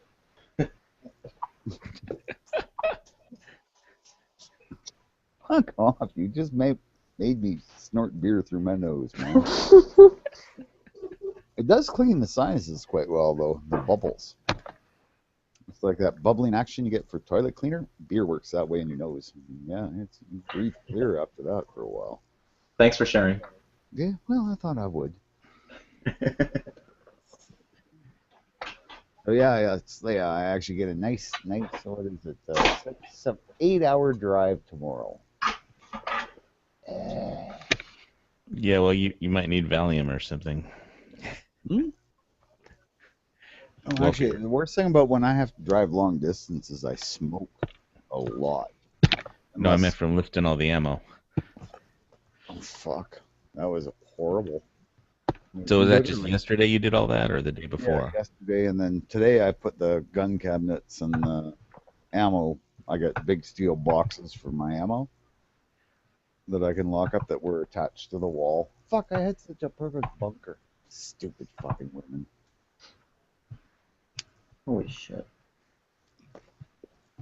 I'll just say that. But but it's all gonna move to Brandon and live out in the country where it's the places to shoot and walk and bushcraft and fuck. It's like I'm getting sent to heaven. It just. Hey Bob, how long have you owned your Norinco M14? I don't know, a year and a half, 2 years. I haven't shot mine very much. How well does yours group there? Not bad. I mean, the first time I shot it at 50 yards, it did probably, and I'm not used to peep sights. I did probably what would that be, a 4-inch group, 10 rounds. Well, that's not bad. Nope. And like I say, I mean, I got a scope mount for it, and I put it on, but then I have to knock out the stripper clip loading thing in order to mount the scope properly. Yeah. Did you buy that the AIM surplus one? Yep. Yeah. And I'm looking at that one. It's $25 on Amazon. Oh yeah, see that's cheap. I'd buy it. And I got a bipod. Well, no shit. No wonder your gun's heavy. Oh yeah, the bipod is like, God, the thing's gotta weigh like 2 pounds by itself. Well, the bipod and the scope mount and the scope and the rings and everything. Yeah, I got a big Norinco. I put a big Norinco 14-power scope on it, and then I was playing around with it and went, "This sucks, man. I liked it better just bare." Yeah, I think I'm probably gonna put a little 1 to 4 power scope on it or something, maybe just a fixed 4 power. And the AIM surplus sights the AIM surplus mount I'm looking at, it's see-through, so you can use the iron sight still.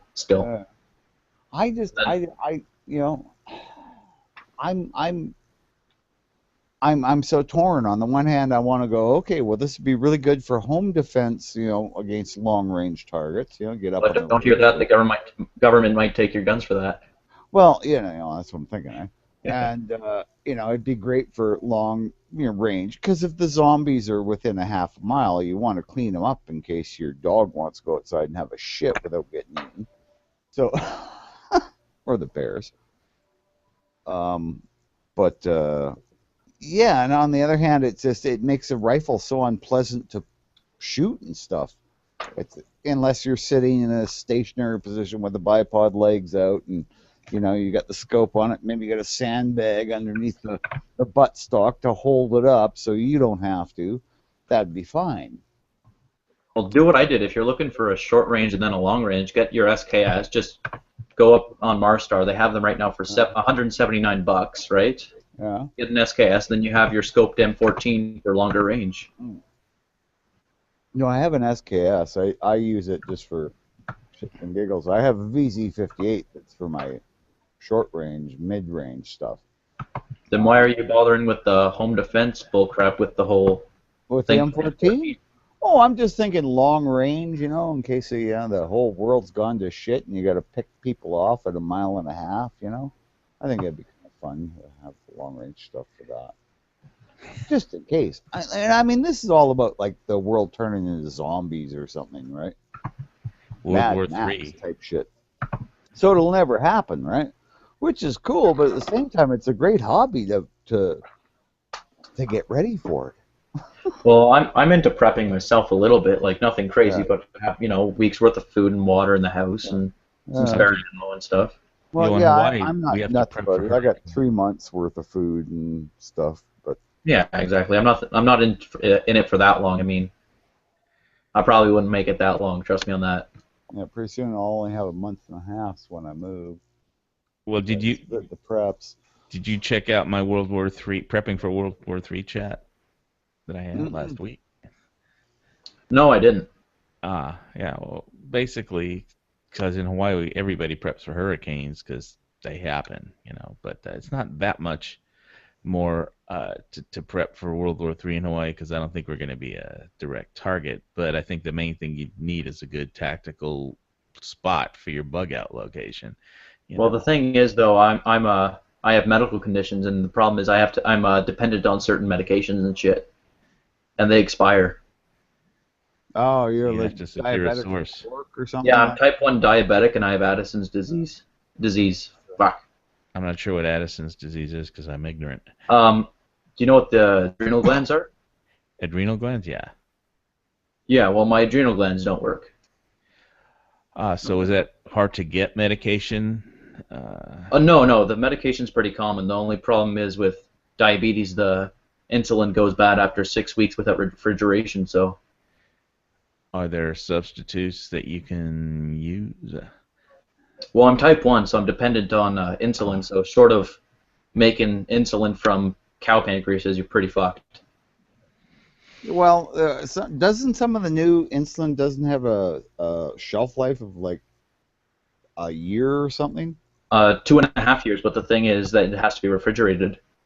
Well, yeah, I mean, you get a solar-powered Coleman. Yeah, I've looked into it and might start doing that. But then again, you also need the prescription here in Canada to get the meds.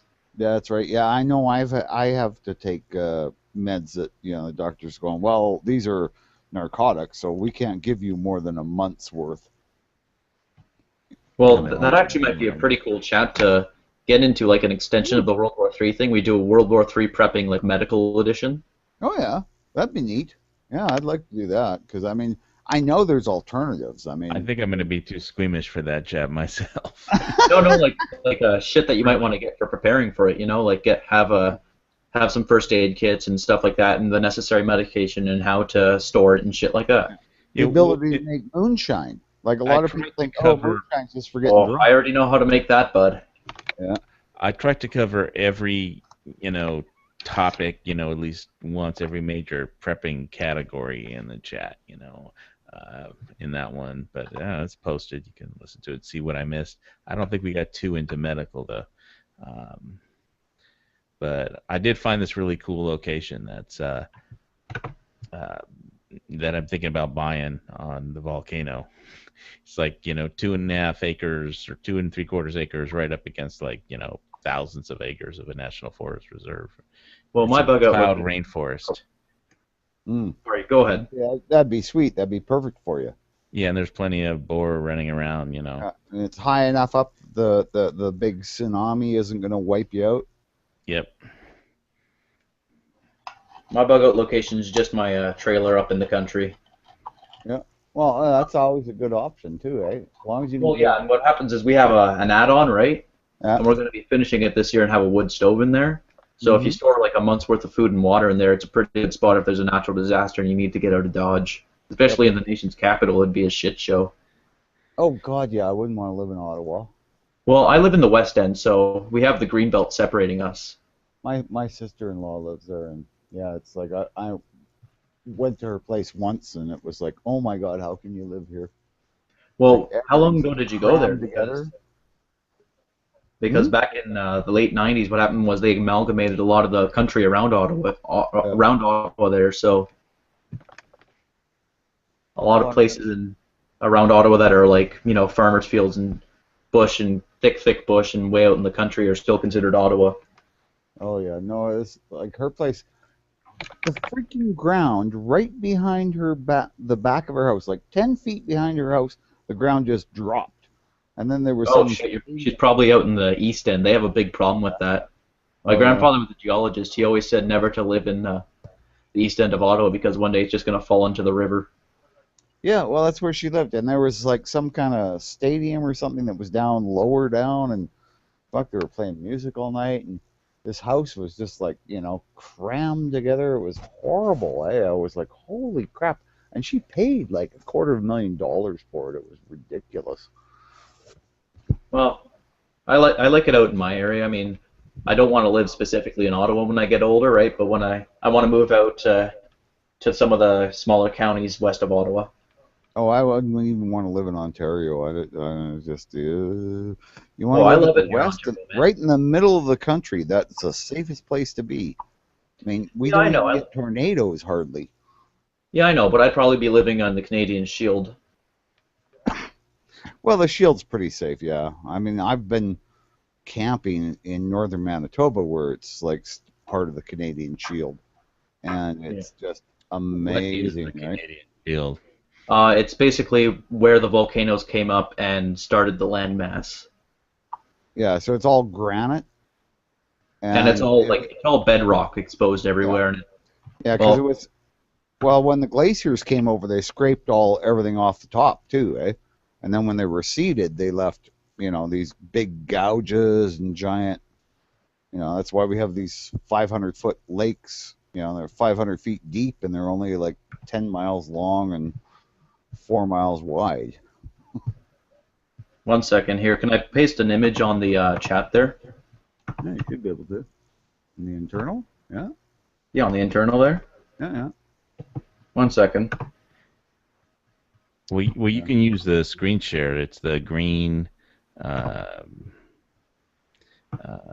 arrow, and then you go to your picture, and if you have your page up that you want to share, the green screen share, and you just select what you want to share, and it comes up. Mm-hmm. This is what it looks like. Can you guys see it there? I think that's pretty. No? 1 second. Yeah, it's not coming up. Oh, shit. Picture of the chat. Yeah, you picked the wrong page. There we go. All right, there you go. Right. Oh, that's nice. Yeah, that's a nice spot. That reminds me of a lake I go canoeing on. Yeah, and that's kind of lakes I used to go. Okay, what are we looking at? North all the time, eh? This is Canadian Shield, right? It's just basically rock, and then there'll be, for the most part. Yeah, and there'll be some land that's got dirt on it that was maybe deposited there by the glaciers. So it's like what the Canadian wilderness you imagine looks like. Yeah. Here's another view. This would be like a swampy area, but this sort of area is Canadian Shield too, in the lowlands. Oh, good. You used to get the mossy areas. I remember riding on my dirt bike and we driving along, and all of a sudden the bike would just like sink, like in the spring, up to the top of the seat. Well, in the spring, those ferns there, they make fiddleheads. Yeah. You can eat them. Oh yeah, they're great. I go picking fiddleheads every year. Yeah. Okay, I think if somebody just tuned in, by the way, and you're expecting the Arayan Brotherhood Skinhead shooting Rampage chat, we talked about that about 4 hours ago when this chat started, and then when people complained, we switched back to it, and then it drifted. So sorry. Go ahead. Oh shit, that's right. People are watching this. Canadian fiddlebacks, whatever they are. Go ahead. Fiddleheads. Well, I'll show you. Give me a second. What happens is when they pop up, they're all curled up.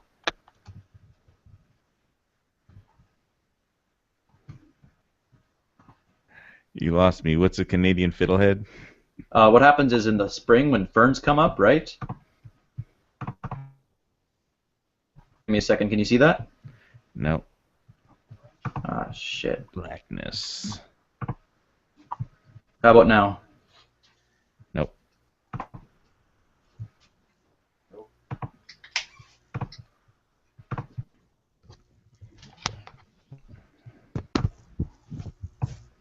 Why don't you just like cut or paste or copy and paste it into the external or into the chat? Oh, there you go, fiddlehead. Now we see it. Well. Oh, now you see it? Yeah, now I see it right now. Yeah, that's what they look like when they sprout up. They're really good. And they're very, very tasty. And they grow wild. Yeah, they're baby ferns. They pop up in clusters like this here. And you cut one or two and leave the rest. The plant grows naturally, and then you can boil them up and you fry them. They're real good. Kind of like one of the survival foods, I guess. If asparagus crossed with broccoli, not broccoli. So all carbs, no protein though. No, not much protein, but there's plenty of animals to substitute protein. Yeah. We don't have many rabbits. In fact, they're low beer in moose carbs. around here. Yeah, see, rabbits are one of the worst things you can eat up here. You can actually. Well, I don't know about that. The reason that people say you shouldn't eat them in survival is because they're really high in protein and no fat, right? Right. But if you have stuff to substitute other minerals and fat, you're fine. That's true. Yeah, that's true. If you've got and that's one of the things that people should carry as in their bug outs, right? Is something that's got high fat in it. Well, I'd be carrying 3 days worth of MREs. I know that's heavy, but still. I wouldn't carry MREs. I could easily get more protein and fat out of like cans of tuna and any bug out bag of mine is going to have the ability to cook. Actually, I carry Fig Newtons. Yeah, well, I wouldn't carry those, but yeah, I mean. Well, the thing is, I'm diabetic again, so I need a certain amount of nutritional value in my meal, right? Yeah. See, me, I can survive on nothing but meat if I had to. I actually used to when I was living on my own when I was a bachelor. I mean, I ate meat every day. I'd have like a steak and a couple pieces of toast. That was supper. Breakfast would be like a couple of eggs and a bunch of bacon. And yeah, I still eat lots of meat and stuff. I had a big yam for dinner, a sweet yam. I just put it in the oven and then. But you know what I've started doing lately, which is kind of strange, I think, or at least everybody tells me it is I'll just have one day I'll eat nothing but fruit. I'll get a big fruit platter and I'll just eat fruit, for the whole day. And then, maybe a couple days later, instead of eating pork chops or chicken, I'll eat a big. When you get older, your diet changes from when you're in your 20s or whatever. Oh, I wouldn't know. I'm not even in my 20s.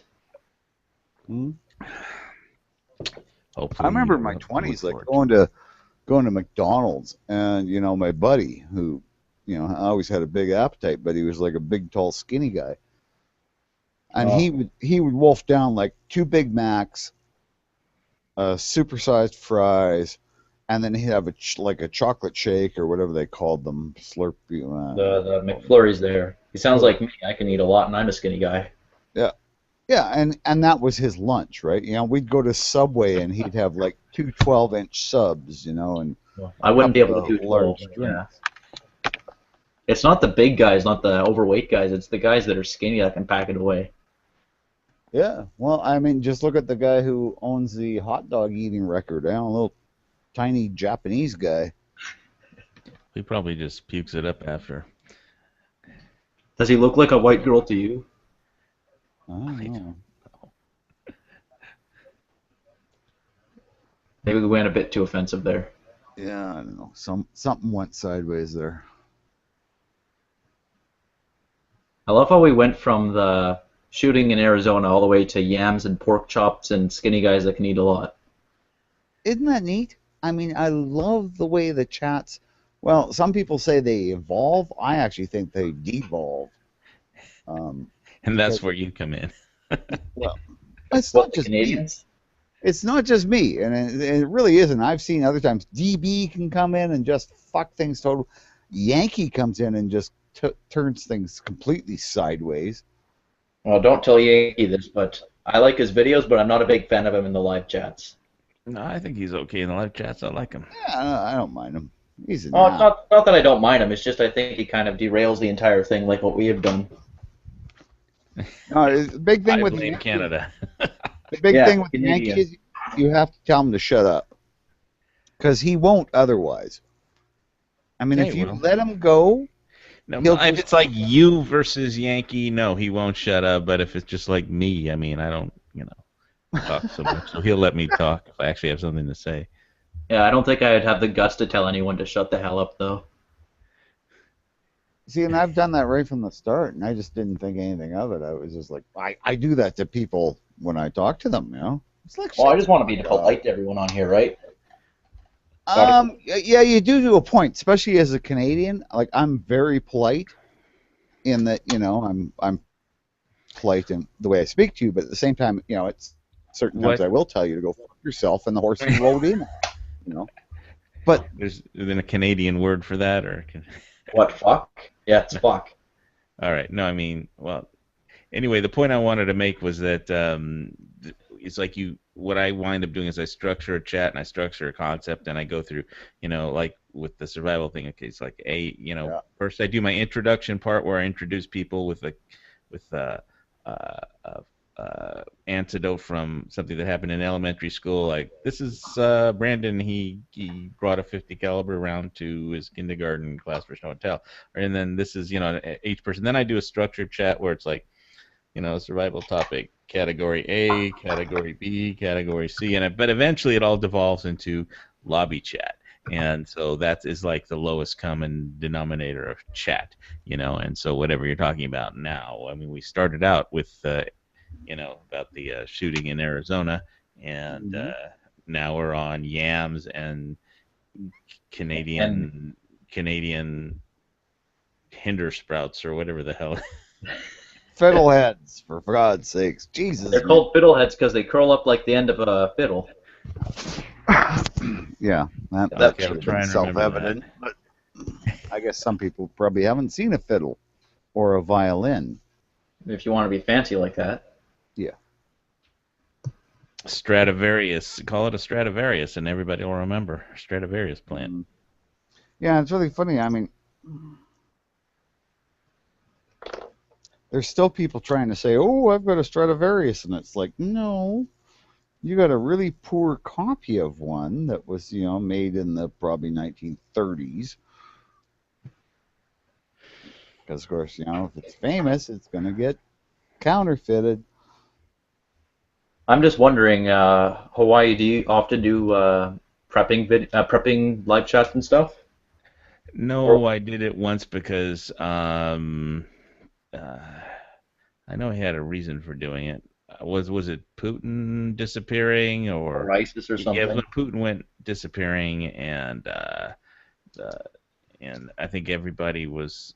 I think we ran out of gun topics immediately. Wasn't that Kim Jong disappeared? Yeah, Kim Jong-un went to. No one saw him. But I'm talking last week. Last week was when Putin disappeared for like a week, and nobody knew where he was, and the Russian troops went on alert. So I did the prepare for World War III chat, and it was a pretty good chat. It didn't go as long as this one, but I tried to keep it on topic. But eventually, it did devolve into lobby chat at the very end, like it usually does.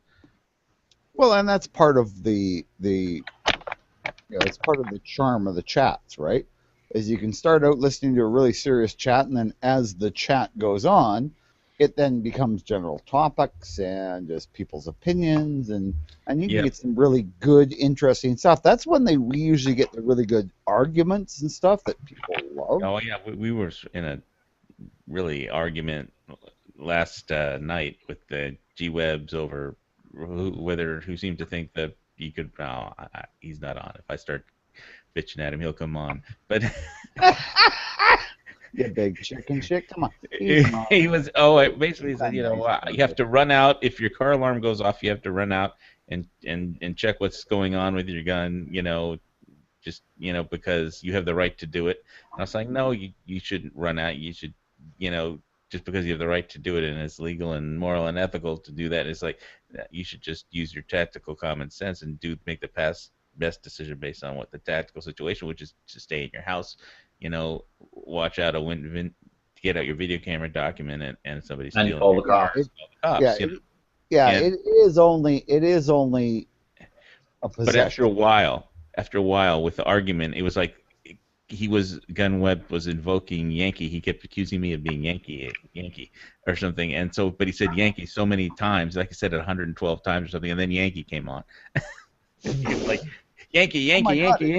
It's like that movie, right? Where if you say Beetlejuice 3 times, only with Yankee, you got to say it like 112 times. But he did appear. It's because Yankee doesn't listen as well, I think. Oh, you know what? Yeah. Well, I've never spoken to the man, so I don't know personally. I just get curious. I've spoken to him a lot of times. He's an ass, but he's a good ass. Oh God, that sounded terrible. What did you just say? Yankee's an asshole, but he's still a good guy. I mean, his heart's in the right place and all that kind of crap.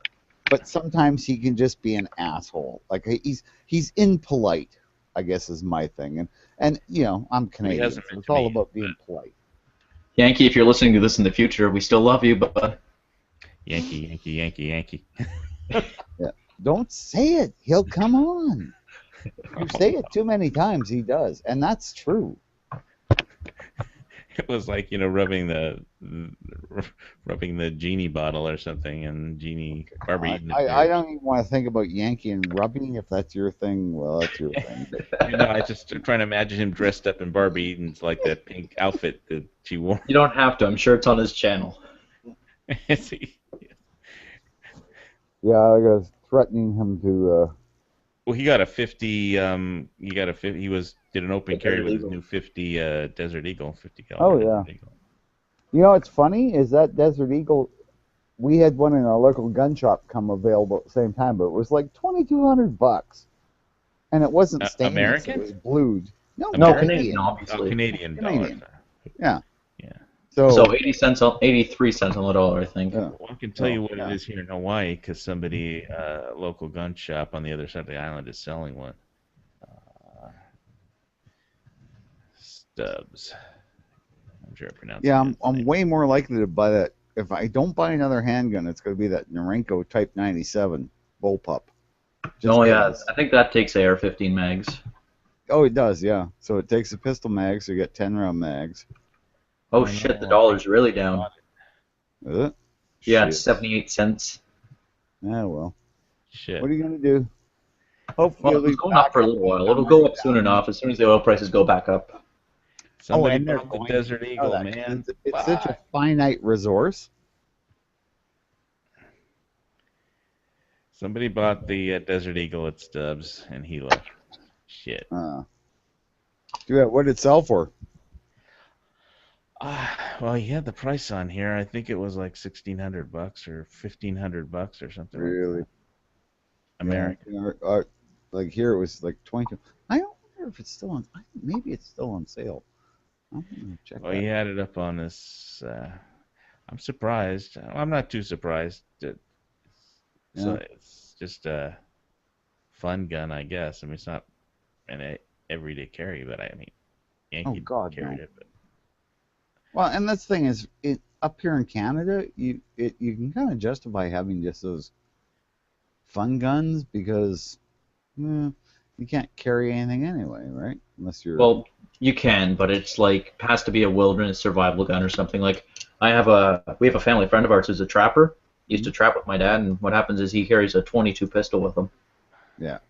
But that's really specific, and it has to be done a certain way, and all that bullshit. Yep. Yeah, and that's the same thing here. I mean, I knew a chief on one of the reserves up north, Pickwitanay, I think it was, and he was also the constable. So he got to carry a .357 Magnum Smith & Wesson revolver. Which the neat thing was, he actually, was telling me he got to take down a moose deer. A moose. A moose. A moose. The great moose.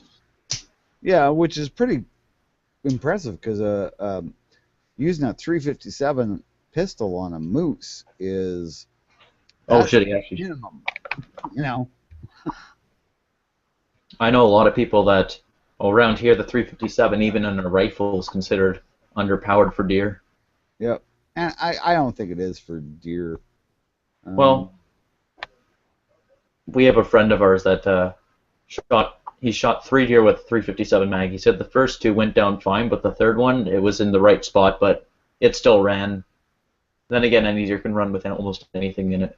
I've seen deer run after getting hit by a 30-06, 180 grain 30-06. So I mean, it's like. Yeah, it all depends where you hit them. I still say if you're gonna get a lever action carbine for deer, go with a 44 mag, but that's just me. Well, I would, except I want one for doing the cowboy shit, right? Cowboy fun there. Yeah, and I've already got a Blackhawk and .357 Magnum. I've also got the spare cylinder, so it'll shoot 9mm, which makes it really cheap to shoot. Here, actually, I have a picture here. It's a target that we made when we were up at our friend's place. Mm-hmm. Second, we were shooting this, so right here, these are some 303, right, at 100 yards, but this was the 44 mag with iron sights. Yeah. It was a Winchester 92, the new productions. Yeah. Well, I mean, they're nice. Yeah, really I well. love lever guns. I never understood why they weren't more popular with the military and stuff. Some people have said, oh, well, when you're lying down, you can't lever the gun. But at the time that they were available, nobody laid down. They didn't do the trench warfare when lever guns first became available. Oh, I thought you said Ruger there for a second. Oh, no. I'm talking lever guns. Like, okay, well, the Spencer was with the military. Yeah, but I mean, after that, lever guns weren't used by any militaries pretty much. I mean, there were a couple of small ones that used them, but... I find it funny how the U.S. military sort of took a step back when they went to the Springfield trapdoor. I mean, it's a great gun and everything. I mean, I've never shot one. I held one. They're great, but they went from the Spencer and the Henry down to a single-shot rifle, right? Well, much more powerful cartridge, number one. Well, that's true. I mean, the 45-70 is nothing to sneeze at there. We have a new victim that entered the chat room. So, if you're there, oh, welcome to the 2 Canucks and the 2 Americans. No, it's the post-Mesa, Arizona shooting Biker Bob chat. Oh, really, man?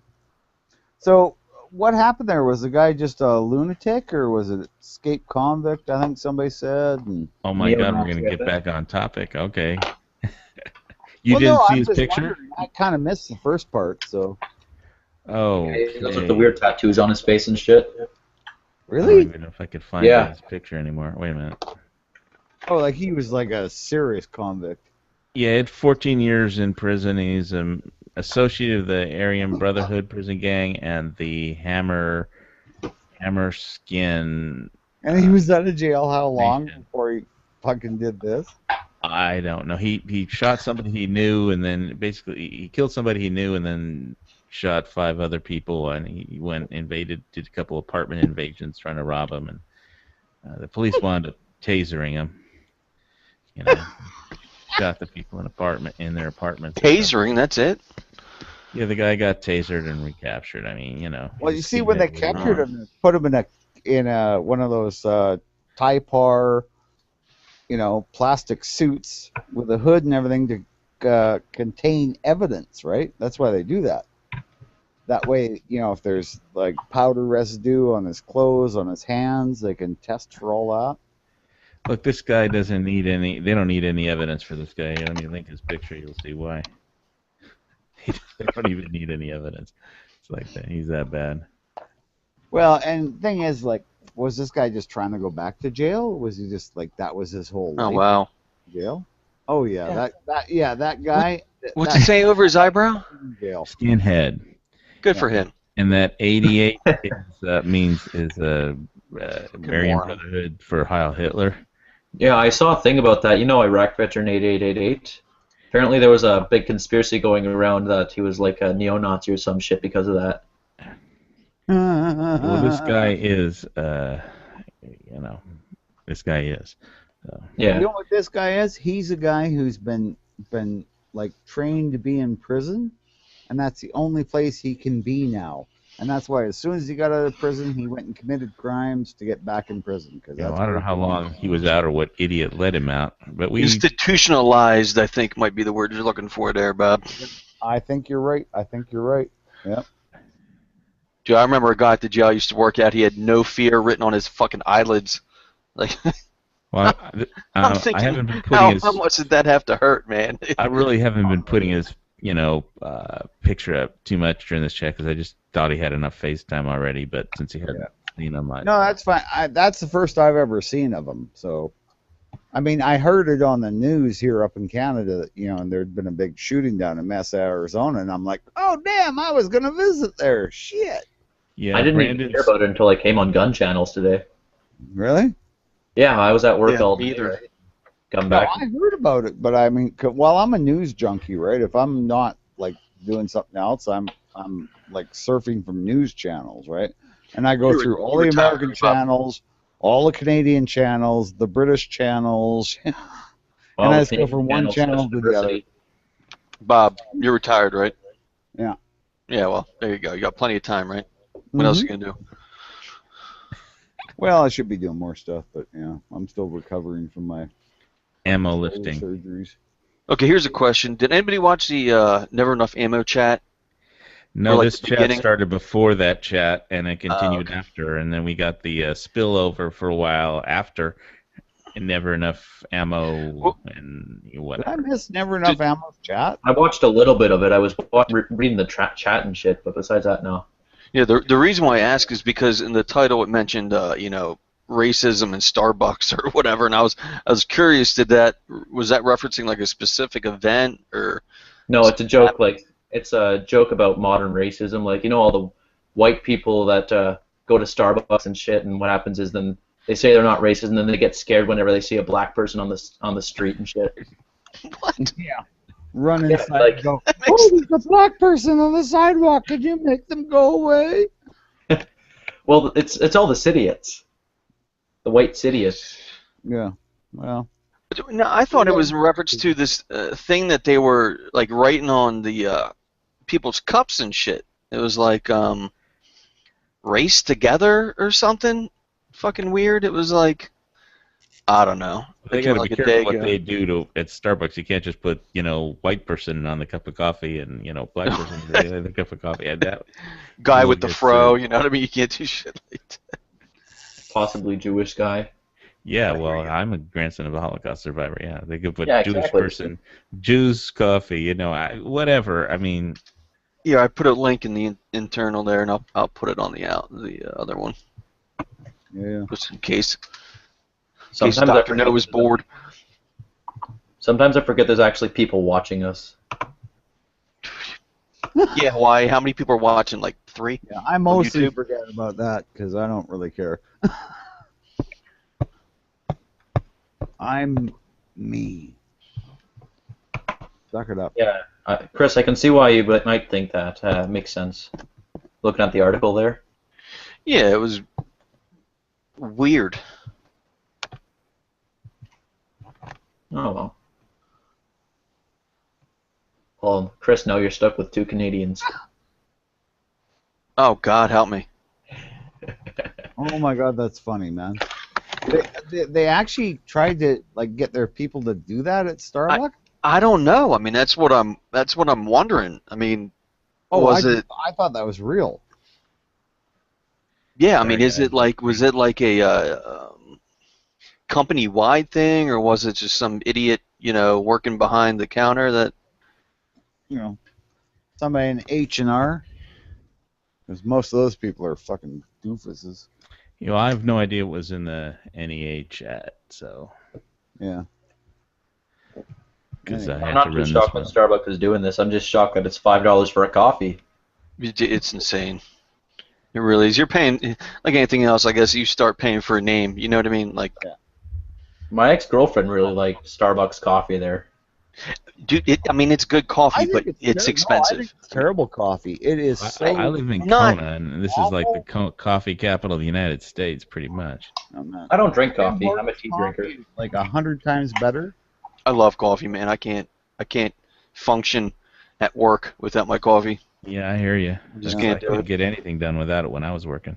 The best coffee I've ever had was like in a restaurant, like a good quality restaurant. They have this percolator bunts style coffee, and it's just the best. It's better than Tim Hortons. It's way better than Starbucks. Starbucks sucks. It is really amazing what they can do with coffee and the different pressure and the temperature of the water that goes through it and the type of water, and it's crazy how much of a difference it actually makes. And what you're used to, right? I mean, I grew up on percolated coffee, right? That's the way and my Tim mother Hortons. made it. Before I got older and started working 12-hour shifts, man, all I knew was like Folgers, and like that shit's horrible. This shit's bad. Well, I drink tea. I wouldn't know. At home, I drink tea. At home, I'll drink tea over coffee, but like I need the caffeine for work. Teaberry I'm coffee exactly the same from the Hualalai way, right? volcano. At home, it's tea. If I go out anywhere, it's coffee. Yep. If I got to drive anywhere, it's coffee. Coffee, yeah. Yeah. The best coffee I've ever had was actually recently. Went to Italy for my honeymoon, and it was an amazing, espresso and cappuccino over there. I mean, it was just unreal. Well, over here we have every year the Kona Coffee Festival, and you can go to konacoffeefest.com, and we also they have the cupping competition every year. I used to actually hang out every year, and the judges knew me, and basically, like 100 farms or whatever submit their parchment, which is their their beans that are just sun dried and everything, and processed but not roasted, and then everybody gives one roaster gives it all a uniform roast, and then there's like these 3 professional coffee judges, and they taste each coffee, make their notes, there's a spittoon, and then they go through 100 coffees one day, and then they narrow it down to like the top dozen or so, and then that's pretty cool. The next day they have the cupping. I used to go down there and taste every coffee and make my notes along with them. They thought I was crazy, but it was free and it was fun. It was there. You could do it, at the hotel. It's like a hobby, right? I mean, people get into it. I mean, people really get into their coffee. Yeah, people really get into that stuff. Yeah. Yeah, but and they thought, the guy who ran the coffee association thought I was crazy or something. But then I got my picture of the paper. I think when I was at the public, they have a public one where they at this green lawn on one of the hotel resorts here, and they have free, all the chefs come, you have free pastries, free coffee, and it's the public vote, not the professional judges. But basically, if you win the contest, your coffee crop is worth more, that year, obviously. But it was really interesting that every year, it's depended on the rainfall each year, and the soil and everything, the conditions that change. Who the winners were. It wasn't the same farms. One year the best coffee was, the next year they were crap. And literally it's like, oh, this is the same farm? No way. But it really depends, man. Weather, temperature, like all those things on any natural product like that. I mean, yeah. And in Kona we've had the couple of problems with drought in some parts of Kona, not enough rain, and the coffee borer beetle invasion, which is hit really hard, and so Kona coffee costs a lot more just because it's harder to grow and more expensive. But anyway, you read about it, konacoffeefest.com, but I think it's in November every year or something. I forget. But I'll tell you, after sampling 100 cups of coffee on the first day, you get go crazy. You're a little jittery, huh? Yeah. The nice thing about growing cows is that you really, the weather is not as big a factor as long as you're getting.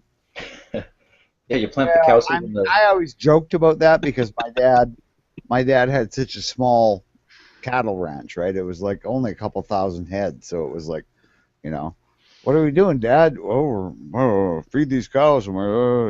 It's like, so we're growing cows because it wasn't like we had this big giant ranch, It was like a couple of sections of land.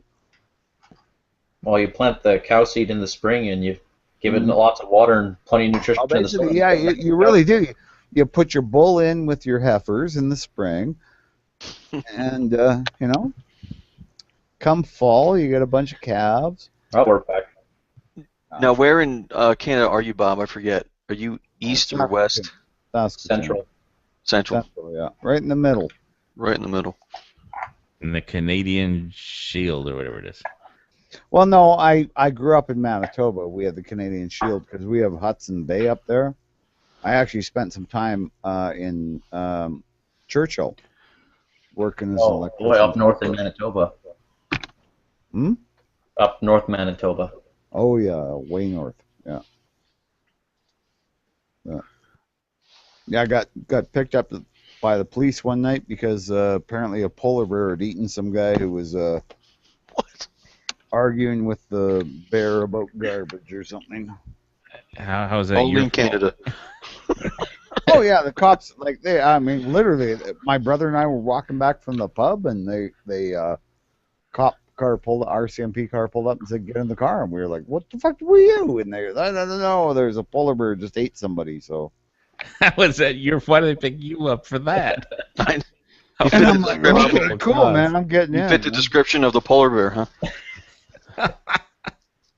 Well, the they, funny thing is, that's what they would do, right? I'd say you're gonna have furry to white arrest me guy. unless you think I'm a polar bear, man. Anybody on the street was like, just like, we're going to take you to where you're going because a polar bear is out here and it's eating people. well, what's worse? Would you rather be eaten by a polar bear like up here in Canada, or have your face eaten off by another person like in Florida there? Well, there you go, man. See, at least in Florida, you would have the ability to have carried a gun, so when he tried to eat your face off, you could have shot his off. Well, wait a minute. Yeah, I like the polar bear chat better. Yeah, I'm not familiar with that story in Florida. Because we start with Arayan Brotherhood shooting in Arizona, and we wind up on polar bears. Yeah, no. What did he shoot up like a colored people, or did he just shoot white people just because he was angry? He's just mad at everyone. Are we talking about the Aryan guy? Anybody who tattoos their face like that is really angry and not really looking towards the future. Yeah, he shot one person that he knew, so I assumed it was, business, and then he went on shooting other people, and Was he only killed the one? I mean, was he high on drugs? Was he intoxicated anyway? Or? Basically, my understanding was he shot one person that he knew, and then in running away from that scene and fleeing that scene, he shot one or two other people, and then who he didn't kill, he just shot him, and then he invaded two different apartments, and he shot the residents of those apartments so he could steal stuff and rob them. He has like one apartment, then he goes next door, robs the next apartment, and the police found him hiding in a condo, and the Mesa SWAT tasered him. And that's why I keep my gun on me when I'm at my house.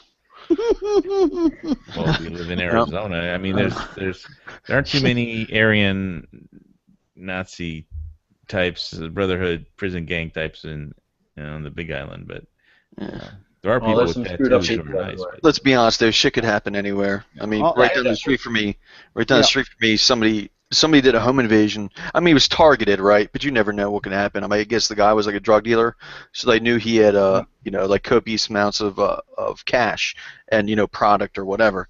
And they went in there and they were prepared, man. They had the driver with a shotgun waiting, and then he had 3 people going with handguns to rob the guy, tied him up and everything. I'm telling you, that's like right down the street. And I don't live in the ghetto. Like you know what I mean? Like I live in a somewhat decent area, man. It really does not matter anymore. People are pretty fucking crazy. That's crazy, man. And it doesn't necessarily have to be people either. I mean, look at it this way: up in the peaceful white north, there was a polar bear that ate a person, right? That's what we need in Hawaii: polar bears. You know what? If they adapt, I mean, right now they're apparently the polar bears and the grizzly bears are crossbreeding. Yeah. Like the grizzly bears, which can live in any environment. And you do realize grizzly bears used to be common in California. You want to talk about race relations, man? They should put that on a fucking Starbucks cup, right? Be careful, grizzly bears. I'm waiting for polar bear coffee to come out, man. Then I'll go visit Starbucks. Coffee. Remember, polar bears are the only bear really that hunts people. Grizzly bears don't generally hunt people, but polar bears do. Neither do black bears. No, black bears mostly run away. I've held the Bic lighter up to one and gone, "Go away!" and he ran away. No, grizzlies are brown bear, right? Like, forgive my ignorance. Yeah. Well, brown bear, Kodiak. I mean, they got a bunch of different. But they're a much bigger bear than a black bear. They can go up to 1,100 pounds, 1,200 pounds. And they're quick too. I mean, they're fast as shit. Yeah, 35 miles per hour at top end, I think. That's crazy.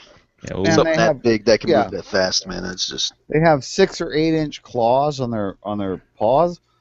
Unlike the black bear, they can't retract theirs. Their claws are out all the time, so they're duller. So they do way gorier damage when they, but mostly they just eat you because they got the big natural killer in Hawaii is tiger shark. And I'm just glad we don't have sharks here. Well, for the most part. Yeah. Yeah, Well, we tourists got get sea shark. attacked, surfers get attacked. One just at Kauai Harbor up 50 miles north of here now, maybe 30 miles north of here. There was one fisherman out in a kayak. And he was never seen from again, and he was just very experienced local fisherman, kayak fisherman. And one day they just they saw his kayak floating, and the Coast Guard went out, and they could see a shark swimming around where the kayak was, and they were like, people were like, "Why don't you do something?" And what do you want it to do? Arrest the tiger shark or something for Yeah. being a shark? I mean, it just nature. Hey, Hawaii, you get your channel figured out and all that crap, like posting videos and all that, or? I'm making progress, but I think I have it. When I look at it in the edit overview, it still says like I have like 3 videos up or something, and I don't know. I mean, and there's like 3 ways to do everything, and I mean, I managed to post this chat up there, when I started, but I mean that was like over 4 hours ago now, I think, and when I look back at it, it said error, but I don't know, so I'll go back. I'll look at it tomorrow after this chat is over. So. Yeah. I'm gonna bail right away here, guys. It's getting late, and I gotta drive for hours tomorrow. All right. Well, should we end this polar bear? Should I call this the Biker Bob Aryan polar bear chat or something? No, because how about the Canadian polar bear chat? Aryan, people are gonna go, yeah, he is a racist. Okay. Hey, how about the Aryan polar bear chat? I don't know. Polar bear chat? I don't think anyone's gonna watch all. How long have we been doing this? Holy shit! 8 hours? No, 4. 4. Okay, well, 4. seems longer. Oh, geez, that didn't sound good. Okay, we're gonna end on that Bob left there. Anyways, good chat with all you guys. Thanks to the host. Thanks to everybody else who was in the chat. All right, we'll keep. Before we get going though, Hawaii, are you still planning to do that medical prep thing? Like, is that something? No, my next chat will be. I'm hoping, unless it's a straight gun chat, it'll be Viking Marauders. Okay. Well, I just think that the medical chat might be something cool to do sometime. Well, we could work it into the post-apocalyptic Viking Marauders to post-apocalyptic Marauders, and the conditions they're bringing about, and we'll work in prep somehow into that. And anyway, thanks for watching, guys. I'm going to continue this off air, and this has been the Hawaii Volcano Broadcasting System.